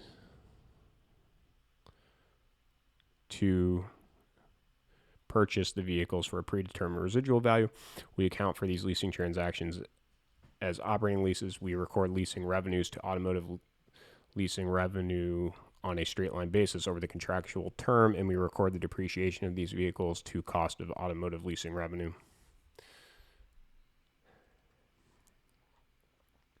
We capitalize shipping costs and initial direct costs, such as the incremental cost of referral fees and sales commissions from the origination of automotive lease agreements as an element of operating lease vehicles net, and subsequently amortize these costs over the term of the related lease agreement. Our policy is to exclude taxes collected from a customer from the transaction price of automotive contracts.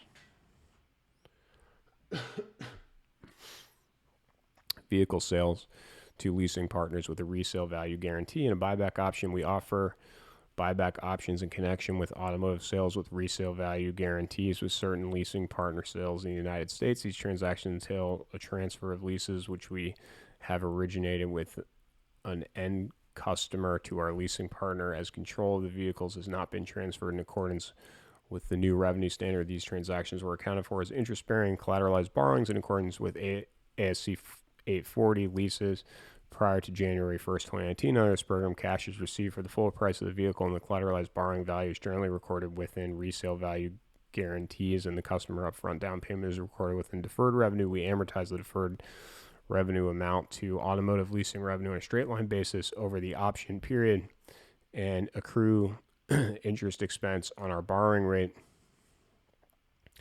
We capitalize vehicles under this program to operating lease vehicles net on the consolidated balance sheets, and we record depreciation from these vehicles to cost of automotive leasing revenue during the period the vehicle is under a lease agreement. Cash received for these vehicles net of revenue recognized during the period is classified as a collateralized lease repayments, borrowings within cash flows from financing activities in the consolidated statements of cash flows. With the adoption of ASC 842 on January 1st, 2019, all new agreements under this program are accounted for as operating leases under ASC 842, and there is no material change in the timing and amount of revenue recognized over the term. Consequently, any cash flows for new agreements are classified as operating cash activities on the consolidated statements of cash flows.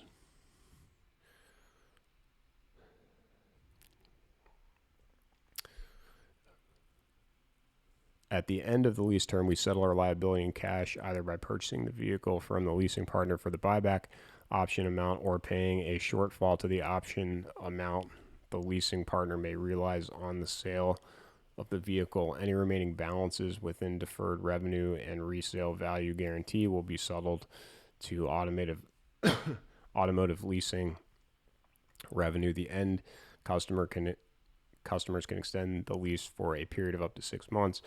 In cases where the leasing partner retains ownership of the vehicle after the end of our option period, we expense the net value of the leased vehicle to cost of automotive leasing revenue.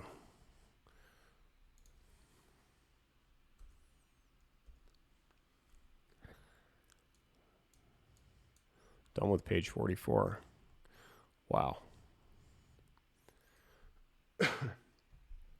I don't know why these are taking so long. I didn't think these would take this long.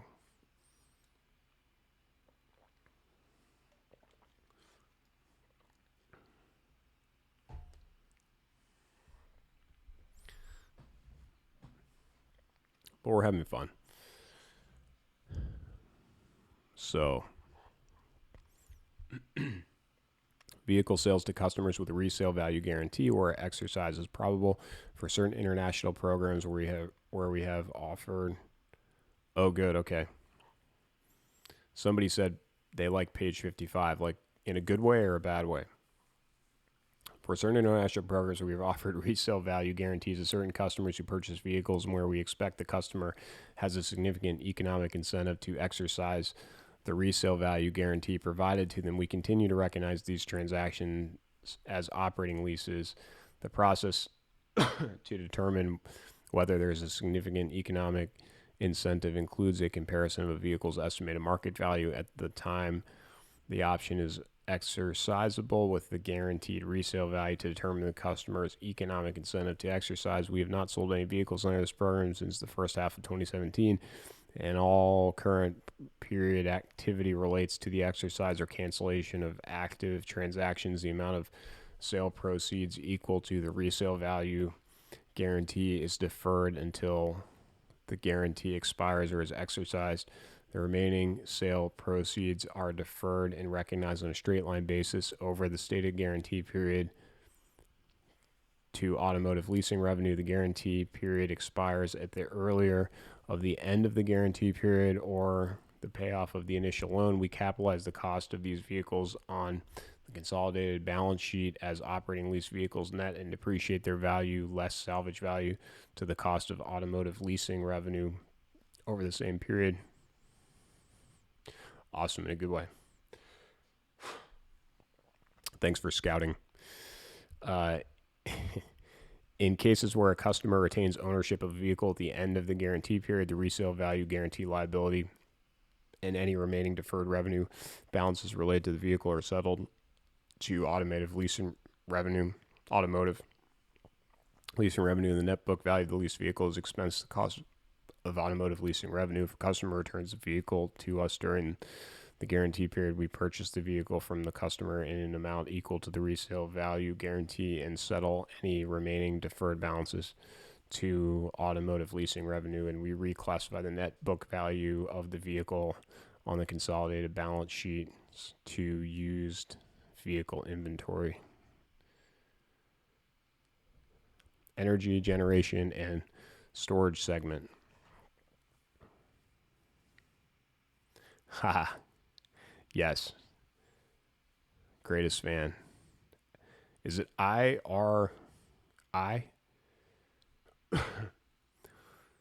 Energy generation and storage segment. Energy generation and storage sales. Energy generation and storage sales revenue consists of the sale of solar energy systems and energy storage systems to residential, small commercial, and large commercial and utility grade customers, including solar subscription-based arrangements upon adoption of ASC 842. Energy generation and storage sales revenue includes agreements for solar energy systems and PPAs that commence after January 1st, 2019, as these are now accounted for under the new revenue standard. Sales of solar energy systems to residential and small scale commercial customers consists of the engineering, design, and installation of the system. Post-installation, residential and small scale commercial customers receive a proprietary monitoring system that captures and displays historical energy generation data. Residential and small scale commercial customers pay the full purchase price of the solar energy system up front. Revenue for the design and installation obligation is recognized when control transfers, which is when we install a solar energy system and the system passes inspection by the utility or the authority having jurisdiction. Revenue for the monitoring service is recognized ratably as a stand-ready obligation over the warranty period of the solar energy system. Sales of the solar energy systems to residential and small commercial customers consist of the installation of the energy storage system, and revenue is recognized when control transfers, which is when the product has been delivered, or if we are performing installation when installed and commissioned. Payment for such storage systems is made upon invoice or in accordance with payment terms customary to the business.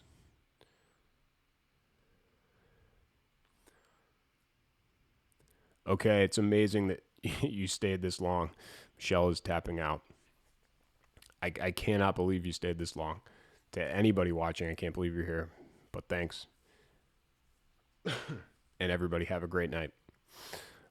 For large commercial and utility grade solar energy system and energy storage system sales, which consist of the engineering, design, and installation of the system, customers make milestone payments that are consistent with contract-specific phases of a project.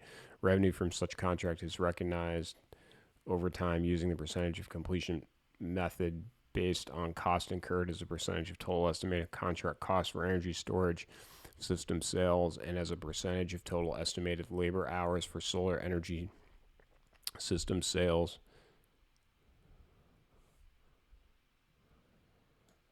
Certain large-scale commercial and utility-grade solar energy system and energy storage system sales may also include the operations and maintenance services which are negotiated with the design and installation contracts and are thus considered to be a combined contract with the design and installation service.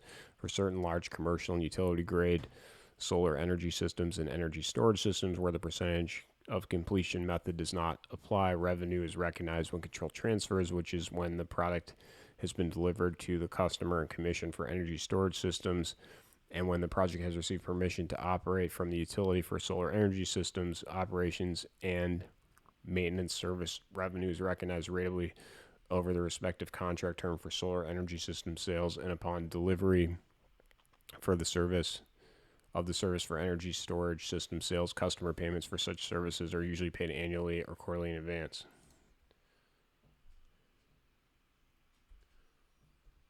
All right, it's Dave. Thank you, sir.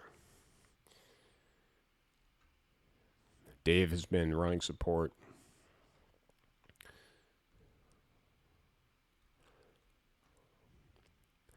These are some brutal pages.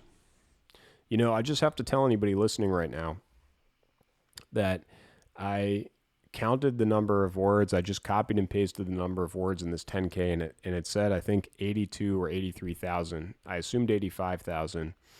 And I thought, based on that, when I Googled it that if you read fast, that you could read 75 to 100,000 words in like around 3 to 5 hours or something like that.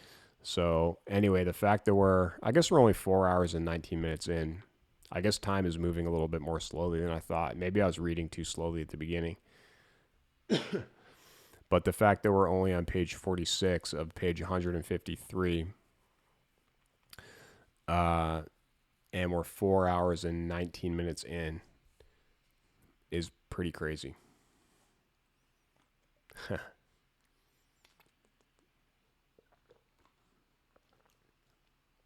And our battery and electric counters have been stuck. But anyway, I'm going to get right back to it. I know you want to hear the 10K. In instances where there are multiple performance obligations in a single contract, we allocate to the consideration to the various obligations in the contract based on the relative standalone selling price method. Standalone selling prices are estimated based on estimated costs plus margin or using market data for comparable products. Costs incurred on the sale of residential installations before the solar energy systems are completed are included as work in process with an inventory in the consolidated balance sheets. However, any fees that are paid or payable by us to a solar loan lender would be recognized as an offset against revenue. Costs to obtain a contract relate mainly to commissions paid to our sales personnel related to the sale of solar energy systems and energy storage systems, as our contract costs related to solar energy system and energy storage system sales are typically fulfilled within 1 year. The costs to obtain a contract are expensed as incurred.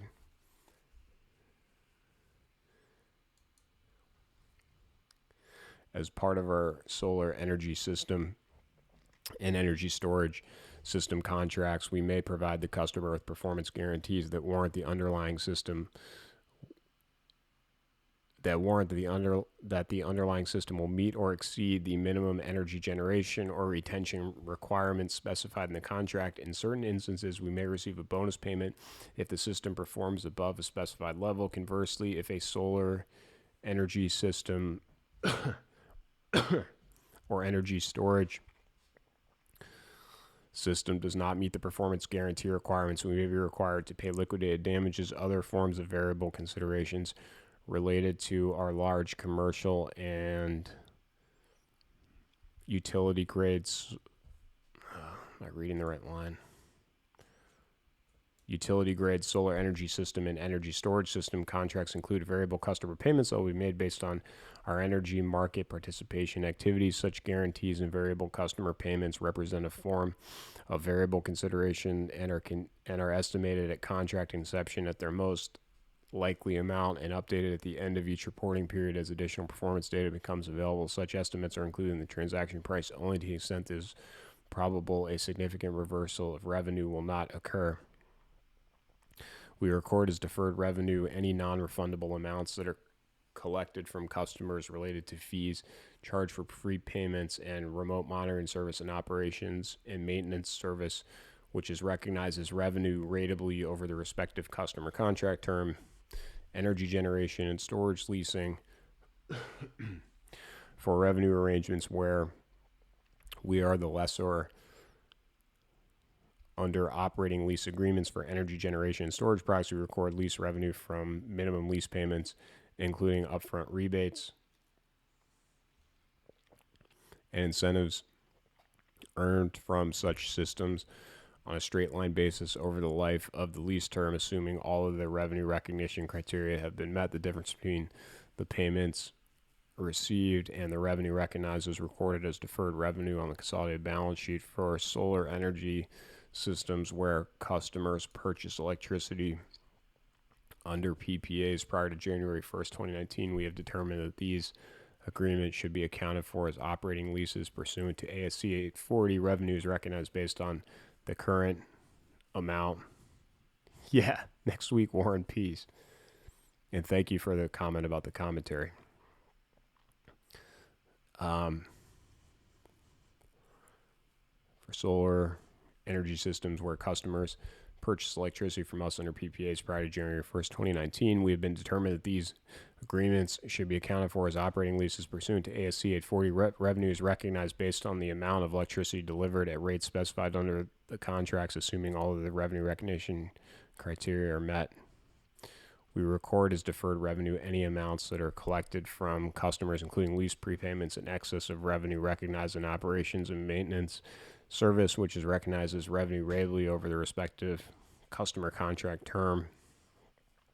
Deferred revenue also includes the portion of rebates and incentives received from utility companies and various local and state government agencies, which is recognized as revenue over the lease term.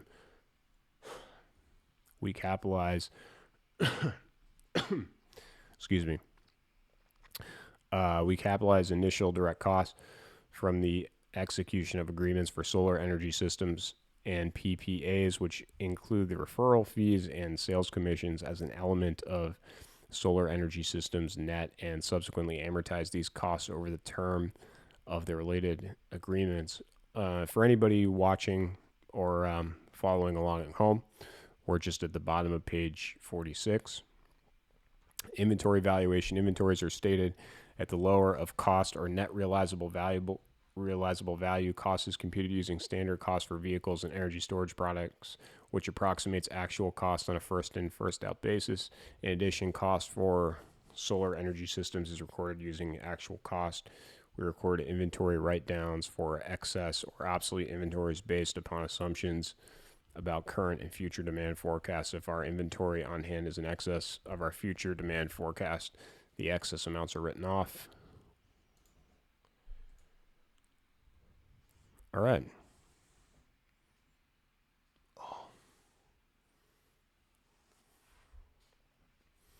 Let me try to switch this up a little bit.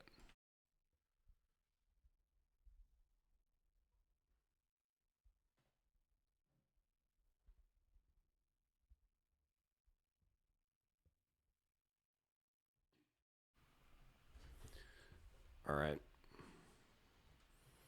going to try standing up. If you read the description, you'll know why.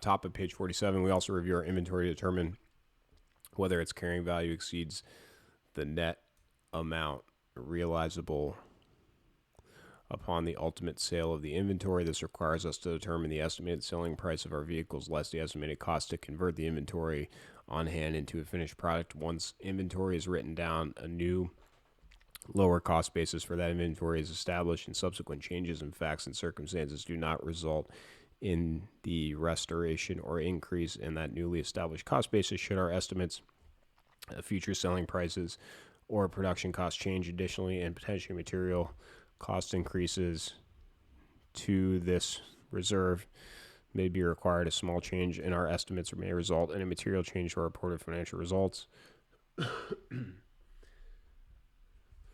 Warranties. We provide a manufacturer's warranty on all new and used vehicles and production powertrain components and systems we sell. In addition, we also provide a warranty on the installation components of the energy generation and storage systems we sell for periods typically between 10 and 25 years. We accrue a warranty reserve for the products sold by us, which includes our best estimate of the projected costs to repair or replace items under warranty under warranties and recalls. When identified, these estimates are based on actual claims incurred to date and an estimate of the nature, frequency, and cost of future claims. These estimates are inherently uncertain given our relatively short history of sales, and changes to our historical or projected warranty experience may cause material changes to the warranty reserve in the future. The warranty reserve does not include projected warranty costs associated with our vehicles subject to lease accounting and our solar energy systems under lease contracts or PPAs. As the cost to repair these warranty claims are expensed as incurred. The portion of the warranty reserve expected to be incurred within the next 12 months is included within accrued liabilities and other, while the remaining balance is included within other long-term liabilities on the consolidated balance sheets. Warranty expenses are recorded as a component of the cost of revenues in the consolidated statements of operations. Thank you, sir. Have a great one. Stock-based compensation. We use the fair value method of accounting for our stock options and restricted stock units, RSUs, granted to employees, and our employee stock purchase plan, the ESPP, to measure the cost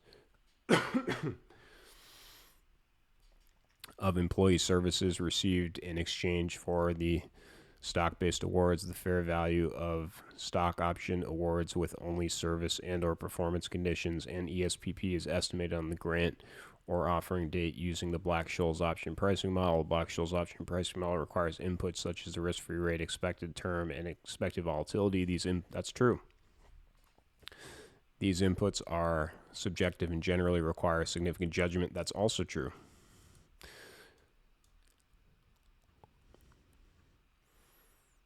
The fair value of RSUs is measured on the grant date based on the closing fair market value of our common stock. The resulting cost is recognized over the period during which an employee is required to provide service in exchange for the awards, usually the vesting period, which is generally 4 years for stock options and RSUs and 6 months for the ESPP. Stock-based compensation expense is recognized on a straight line basis net of actual forfeitures in the period.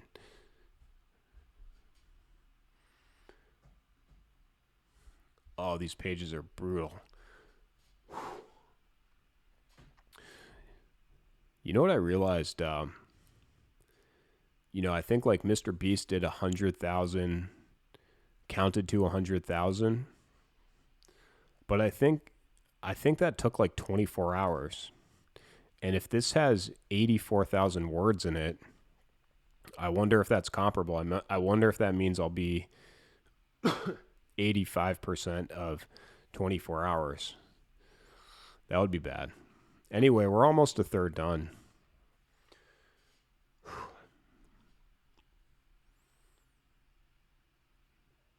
And we've been going 4.5 hours. So yeah, probably it could be 15 hours.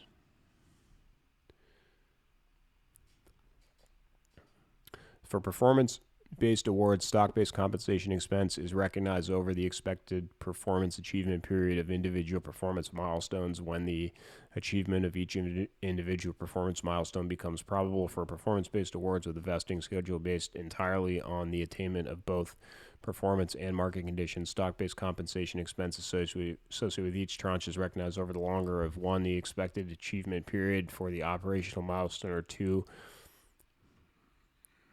operation milestone for such tranche, and 2, the expected achievement period for the related market capitalization milestone determined on the grant date beginning at the point in time when the relevant operational milestone is considered probable of being met. If such operational milestone becomes probable any time after the grant date, we will recognize a cumulative catch-up expense from the grant date to that point in time if the related market capitalization milestone is achieved earlier than its expected achievement period and the achievement of the related operational milestone, then the stock-based compensation expense will be recognized over the expected achievement period for the operational milestone, which may accelerate the rate at which such expense is recognized. If additional operational milestones become probable, stock-based compensation expense will be recorded in the period it becomes probable, including cumulative catch-up expense for the service provided since the grant date. The fair value of such awards is estimated on the grant date using Monte Carlo simulations. That's pretty cool.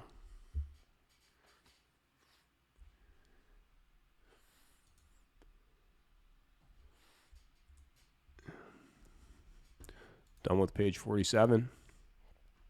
Also, to anybody listening, I really hope you subscribe. This is really hard. Page 48. But we're in good shape. As we accumulate additional employee stock-based awards data over time, and as we incorporate market data related to our common stock, we may calculate significantly different volatilities in expected lives, which could materially impact the valuation of our stock-based awards and stock-based compensation expense that we recognize in future periods. Stock-based compensation expense is recorded in cost of revenues, research and development expense, and selling general administrative expense in the consolidated statements of operations. Income taxes. We are subject to federal and state taxes in the U.S. and in many foreign jurisdictions. Significant judgment is required in determining our provision for income taxes or deferred tax assets and liabilities, and any valuation allowance recorded against our net deferred tax assets. We make these estimates and judgments about our future taxable income that are based on assumptions that are consistent with our future plans. Tax laws, regulations, and administrative practices may be subject to change due to economic or political conditions, including fundamental changes to the tax laws applicable to corporate multinationals. The U.S., many countries in the European Union, and a number of other countries are actively considering changes in this regard. As of December 31, 2019, we had a recorded full valuation allowance on our net U.S. deferred tax assets because we expect that it is more likely than not that our U.S. deferred tax assets will not be realized in the foreseeable future. Should the actual amount differ from our estimates, the amount of our valuation allowance could be materially impacted.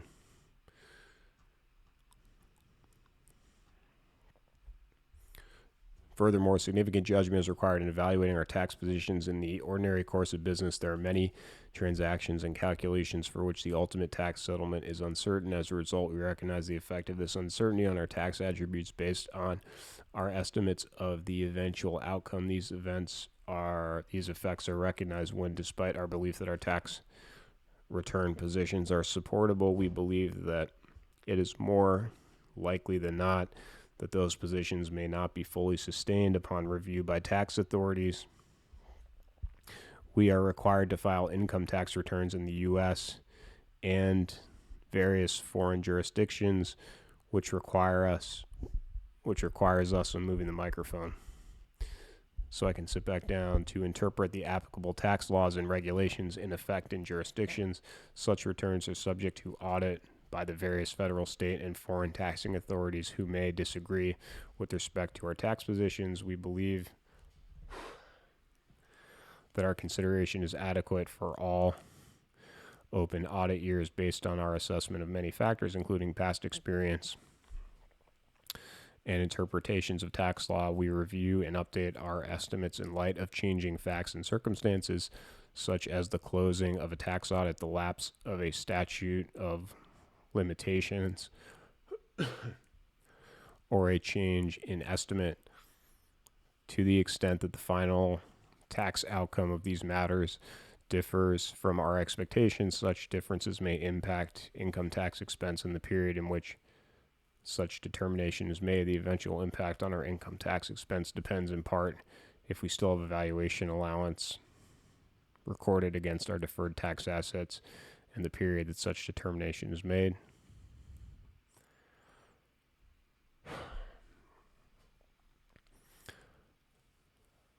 Bottom of page 48 for anybody following along.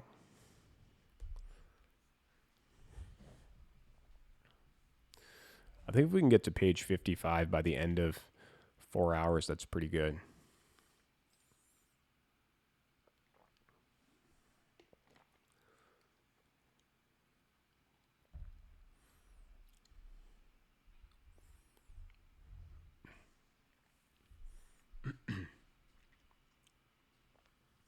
Principles of consolidation. The consolidated financial statements reflect our accounts and operations and those of our subsidiaries in which we have a controlling financial interest. In accordance with the provisions of ASC 810 consolidation, we consolidate any variable interest entity, VIE, of which we are the primary beneficiary. We form VIEs with our financing fund investors in the ordinary course of business to facilitate the funding and monetization of certain attributes associated with our solar energy systems and leases under our direct vehicle leasing programs. The typical condition for a controlling financial interest ownership is holding a majority of the voting interests of an entity. However, controlling financial interest may also exist in entities such as VIEs through arrangements that do not involve controlling voting interests. ASC 810 requires a variable interest holder to consolidate a VIE if that party has the power to direct the activities of the VIE that most significantly impact the VIE's economic performance and the obligation to absorb losses of the VIE that could potentially be significant to the VIE, or the right to receive benefits from the VIE that could potentially be significant to the VIE. We do not consolidate a VIE in which we have a majority ownership interest when we are not considered the primary beneficiary. That makes sense. We have determined that we are the primary beneficiary of all the VIEs. We evaluate our relationship with all the VIEs on an ongoing basis to ensure that we continue to be the primary beneficiary. All intercompany transactions and balances have been eliminated upon consolidation. Done with page 48. Coming into some numbers. Non-controlling interests. I have been having a little bit of water. Not much of anything else. I don't know why you'd care. I don't know why I just said that. Sorry, let me get right back into it.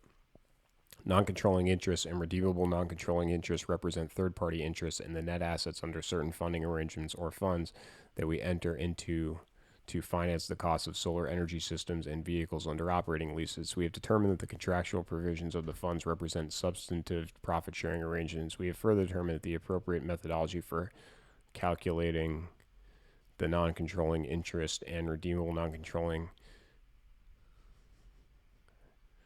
interest balances that reflects the substantive profit sharing arrangements is a balance sheet approach using the hypothetical liquidation at book value HLBV method. We therefore determine the amount of the non-controlling interest and redeemable non-controlling interest in the net assets of the funds at each balance sheet date using the HLBV method, which is presented on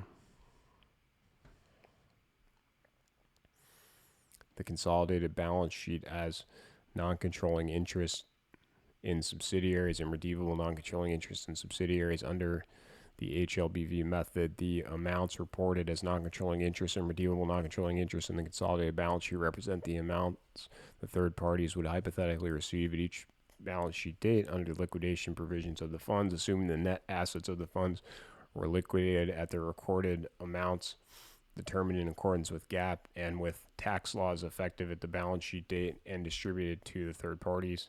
The third parties' interests and the results of operations of the funds are determined as the difference in the non-controlling interest and redeemable non-controlling interest balances in the consolidated balance sheets between the start and the end of each reporting period after taking into account any capital transactions between the funds and the third parties. However, the redeemable non-controlling interest balance is at least equal to the redemption amount.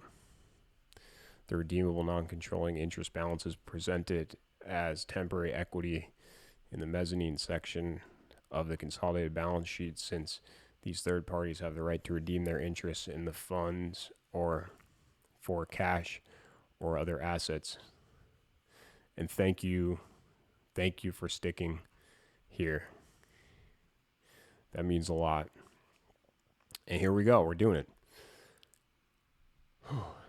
Results of operations. I think that's a new section. Revenues. Year ended December 31st, 2019 versus 2018 change, 2018 versus 2017 change, dollars and millions.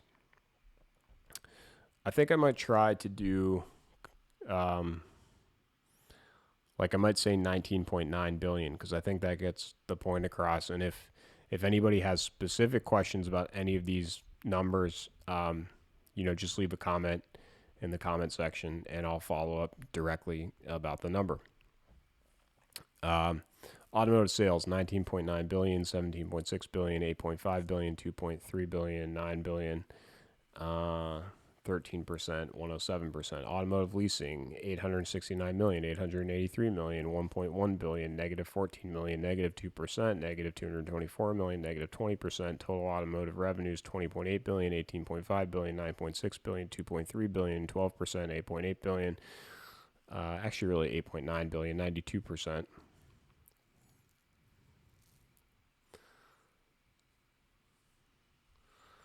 Services and other, 2.2 billion, 1.4 billion, 1 billion, 800 million, 60%, 390 million, 39%. Total automotive and services and other segment revenue, 23 billion, 19.9 billion, 10.6 billion, 3.1 billion, 16%, 9.2 billion, 87%. Energy generation and storage segment revenue, 1.5 billion, 1.5 billion, 1.1 billion, negative 24 million, negative 2%, 439 million, 39%. Total revenues, 24.5 billion. It's really 0.6, 21.5 billion, 11.8 billion, 3.1 billion, 15%, 9.7 billion, 83%. Haha, you can tell her that's fine. She's probably sleeping. Automotive and services and other segment.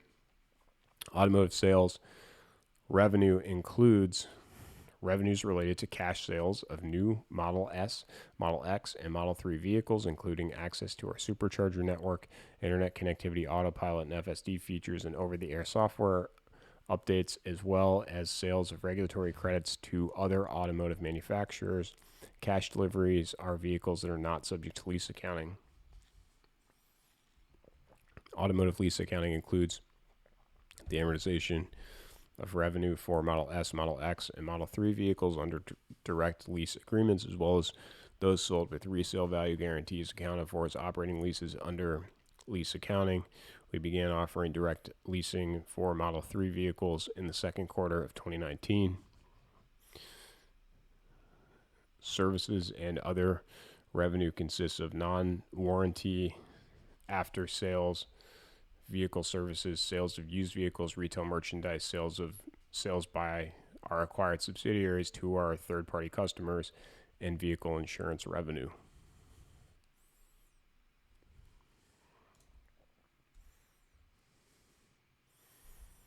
Carl Sagan. I have to look that up. I don't know what that is. It sounds cool.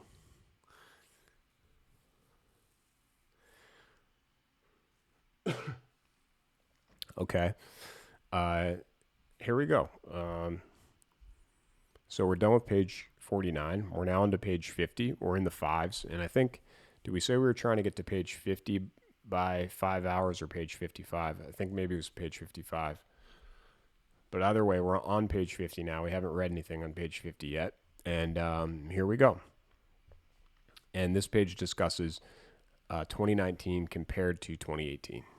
So, automotive sales revenue increased 2.32 billion or 13% in the year ended December 31st, 2019 as compared to the year ended December 31st, 2018, primarily due to an increase of 137,969 Model 3 cash deliveries from production scaling and an increase of 175 million in sales of regulatory credits to 594 million. The increase was partially offset by a decrease of 30,487 Model S and Model X cash deliveries. The deliveries in the year ended December 31st, 2019 were at lower average selling prices than the prior year due to price adjustments we made to our vehicle offerings and the introduction of lower-end Model 3 trims in 2019 due to price adjustments, we estimated that there is a greater likelihood that customers will exercise their buyback options that were provided prior to such adjustments.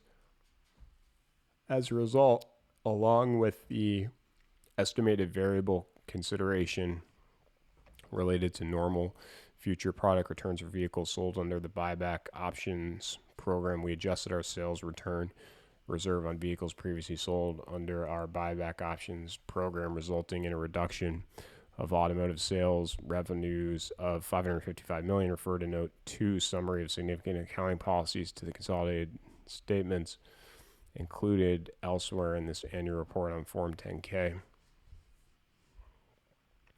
Automotive leasing revenue decreased $14 million or 2% in the year ended December 31st, 2019 as compared to the year ended December 31st, 2018. The decrease is primarily due to a decrease in cumulative vehicles under our resale value guarantee leasing program, which are accounting for as operating leases. The decrease is partially offset by an increase in cumulative vehicles under our direct vehicle leasing program, partially due to the introduction of Model 3 direct lease in the second quarter of 2019.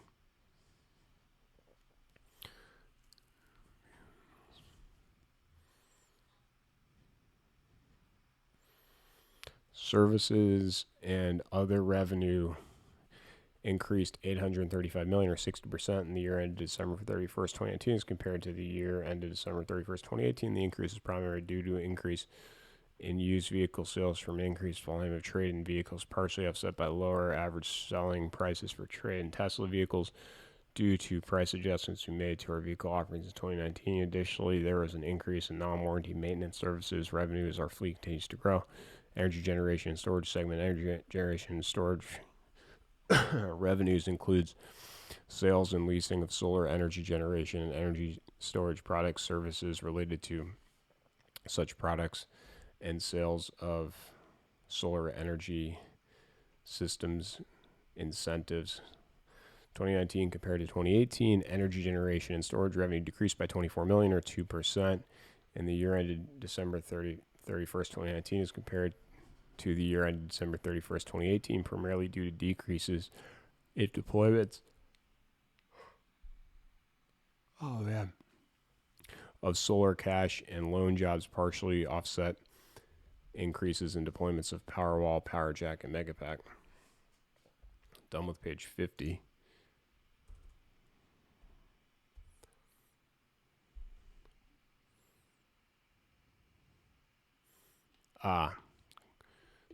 Carl Sagan, physicist. Is anyone else out there, or did the 24 people in the chat room all fall asleep? I think there's a high likelihood that people fell asleep. I think that happens all the time. Also, we're probably interested in the race between battery and electric, and we really haven't had any movement there for quite some time. So we're on page 51. We're hoping to we've got 10 minutes to get to page 55, which I guess means going through 4 pages. Cost of revenue and gross margin. Year ended December 31st, 2019 versus 2018 change, 2018 versus 2017 change. Dollars and millions, 2019, 2018, 2017. Dollars percent. Cost of revenues, automotive sales, $15.9 billion, $13.7 billion, $6.7 billion, $2.3 billion, 16%, $7 billion, 104%. Automotive leasing, $459 million, $488 million, $708 million, negative $29 million, negative 6%, negative $220 million, negative 31%. Total automotive cost of revenues, $16.4 billion, $14.2 billion, $7.4 billion, $2.2 billion, 16%, $6.7 billion, 91%. Services and other, $2.8 billion, $1.9 billion, $1.2 billion, $890 million, 47%. $651 million, 53%.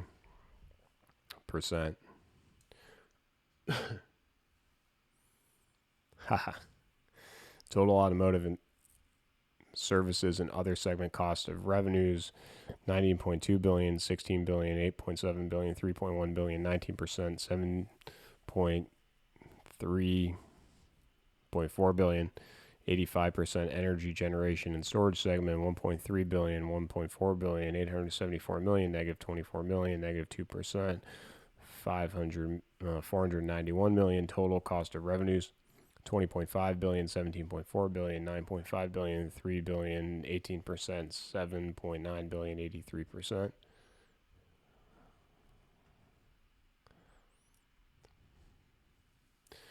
Gross profit total automotive, 4.4 billion, 4.3 billion, 2.2 billion. Gross margin total automotive, 21%, 23%, 23%.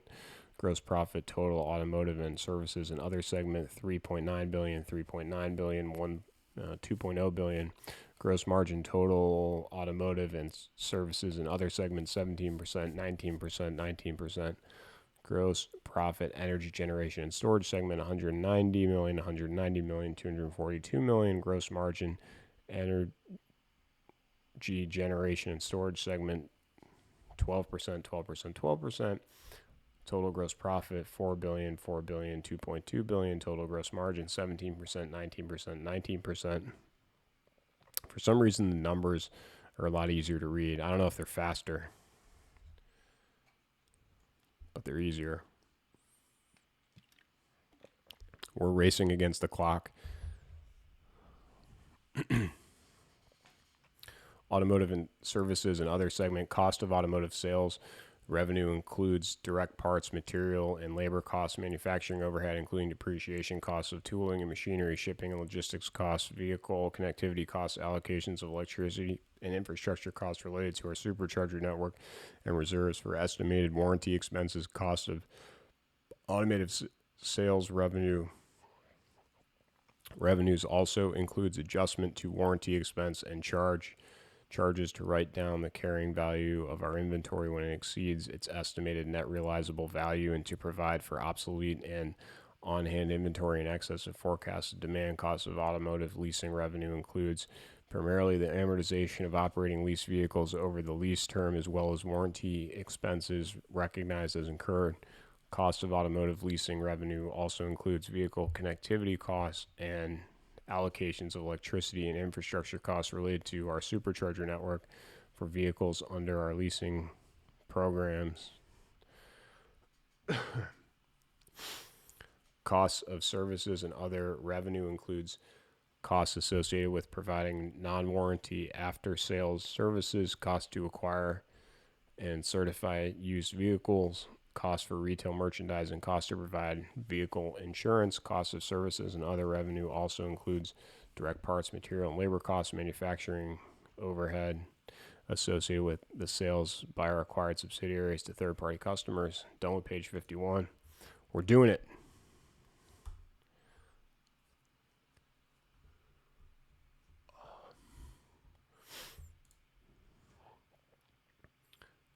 We could get there. 2019 compared to 2018. Cost of automotive sales revenue increased 2.25 billion or 16% in the year ended December 31st, 2019 as compared to the year ended December 31st, 2018, primarily due to an increase of 137,969 Model 3 cash deliveries and higher average Model S and Model X cost per unit compared to the prior year due to the discontinuation of lower-end trims in 2019. The increases were partially offset by a decrease of 30,487 Model S and Model X cash deliveries and a decrease in average Model 3 cost per unit compared to the prior year, primarily due to lower-end trims introduced in 2019 and temporary underutilization of manufacturing capacity at lower production volumes in the first half of 2018. Additionally, due to price adjustments we made to our vehicle offerings in 2019, we estimated there's a greater likelihood that customers will exercise their buyback options that were provided to such adjustments. If customers elect to exercise the buyback options, we expect to be able to subsequently resell the returned vehicles, which resulted in a reduction of automotive cost of sales of 451 million for the year ended December 31st, 2019. Refer to Note 2, Summary of Significant Accounting Policies to the consolidated statements included elsewhere in this annual report Form 10-K. I wonder if we already read that. I don't remember. That's awesome. Glad to read it. Glad to provide the service. And I'm glad you're enjoying it. Cost of automotive. Let's see if we're going to hit. It's going to be close. I don't think we're going to make 55. Cost of automotive leasing revenue decreased $29 million or 6% in the year ended December 31st, 2019 compared to the year ended December 31st, 2018. The decrease was primarily due to a decrease in cumulative vehicles under our resale value guarantee leasing programs, which are accounted for as operating leases. The decrease was partially offset by an increase in cumulative vehicles under our direct vehicle leasing program, partially due to the introduction of Model 3 leasing in the second quarter of 2019. Cost of services and other revenue increased $890 million or 47% in the year ended December 31st, 2019 as compared to the year ended December 31st, 2018. The increase was primarily due to the cost of used vehicle sales from the increased volumes of trade-in vehicles. Additionally, there were increases in the costs of our new service centers, additional service personnel in existing and new service centers, mobile service capabilities, parts distribution centers, and investment in new body shops to provide maintenance services to our rapidly growing fleet of vehicles. Gross margin for total automotive decreased from 23% to 21% in the year ended December 31st, 2019 as compared to the year ended December 31st, 2018, primarily due to lower Model S and Model X margins from lower selling prices due to price adjustments we made to our vehicle offerings in 2019, a higher proportion of Model 3 as a percentage of our total automotive sales compared to the prior period. Additionally, the price adjustments also resulted in a reduction in gross automotive sales profit of $104 million from the adjustment of our sales return reserve on vehicles previously sold under our buyback options program. The decrease was partially offset by improvement of Model 3 margins compared to the prior year as we achieved additional manufacturing efficiencies in the production of Model 3 and an increase of $175 million in sales of regulatory credits. Gross margin for total automotive and services and other segment decreased from 19% to 17% in the year ended December 31st, 2019 as compared to the year ended December 31st, 2018, primarily due to the automotive gross margin impacts discussed above and a higher proportion of services and other within the segment, which operates at lower gross margins than our automotive business.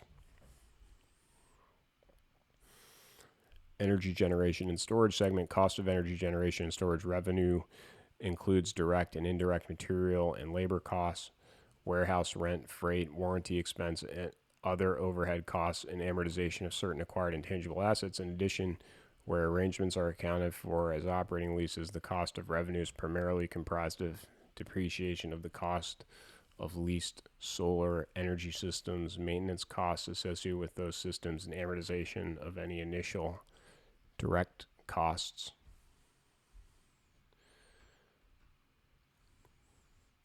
The bottom of page 52 for anybody following along. 2019 compared to 2018, cost of energy generation and storage revenue decreased by $24 million or 2% in the year ended December 31st, 2019 as compared to the year ended December 31st, 2018. The decrease was primarily due to a decrease in deployments of solar cash and loan jobs, partially offset by increases in deployments of Powerwall, PowerJack, and Megapack. Done with page 52. This is the first kind of page we've got really with like a mix of numbers and text.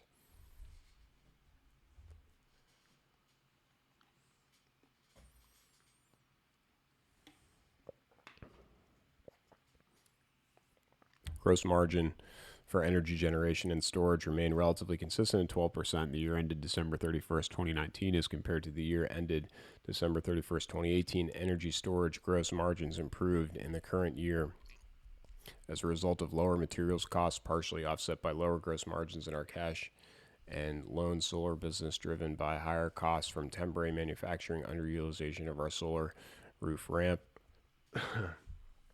Research and development expense, dollars and millions. Year ended December 31st, 2019 versus 2018 change, 2018 versus 2017 change, 2019, 2018, 2017, dollar percent, research and development, 1.3 billion, 1.5 billion, 1.4 billion, negative 117 million, negative 8%, 82 million, 6%. As a percentage of revenues, 5%, 7%, 12%. Again, it's crazy that they go backwards. Not crazy, just different than I usually look at things.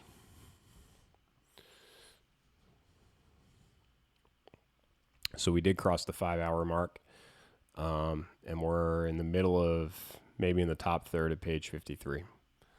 I think there are 156 pages. I don't want to scroll forward because I don't want to lose my place or jeopardize what we have so far.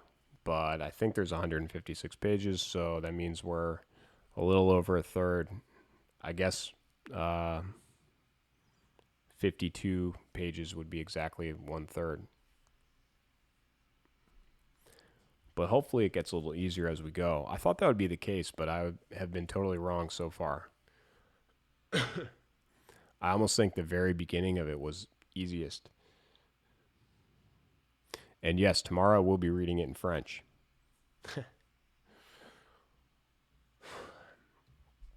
Research and development R&D expenses consist primarily of personnel costs for our teams in engineering and research, manufacturing, engineering, and manufacturing test organizations, prototyping expense, contract and professional services, and amortized equipment expense. R&D expenses as a percentage of revenue decreased from 7% to 5% in the year ended December 31st, 2019, as compared to the year ended December 31st, 2018. The decrease is primarily from an increase in overall revenues from our expanding sales, as well as from our focus on increasing operational efficiency and process automation. Our efforts to scale down and optimize our cost structure relative to the size of our business.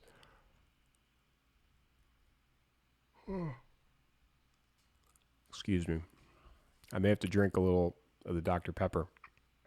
R&D expenses decreased. I'm going to worry what it might do to the throat. That's all right. R&D expenses decreased 117 million or 8% in the year ended December 31st, 2019 compared to the year ended December 31st, 2018. The decrease was primarily due to a $95 million decrease in employee and labor-related expenses from cost efficiency initiatives and a $26 million increase in professional and outside service expenses. Selling, general, and administrative expense. Year ended December 31st, 2019 versus 2018 change, 2018 versus 2017 change, dollars and millions, 2019, 2018, 2017, dollar percent, selling general administrative, 2.7 billion, 2.8 billion, 2.5 billion, negative 189 million, negative 7%, 358 million, 14% as a percentage of revenues, 11%, 13%, 21%. Oh, live videos cannot go over 12 hours? I thought it was 24. Yikes. All right. Well, there's only one thing to do, which is hurry up. Selling, general administrative expenses generally consist of personnel and facilities costs related to our stores, marketing, sales, executive finance, human resources, information technology, and legal organizations, as well as fees for professional and contract services and litigation settlements. SG&A expenses as a percentage of revenue decreased from 13% to 11% in the year ended December 31, 2019, as compared to the year ended December 31, 2018. The decrease was primarily from an increase in overall revenues from our expanding sales, as well as from our focus on increasing operational efficiency and process automation. Our efforts to scale down and optimize our cost structure relative to the size For business, SG&A expenses decreased 189 million or 7% in the year ended December 31st, 2019 as compared to the year ended December 31st, 2018. The decrease was primarily due to a 302 million decrease in employee and labor-related expenses from decreased headcount and cost efficiency initiatives, partially offset by 112 million increase in stock-based compensation expense. The increase in stock-based compensation expense is primarily related to the 2018 CEO Performance Award, as we recorded a 17 million cumulative catch-up expense for the service provided from the grant date when an additional operational milestone was considered probable of being met in the fourth quarter of 2019. Additionally, the expense period was shorter in the year prior as it commenced upon the grant approval date of March 21st, 2018. Oh, it is 12. All right. Thank you also for running point on that research. So we'll just keep going quickly. And more important now than ever, just to get to page 55. Page 55 is the intermediate goal. Restructuring and other. Year ended December 31st, 2019 versus 2018 change, 2018 versus 2017 change, dollars and millions, 2019, 2018, 2017, dollar percent, restructuring and other, 149 million, 135 million, 14 million, 10%, 135 million as a percentage of revenues, 1%, 0%. During the year ended December 31st, 2019, we carried out certain restructuring actions in order to reduce costs and improve efficiency. As a result, we recognized 50 million of costs primarily related to employee termination expenses and losses from closing certain stores impacting both segments. We recognized 47 million in impairment related to IPR&D, intangible asset, as we abandoned further development efforts. Refer to note 4, goodwill and intangible assets for details, and 15 million for the related equipment within the energy generation and storage segment. We also incurred a loss of 37 million for closing operations in certain facilities on the statement of cash flows. The amounts were presented in the captions in which such amounts would have been recorded absent the impairment charges. The employee termination expenses were substantially paid by December 31st, 2019, while the remaining amounts were non-cash. During the year ended December 31st, 2018, we carried out certain restructuring actions in order to reduce costs and improve efficiency, and recognized 37 million of employee termination expenses and estimated losses from subleasing a certain facility. The employee termination cash expenses of 27 million were substantially paid by the end of 2018, while the remaining amounts were non-cash.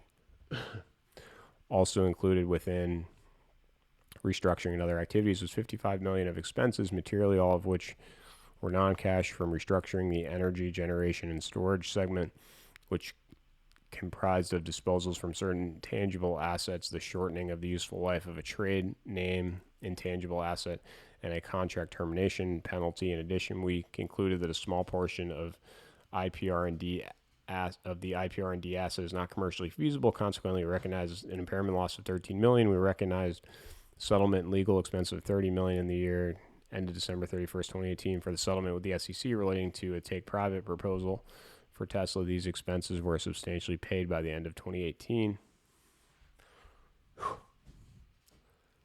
Okay. Interest expense. Year ended December 31, 2019 versus 2018 change, 2018 versus 2017 change, dollars and millions, 2019, 2018, 2017, dollar percent, interest expense, 685 million, 663 million, 471 million, 22 million, 3%, 192 million, 41% as a percentage of revenues, 3%, 4%. Interest expense increased by 22 million or 3%. And the year ended December 31st, 2019 as compared to the year ended December 31st, 2018. The increase was primarily due to an increase in our average outstanding indebtedness at relatively consistent weighted average interest rates as compared to the year ended December 31st, 2018.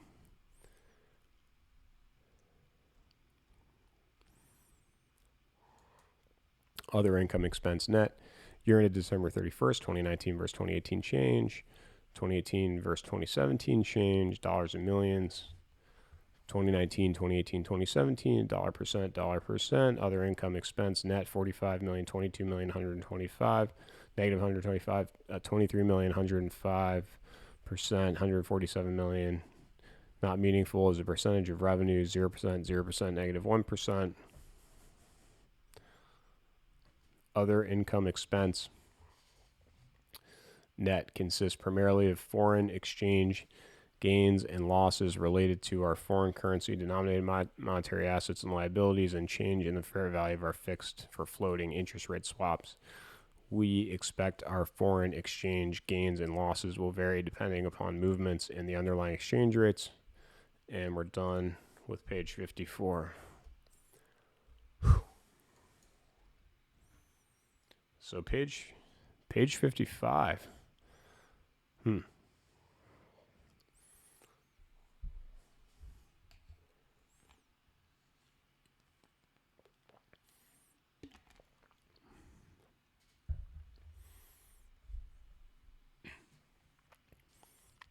Other income expense net increased by $23 million or 105% in the year ended December 31st, 2019 as compared to the year ended December 31st, 2018. The change is primarily due to favorable fluctuations in foreign currency exchange rates offset by losses from interest rate swaps related to our debt facilities year over year. Provision for income taxes year ended December 31, 2019 versus 2018 change, 2018 versus 2017 change, dollars and millions, 2019, 2018, 2017, dollar percent, provision for income taxes, 110 million, 58 million, 32 million, 52 million, 90%, 26 million, 81%, effective tax rate, negative 17%, negative 6%, negative 1%. Our provision for income taxes increased by 52 million or 90% in the year ended December 31st, 2019 as compared to the year ended December 31st, 2018, primarily due to the increase in taxable profits in certain foreign jurisdictions year over year. Tell me why 55 is the best page. Net income loss attributable to non-controlling interest and redeemable non-controlling interest. Year ended December 31st, 2019 versus 2018 change, 2018 versus 2017 change, dollars and millions, 2019, 2018, 2017, dollar percent, net income loss attributable to non-controlling interest and redeemable non-controlling interest in subsidiaries, 87 million, negative 87 million, negative 279 million, 174 million, not meaningful, 192 million, down 69%. 514.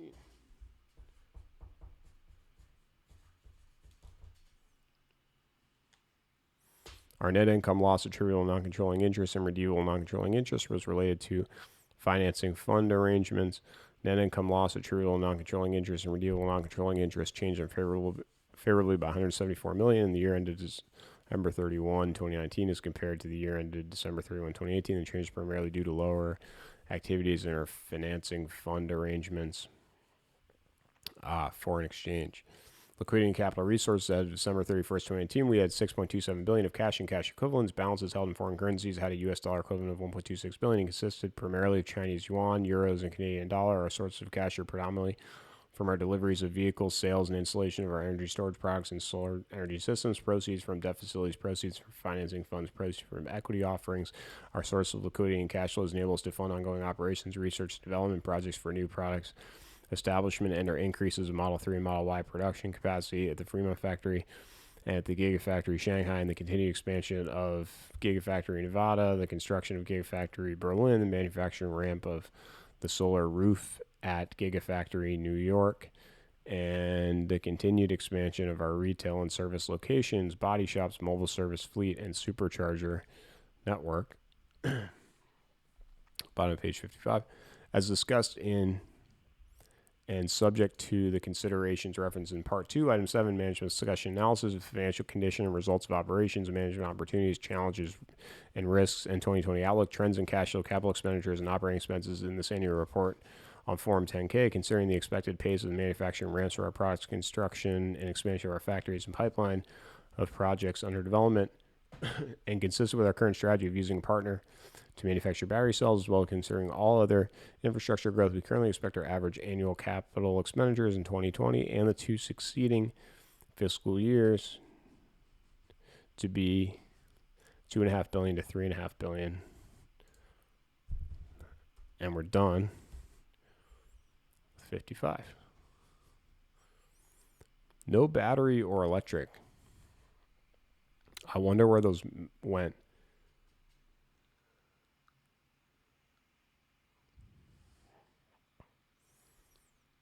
Man, I gotta look a little bit.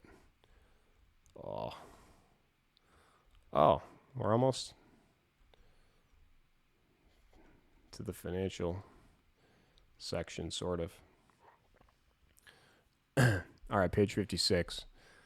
We expect that the cash we generate from our core operations will generally be sufficient to cover our future capital expenditures and, oh, that's interesting, generate, and to pay our near-term debt obligations, though we may choose to seek alternative financing sources. For example, we expect that much of our investment in Gigafactory Shanghai will continue to be funded through indebtedness arranged through local financial institutions in China, such as the RMB 9.0 billion or the equivalent amount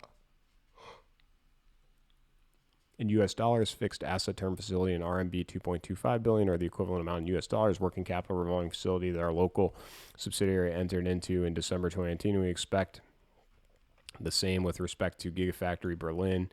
As always, we continually evaluate our capital expenditure needs and may decide it is best to raise additional capital to fund the rapid growth of our business and to further strengthen our balance sheet for general corporate purposes. We have an agreement to spend or incur $5 billion in combined capital operational expenses, cost of goods sold, and other costs in the state of New York during the 10-year period following full production at Gigafactory New York. We anticipate meeting these obligations through our operations of this facility and other operations with the state of New York, and we not believe we face a significant risk of default. We expect that our current source of liquidity, together with our projection of cash flows from operating activities, will provide us with adequate liquidity over the next 12 months. A large portion of our future expenditures is to fund our growth, and we can adjust our capital and operating expenditures by operating segment, including future expansions of our product offerings, retail and service locations, body shops, mobile service fleet, and supercharger network. We may need or want to raise additional funds in the future, and these funds may not be available to us when we need or want them, or at all. If we cannot raise additional funds when we need or want them, our operations and prospects could be negatively affected.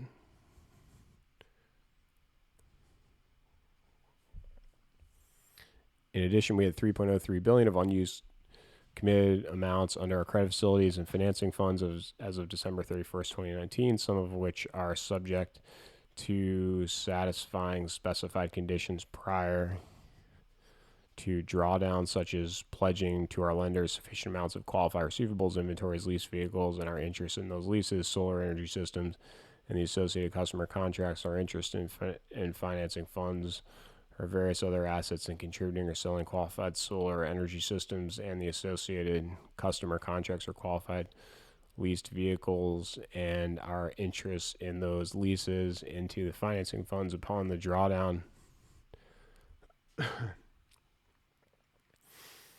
of any unused committed amounts. There are no restrictions on use of available funds for general corporate purposes. For details regarding our indebtedness and financing funds, refer to Note 12, Debt, and Note 17, Variable Interest Entity arrangements to the consolidated financial statements included elsewhere in the annual report, Form 10-K.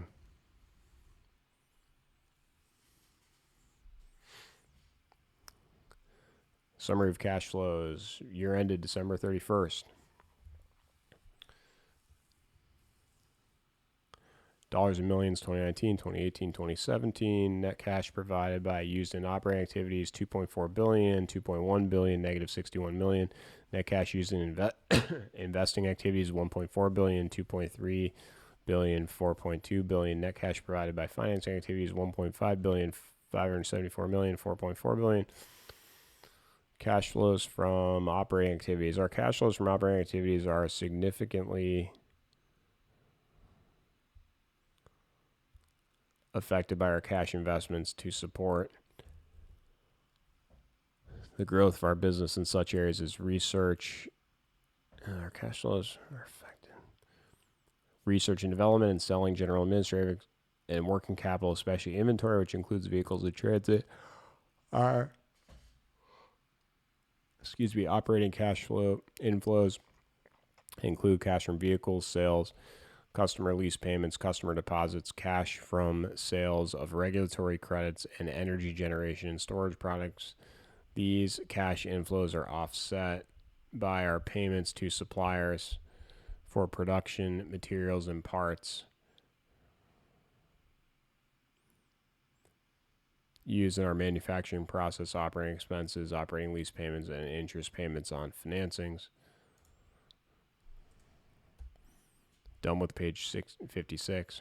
It's funny, you would think I'd forget to change the page number, but the pages go so slowly that it's like a milestone when you even finish one page. And if we had started at page 100 and we're not even there yet, we'd just be done, probably. So, yeah, I don't know. It's going to be hard to do this in 12 hours. Maybe things will start going a lot faster.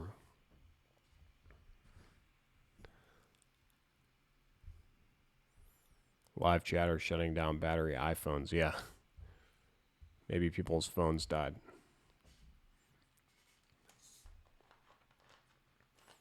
Have some Dr. Pepper.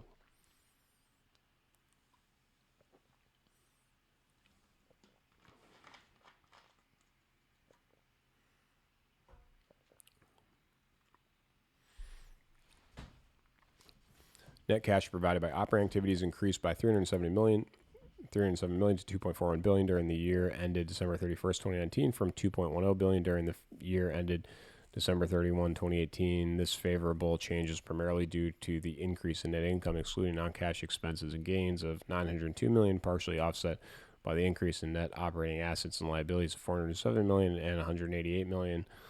Of the repayment of our 0.25% convertible notes due in 2019, which is classified as an operating activity, as this represented an interest payment on the discounted convertible notes. The increase in net operating assets and liabilities was mainly driven by a smaller increase in accounts payable and accrued liabilities in 2019 as compared to 2018, as we were ramping for Model 3 production in 2018 and a larger increase in operating lease vehicles in 2019 as compared to 2018 as we began offering Model 3 leasing in 2019. The increase in net operating assets and liabilities was partially offset by a smaller increase in inventory and a larger increase in deferred revenue in 2019 as compared to 2018.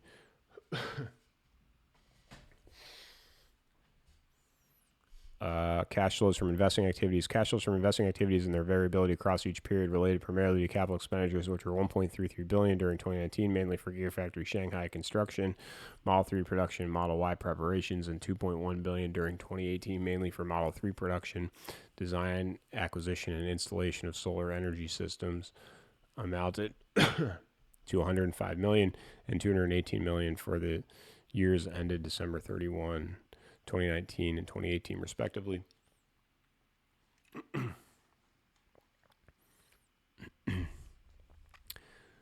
Cash flows from financing activities. Cash flows from financing activities during the year ended December 31, 2019, consisted primarily of $1.82 billion from the issuance of 2% convertible notes, senior notes due in 2024 notes, net of transaction costs, and $848 million from the issuance of common stock, net of underwriting discounts in registered public offerings, $736 million of net borrowings under loan agreements entered into by certain Chinese subsidiaries, $394 million of net borrowings for automotive asset-backed notes, and $174 million from the issuance of warrants in connection with the offering of the 2024 notes. These cash inflows were partially offset by $732 million portion of the repayment of our 0.25% convertible notes due in 2019 that was classified as financing activity, of $566 million repayment for 1.65% convertible senior notes due in 2019, and purchase of convertible note hedges of $476 million in connection with the offering of the 2024 notes, and a collateralized lease payment of $389 million. C Note 12 debt. In Note 2, summary significant accounting policies to the consolidated financial statements included elsewhere in this annual report on Form 10-K for further details regarding our debt obligations and collateralized borrowings, respectively.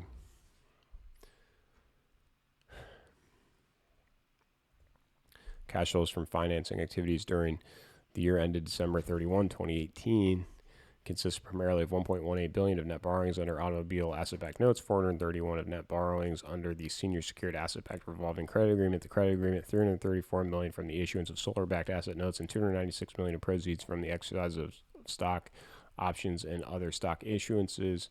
These cash inflows were partially offset by net repayments of $582 million of our vehicle lease-back loan and security agreements, the warehouse agreement, and collateralized lease repayments of $559 million, and repayments of $230 million of the 2.75% convertible senior notes due on November 1st, 2018, and repayments of $210 million under the revolving aggregation credit facility.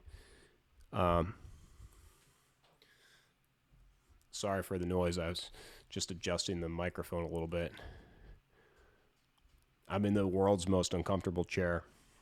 Actually, not anymore because I'm standing. It's a folding metal chair with no pad or anything else or arms. Ha. Liking the voice. All right, we're on page 58. And I'm going ahead a little bit because something really exciting happens when we get to after we get to finish page 60. And maybe things will speed up a little bit, and I don't know. I may just try to make a real push to get us done. Wow, we're already at 5.5 hours almost. Okay, contractual obligations. We are party to contractual obligations involving commitments to make payments to third parties, including certain debt financing arrangements and leases, primarily for stores, service centers, certain manufacturing and corporate offices. These also include, as part of our normal business practices, contracts with suppliers for purchases of certain raw materials, components, and services to facilitate adequate supply of these materials and services, and capacity reservation contracts. The following table set forth as of December 31, 2019, certain significant obligations that will affect our future liquidity in millions. Year ended December 31, total 2020, 2021, 2022, 2023, 2024, thereafter. Operating lease obligations, including imputed interest, $1.5 billion, $296 million, $262 million, $210 million, $173 million, $146 million, $372 million. Finance lease obligations, including imputed interest, $1.8 billion, $474 million, $478 million, $600 million, $225 million, $5 million, $13 million. Purchase obligations.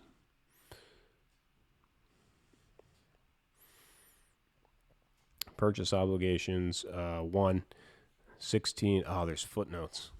Of course. 16.3 billion, 5.7 billion, 2.9 billion, 3.6 billion, or is it 3.7 billion and 3.0 billion? 4.0 billion, 24 million. Debt including scheduled interest, 14 billion, 1.8 billion, 2.6 billion, 2.3 billion, 2 billion, 2.6 billion, 2.8 billion total, 33.6 billion, 8.3 billion, 6.3 billion, 6.7 billion, 6.3 billion, 2.8 billion, 3.2 billion. And it doesn't say it here, but I'll just say it. If you're listening, footnote 1, it just says 1, but not footnote. So footnote 1, these amounts represent 1, purchase orders of $2.5 billion issued under binding and enforceable agreements with all vendors as of December 31, 2019. And 2, $13.79 billion in other estimable purchase obligations pursuant to such agreements, primarily relating to the purchase of lithium-ion cells produced by Panasonic at Gigafactory, Nevada, including any additional amounts we may have to pay vendors if we do not meet certain minimum purchase obligations in cases where no purchase orders were outstanding. I don't want to see.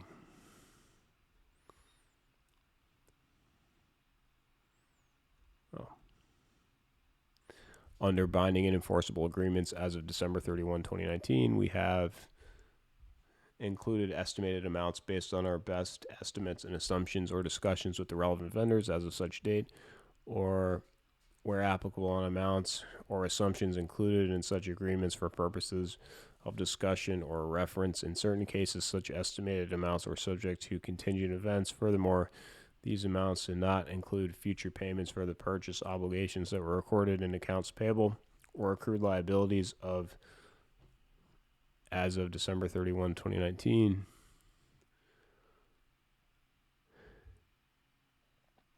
Debt, including scheduled interest, includes our non-recourse. The job. Yeah.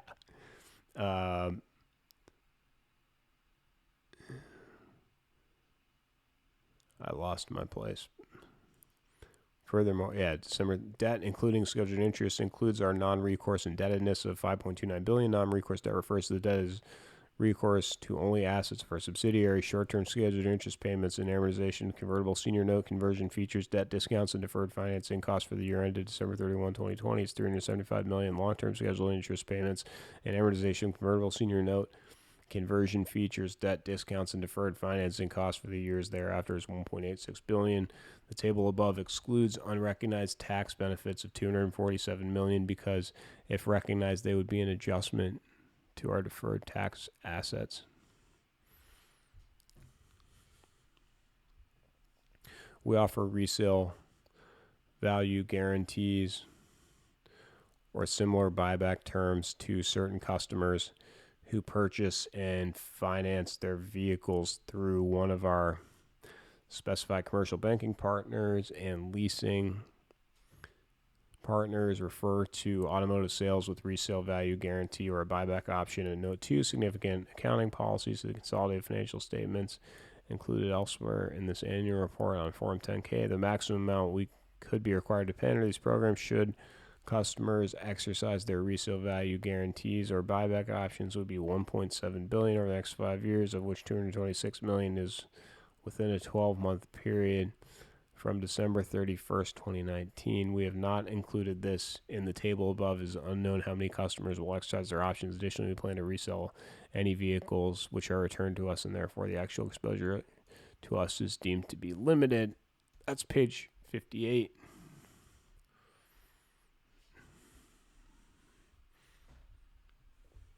Or no, wait.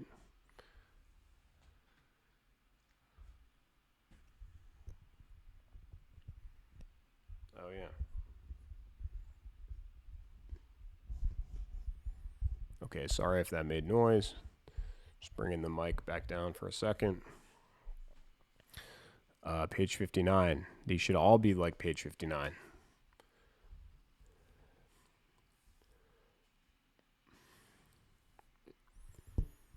And after the section, probably take a break.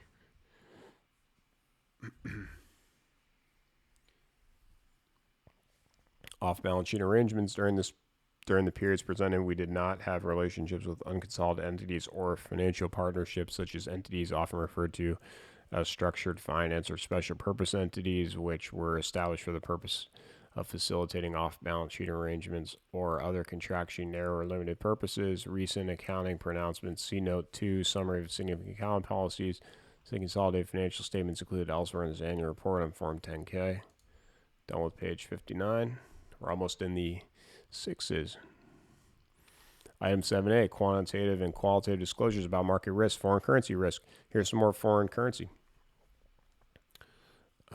We transact business globally in multiple currencies and hence have foreign currency risk related to our revenue, cost of revenue, and operating expenses denominated in currencies other than the U.S. dollar, primarily the euro, the Japanese yen, Canadian dollar, Chinese yuan, and Norwegian krona.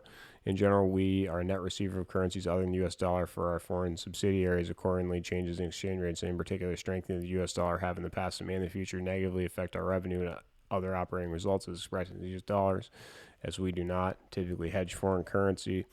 We have also experienced and will continue to experience fluctuations in our net income loss as a result of gains, losses on the settlement and the remeasurement of monetary assets and liabilities denominated in currencies that are not the local currency, primarily consisting of our intercompany and cash equivalents balances. For the year ended December 31, 2019, we recognized a net foreign currency gain of $48 million. In other expense income net, with our largest remeasurement exposures from the U.S. dollar, British pound, and Canadian dollars, or subsidiaries are denominated in various local currencies. For the year ended December 31st, 2018, we recognize a net foreign currency gain of $2 million in other expense income net, with our largest remeasurement exposures from the euro, new Taiwan dollar, and Canadian dollar. We consider the historical trends in foreign currency exchange rates and determine that it's reasonably possible that adverse changes in foreign currency rates 10% for all currencies could be experienced in the near term. These changes were applied to our total monetary assets and liabilities denominated in currencies other than local currencies at the balance sheet date to compute the impact these changes would have had on our net income before loss before income taxes. These changes would have resulted in an adverse impact of $362 million at December 31, 2019, and $176 million at December 31, 2018, assuming no foreign currency hedging. Interest rate risk. We are exposed to interest rate risk on our borrowings that bear interest at floating rates pursuant to our risk management policies. In certain cases, we utilize derivative instruments to manage some of this risk. We do not enter into derivative instruments for trading or speculative purposes. A hypothetical 10% change in our interest rates would have increased or decreased our interest expense for the years ended December 31, 2019 and 2018 by $8 million and $9 million respectively. We're in the sixes. Haha. Music. I actually can't play music. It's a long story. I would love to play music.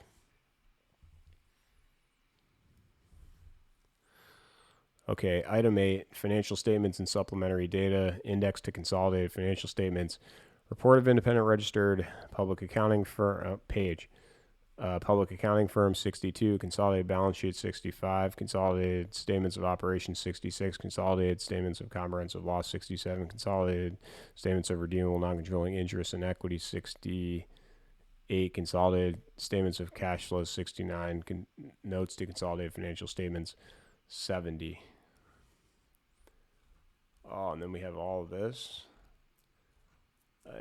It's the accounting letter. Okay. No problem. That was great to get through that page. Sort of interesting that the accountants, I guess, crossed some stuff out.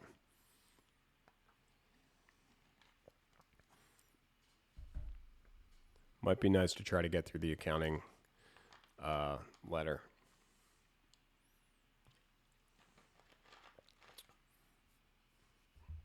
This will be boilerplate for a lot of people, no new information. But maybe there will be.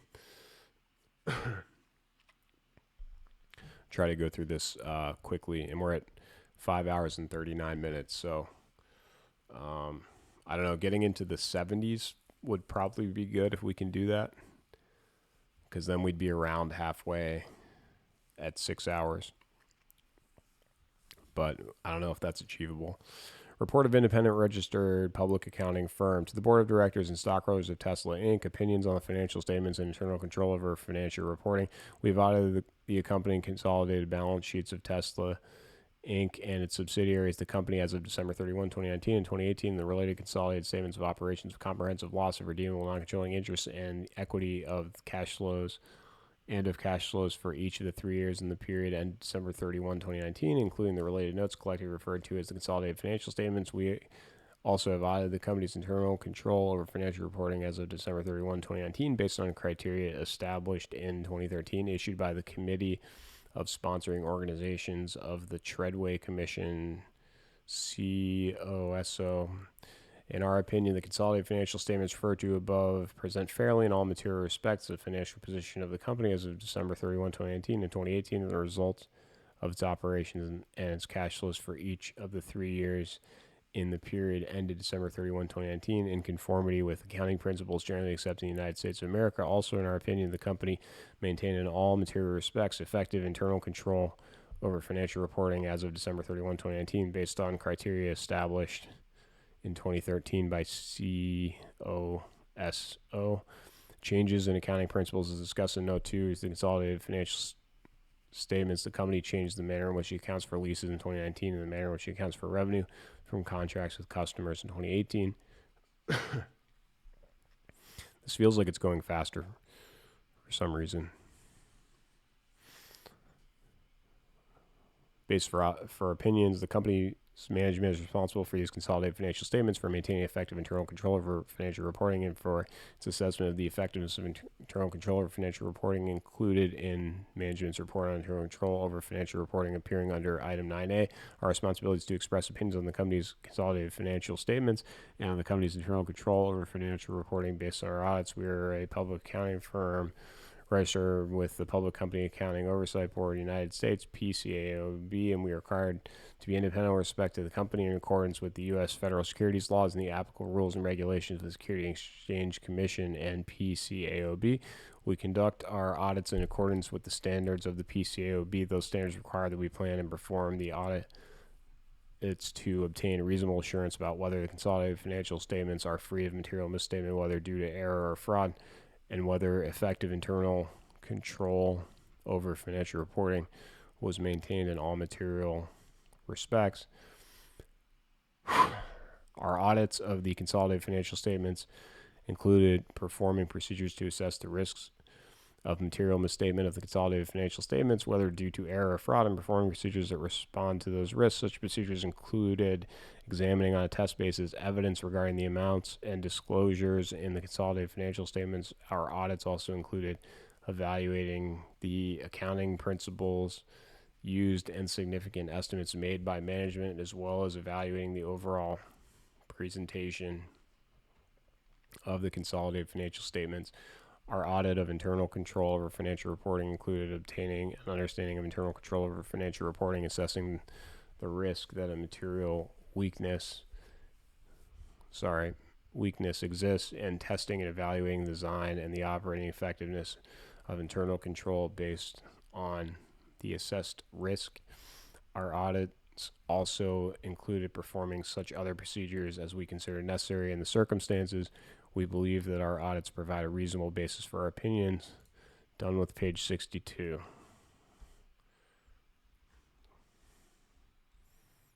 Ooh.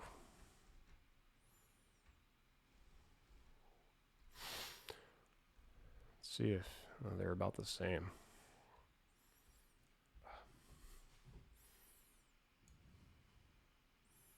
Try this.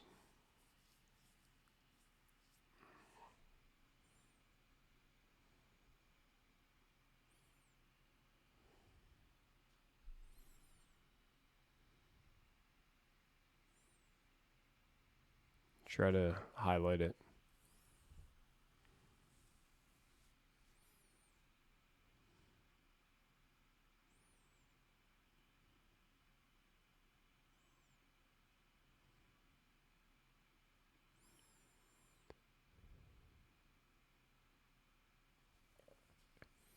Okay, so battery still at 69, electric still at 47. Compares to what we need to find 74 and 61. And we're at the top of page 63. This is pretty horrendous. I was not expecting this. I think I miscalculated something. But anyway, here we go. Definition and limitations of internal control over financial reporting. A company's internal control over financial reporting is a process designed to provide reasonable assurance. I made the brightness too low. Regarding the reliability of financial reporting and the preparation of financial statements for external purposes in accordance with generally accepted accounting principles, a company's internal control over financial reporting includes those basic policies and procedures that, one, pertain to the maintenance of records that, in reasonable detail, accurately and fairly reflect the transactions and dispositions of the assets of the company, provide reasonable assurance that transactions are recorded as necessary to permit preparation of financial statements in accordance with generally accepted accounting principles, and that receipts and expenditures of the company are being made only in accordance with authorizations of management and directors of the company, and 3, provide reasonable assurance regarding prevention or timely direction of unauthorized acquisition, use, or disposition of the company's assets that could have a material effect on the financial statements. Because of its inherent limitations, internal control over financial reporting may not prevent or detect misstatements. Also, projections of any evaluation of effectiveness to future periods are subject to the risk that controls may become inadequate because of changes in conditions, or that the degree of compliance with the policies or procedures may deteriorate.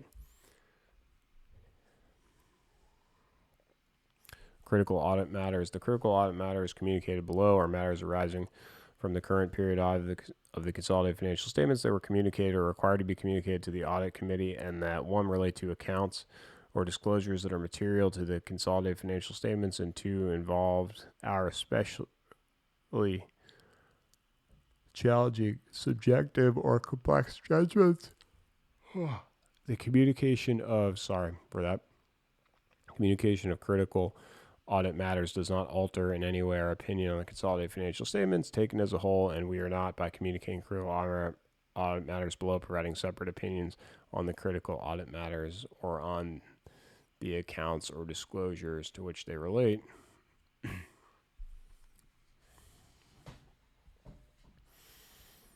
Automotive sales to customers with a resale value guarantee buyback option. As described in Note 2 to the consolidated financial statements, the sales return reserve related to resale value guarantees or buyback options was $639 million as of December 31, 2019, of which $93 million was short-term. The company offers some customers resale value guarantees or buyback options. Under these programs, the company receives full payment for the vehicle's sales price at the time of delivery, and the customer has the option of selling their vehicle back to the company during the guarantee period for which for a predetermined resale value. In circumstances where management does not believe the customer has a significant economic incentive to exercise the resale value guarantee or buyback option provided to them, the company recognizes revenue when control transfers upon delivery to a customer as a sale with the right of return. In circumstances where management believes the customer has a significant economic incentive to exercise the resale value guarantee or buyback option, the company recognizes the transaction as an operating lease. Management's determination of whether there is a significant economic incentive includes comparing and considering a vehicle's estimated market value at the time the option is exercisable.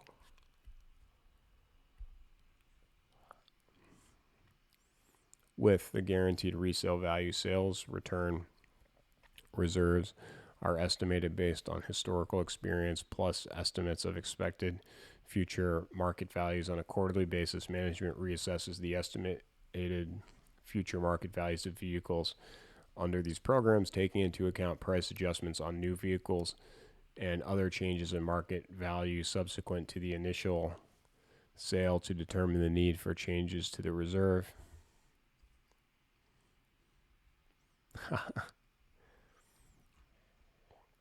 The principal considerations for our determination that performing procedures relating to automotive sales to customers with a resale value guarantee or buyback option is a critical audit matter are there was significant judgment by management in determining the sales return reserve when customers do not have a significant economic incentive to exercise their option.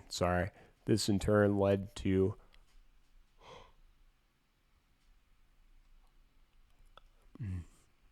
a high degree of auditor judgment, subjectivity, and effort in performing procedures and evaluating evidence in the sales return reserve when customers do not have a significant economic incentive.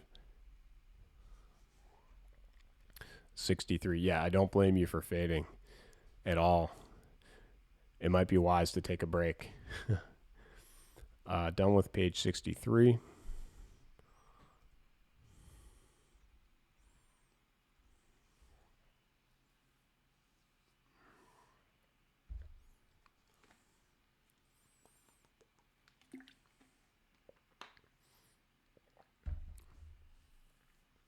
And the last page of the accounting letter. Oh boy. Addressing the matter involved performing procedures and evaluating audit evidence in connection with forming our overall opinion on the consolidated financial statements. These procedures included testing the effectiveness of controls relating to automotive revenue recognition for sales to customers with a resale value guarantee or buyback option, as well as the related sales return reserve, including controls over management's estimate of expected future market values and historical experience. These procedures also included, among others, testing management's process for determining whether customers have a significant economic incentive to exercise their put rights under the resale value guarantee and buyback option programs, and if not, the related sales return reserve. This included evaluating the appropriateness of the model applied to the reasonableness of significant assumptions, including historical experience and the estimated expected future market value in the comparison to guaranteed resale amounts, evaluating assumptions related to historical experience and estimated expected future market values involved evaluating whether the assumptions used were reasonable considering current and past performance and consistency with evidence obtained in other areas of the audit. Procedures were performed to evaluate the reliability, completeness, and relevance of management's data used in the development of the historical experience assumption. Automotive warranty reserve, as described in Note 2, that might be a good place to stop, honestly, in 4 or 5 pages. As described in Note 2, where are we? Oh, we haven't hit 6 hours yet. To the consolidated financial statements, total accrued warranty, which primarily relates to the automotive segment, was $1,089,000,000 as of December 31, 2019. The company provides a manufacturer's warranty on all new and used Tesla vehicles. As described in Note 2, a warranty reserve is accrued for these products sold. Sure, I get that. As described in Note 2, a warranty reserve is accrued for these products sold, which includes management's best estimate of the projected cost to repair or replace items under warranty, including recalls when identified. These estimates are based on actual claims incurred to date and an estimate of the nature, frequency, and cost of future claims. The principal considerations for our determination that performing procedures relating to the automotive warranty reserve is a critical audit matter are there was significant judgment by management in determining the warranty reserve. This in turn led to significant auditor judgment, subjectivity, and effort in performing procedures to evaluate the estimate of the nature, frequency, and cost of future claims, and the audit effort involved the use of professionals with specialized skill and knowledge addressing the matter, involved performing procedures and evaluating audit evidence in connection with forming our overall opinion on consolidated financial statements. These procedures included testing the effectiveness of controls relating to management's estimate of the automotive warranty reserve, including controls over management's estimate of the nature, frequency, and cost of future claims, as well as the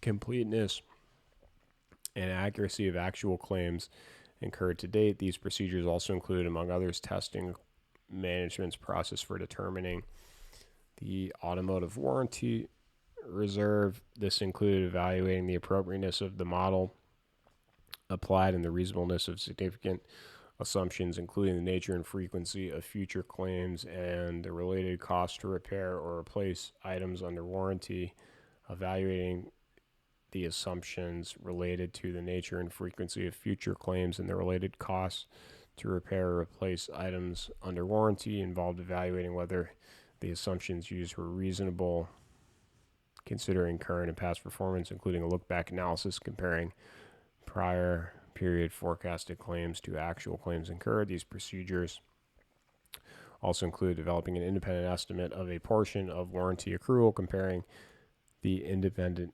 estimate to management's estimate to evaluate the reasonableness of the estimate, and testing the completeness and accuracy of historical vehicle claims. Procedures were performed to test the reliability, completeness, and relevance of management's data related to the historical claims process, and that such claims were appropriately used by management in the estimation of future claims.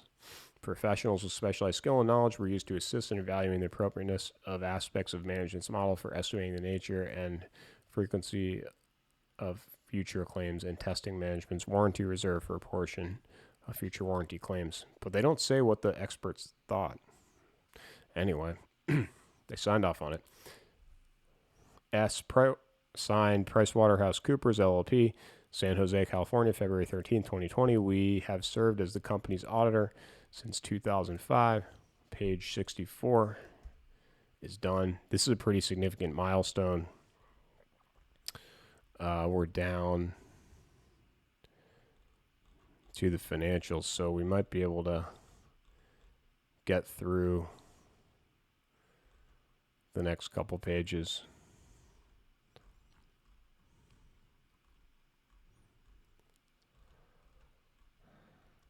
in decent time.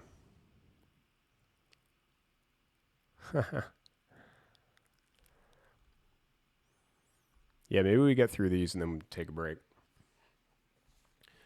Tesla Inc. consolidated balance sheets in millions except per share data.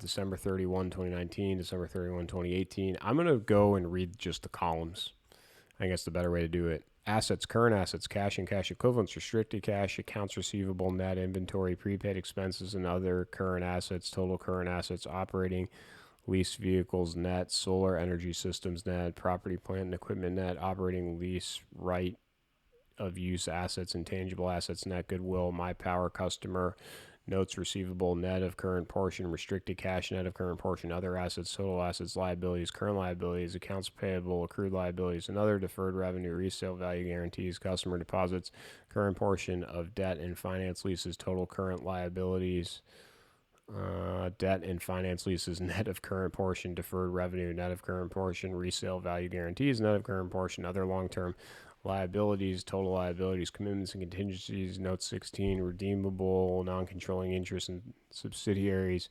equity and stockholders' equity, preferred stock, 0.1 penny par value, 100 shares authorized, no shares issued and outstanding, common stock, 0.1 penny par value, 2,000 shares authorized, 181 and 173 shares issued and outstanding as of December 31, 2019 and 2018 respectively. Additional paid in capital, accumulated other comprehensive loss, accumulated deficit, total stockholders equity, non-controlling interest in subsidiaries, total liabilities and equity,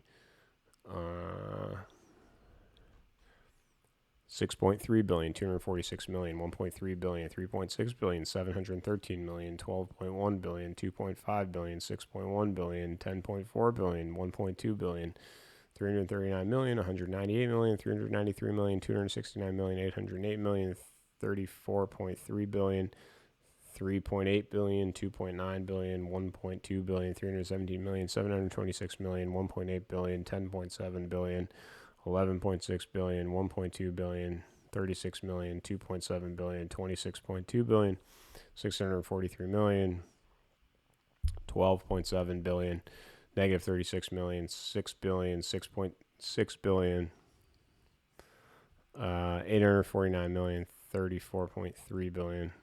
Looks like we may have just lost the stream for a second, but I think we're back. And we just crossed the 6-hour mark. Maybe that did something.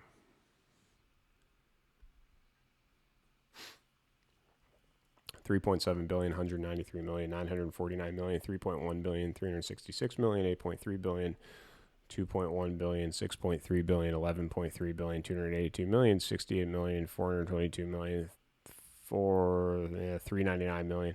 No, 398 million, 572 million, 29.7 billion, 3.4 billion, 2 billion, 630 million, 503 million, 793 million, 2.6 billion, 10 billion, 9.4 billion, 991 million, 329 million, 2.7 billion, 23.4 billion, 556 million, 0, 10.2 billion, negative 8 million, negative 5.3 billion, 4.9 billion, 834 million, 29.7 billion.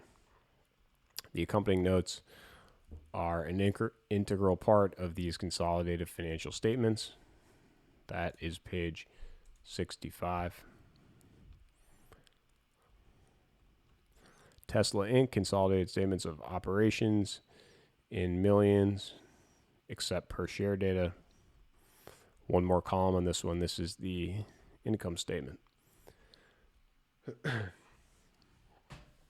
Revenues, automotive sales, automotive leasing, total automotive revenues, energy generation and storage services and other total revenues, cost of revenues, automotive sales, automotive leasing, Total automotive cost of revenues, energy, generation and storage, services and other.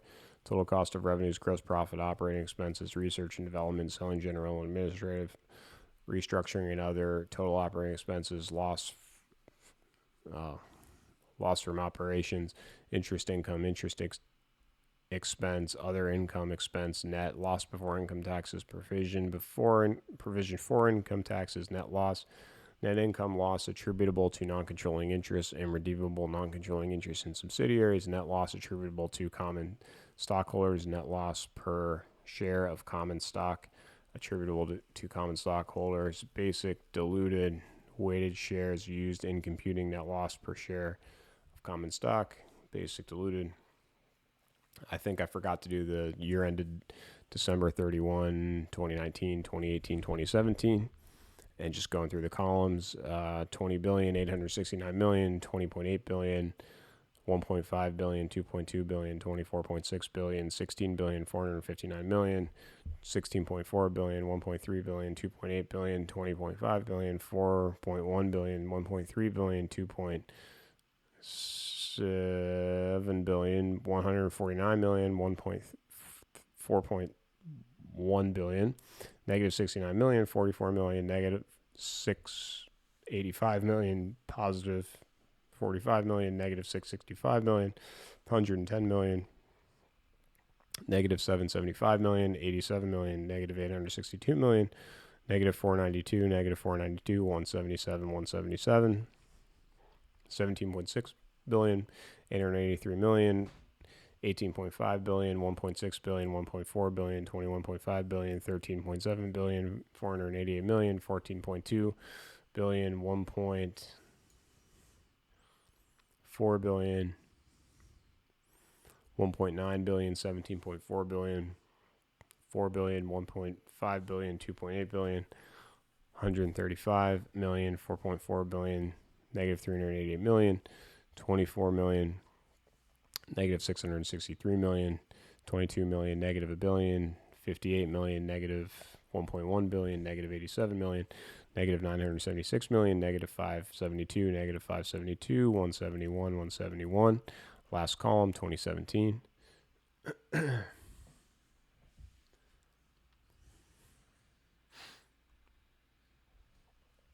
8.5 billion, 1.1 billion, 9.6 billion, 1.1 billion, 1 billion, 11.8 billion, 6.7 billion, 708 million, 7.4 billion, 874 million, 1.2 billion, 9.5 billion, 2.2 billion, 1.4 billion, 2.5 billion, 3.9 billion, 1.6 billion, 19 million, negative 471 million, negative 125 million, negative 2.2 billion, 32 million, negative 2.2 billion, negative 279 million, negative 1.9 billion, negative 1183, negative 1183, 166, 166. The accompanying notes are an integral part of these consolidated financial statements, and that is page 66. Page 67 is going to be a quick one, at least relatively speaking. Tesla Inc. consolidated statements of comprehensive loss in millions, year ended December 31, 2019, 2018, 2017. Net loss, negative 775.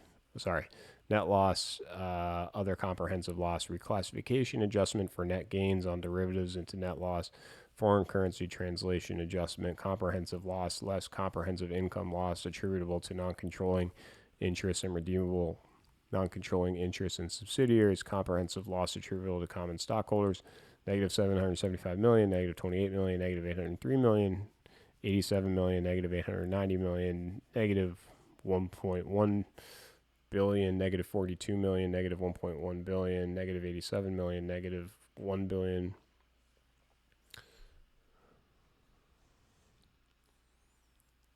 That's weird. Oh, I get, okay. Negative 2.2 billion, negative 6 million.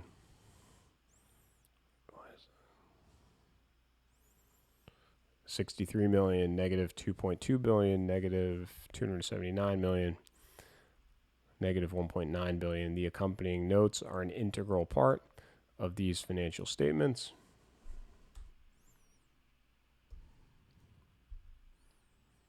done with page 67.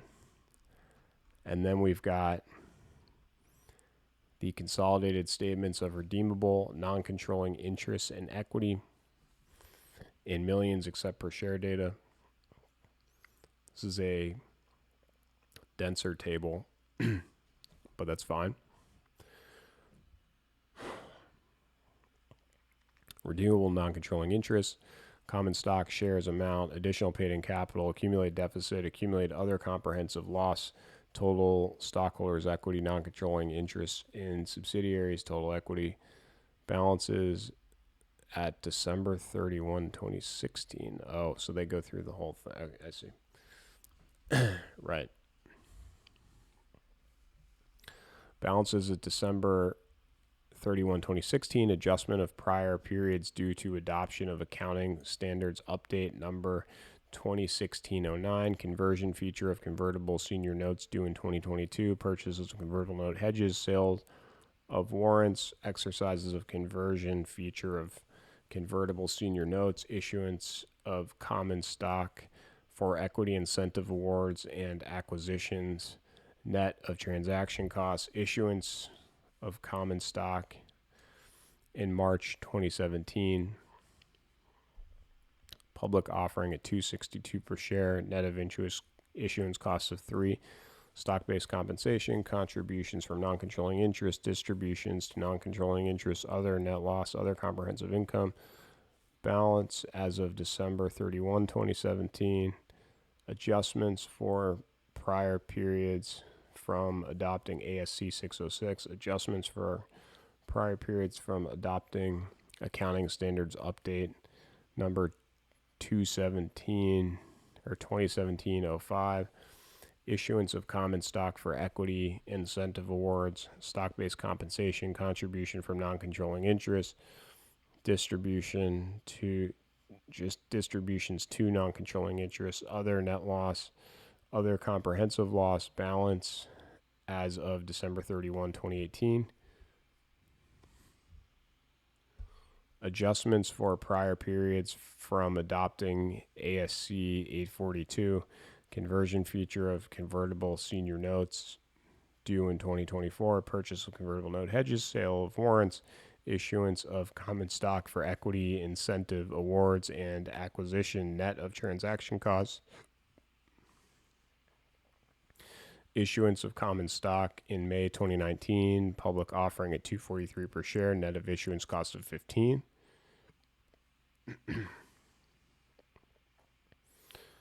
Their issuance costs in 2016 were a lot lower, and the share price was higher.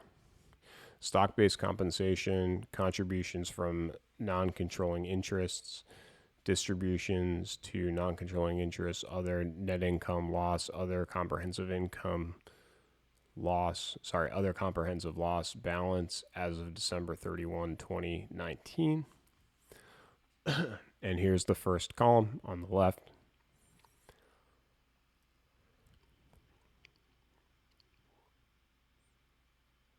Yeah, people aren't too chatty. Maybe some people fell asleep.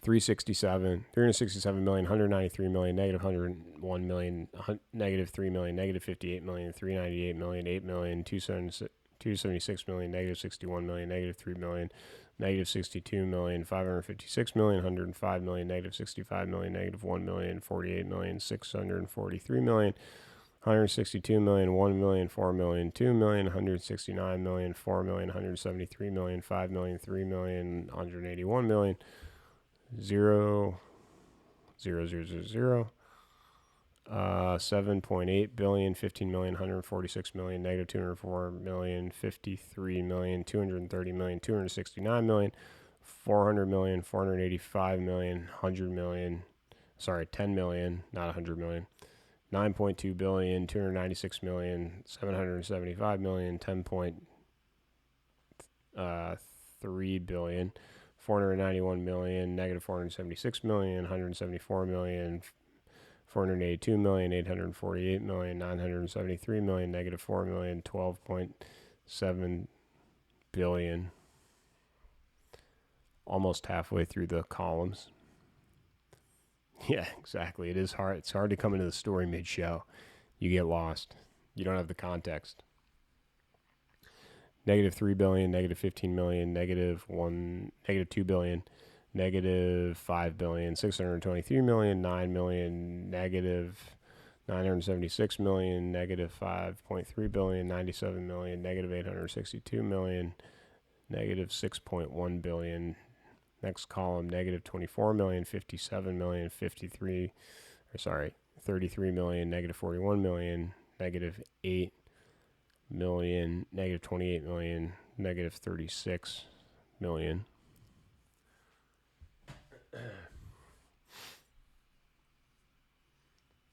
Third to last column, total stockholders' equity. This is probably how I should have read it. 4.8 billion. I feel like I already did this column. No, I didn't. 4.8 billion, 146 million, negative 204 million, 53 million, 230 million, 269 million, 400 million, 485 million, 10 million, negative 1.962 billion, 57 million, 4.2 billion, 623 million, 9 million, 296 million, 775 million, negative 976 million, negative 41 million, 4.9 billion, 97 million, 491 million, negative 476 million, 174 million, 482 million, 848 million, 973 million, negative 4 million, negative 862 million, negative 28 million, 6.6 billion. Second to last column, 785 million, 597 million, negative 164 million, negative 221 million, 997 million, negative 89 million, 161 million, negative 210 million, negative 25 million, negative 834 million, 174 million, negative 198 million, 39 million, 849 million. Final column, total equity 5.5 billion, 146 million, negative 204 million, 53 million, 230 million, 269 million, 400 million, 485 million, 597 million, negative 164 million, 10 million, negative 2.2 billion, 57 million, 5.2 billion.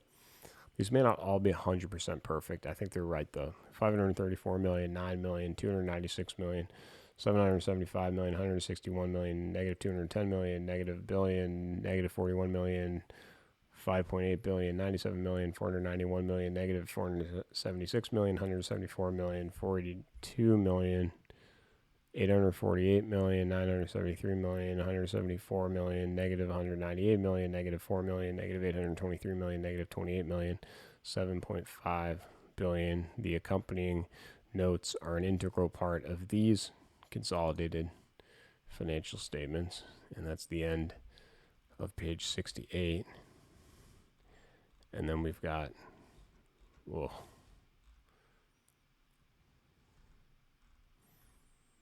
actually some of these pages look short. And then we've got this cash flow statement. Okay, gotcha. Well, be careful because people can read this later. So I won't say your full name out loud, but great meeting you, and thanks for being part of the skeleton crew and lead scout. Part of the 10K Army. The elite force that is the Tesla 10K Army. There you go. Just in case, you never know. But you're good now. Tesla Inc. consolidated statements of cash flows in millions. Year ended December 31, 2019, 2018, 2017. I'll just go through the line items and then do the columns. Cash flow statement. We're at 6 hours and 16 minutes, and it's pretty close because we're on page 69, and so we're coming up on almost halfway. And you know what? I am going to check to see. Oh, wait. Oh, yeah, 156. Okay. Man, it's weird. It seems so short. Like, wait, does it? It almost seems like we skip numbers. 129, 130, 36, 140. No, we really don't. It seems like we're a lot closer, I think, than we are. Man. So we're right here. And what have we done? See, it doesn't even look like we've done that much. I just have to read faster. Sorry for the mouse. I think I just have to read faster. I think we're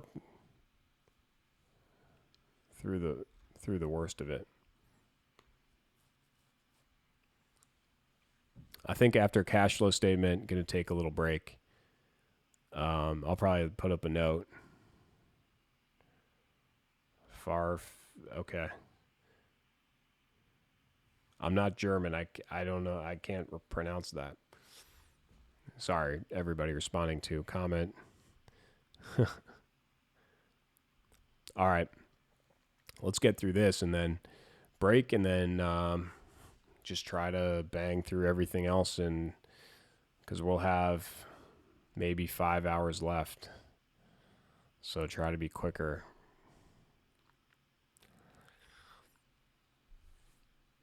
Okay, so I think I already said this, but year ended December 31, 2019, 2018, 2017. Cash flows from operating activities, net loss, adjustments to reconcile net loss to net cash provided by used in operating activities, depreciation, amortization, and impairment, stock-based compensation, amortization of debt discounts and issuance costs, inventory and purchase commitments, write-downs, loss on disposal of fixed assets, foreign currency transactions, transaction gains, losses, loss related to Solar City acquisition, non-cash interest and other operating activities, operating cash flow related to repayment of discounted convertible notes, changes in operating assets and liabilities, net of effect of business combinations, accounts receivable, inventory, operating lease vehicles, prepaid expenses and other current assets, other non-current assets, account payable and accrued liabilities, deferred revenue, customer deposits, resale value guarantee, other long-term liabilities, net cash provided by used in operating activities, cash flows from investing activities, purchases of property and equipment, excluding finance leases, net of sales. I would like to go through this whole cash flow statement soon, maybe this week. Purchases of solar energy systems, purchase of intangible assets, receipt of government grants, business combination, net of cash acquired, net cash used in investing activities, cash flows from financing activities, proceeds from issuance of common stock in public offerings, net of underwriting discounts, proceeds from issuances of convertible and other debt, repayments of convertible and other debt, repayments of borrowings issued to related parties, collateralized lease repayments, proceeds from exercises of stock options and other stock issuances, principal payments on finance leases, common stock and debt issuance costs, purchase of convertible note hedges, proceeds from settlement of convertible note hedges, proceeds from issuance of warrants, payments for settlements of warrants, proceeds from investments by non-controlling interests in subsidiaries, distributions paid to non-controlling interests in subsidiaries, payments for buyouts of non-controlling interest in subsidiaries, net cash provided by financing activities, effect of exchange rate changes on cash and cash equivalents and restricted cash, net increase in cash and cash equivalents and restricted cash, cash and cash equivalents and restricted cash beginning of period, cash and cash equivalents, restricted cash end of period,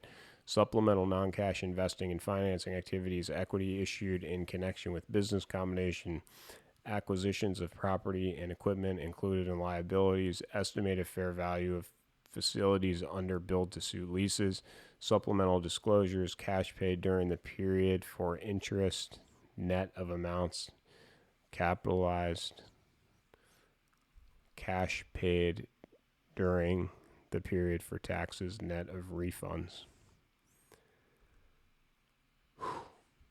Okay. First column, 2019. Negative 775 million, 2.2 billion, 898 million, 188 million, 193 million, 146 million, negative 48 million, 186 million, negative 188 million, negative 367 million, negative 429 million, negative 764 million, negative 288 million, 115 million, 682 million, 801 million, negative 58 million, negative 150 million, 109 million, 2.4 billion, negative 1.3 billion, negative 105 million, negative 5 million, 46 million, negative 45 million, negative 1.4 billion, 848 million, 10.7 billion, negative 9.1, negative 9.2 billion, negative 389 million, 263 million, negative 321 million, negative 37 million, negative 476 million, 174 million, 279 million, negative 311 million, negative 9 million, 1.5 billion, 8 million, 2.5 billion, 4.3 billion, 6.8 billion, 207 million, 562 million, 455 million, 54 million. Ooh, that was a lot. 2018. Negative 1.1 billion, 1.9 billion, 749 million, 159 million, 85 million, 162 million, negative 2 million, 49 million, negative 497 million, negative 1 billion, negative 215 million, negative 82 million, negative 207 million, 1.7 billion, 406 million, negative 96 million, negative 111 million, 160 million, 2.1 billion, negative 2.1 billion, 218 million, negative 18 million, negative 2.3 billion, 6.2 billion, 5 point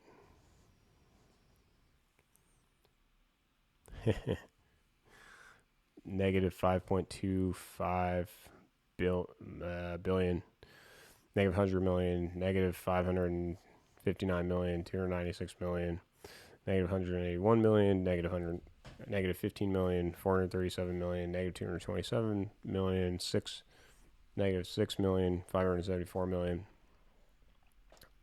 negative 23 million, 312 million, 4 billion, 4.3 billion, 249 million, 94 million, 381 million, 35 million.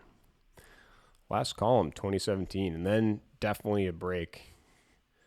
6:24. Probably take like a 20-minute break, maybe 25.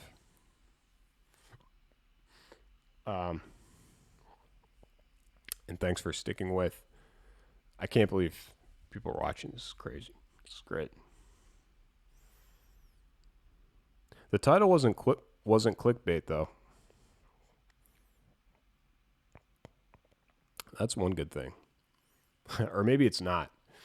Negative 2.2 billion, 1.6 billion, 467 million, 91 million, 132 million, negative, or 106 million, 52 million, 58 million, 135 million, negative 25 million, negative 179 million, negative 1.5 billion, negative 72 million, negative 15 million, 388 million, 469 million, 170 million, 209 million, 81 million, negative 61 million, negative 3.4 billion, negative 666 million, negative 150 million, negative 4.2 billion, 400 million, 7.1 billion, negative 4 billion, negative 165 million, 511 million, 259 million, negative 103 million, negative 63 million, negative 204 million, 287 million, 53 million, negative 230 million, 790 million, negative 262 million, 4.4 billion, 40 million, 198 million, 3.8 billion, 4 million, 914 million, 313 million, 183 million, 66 million.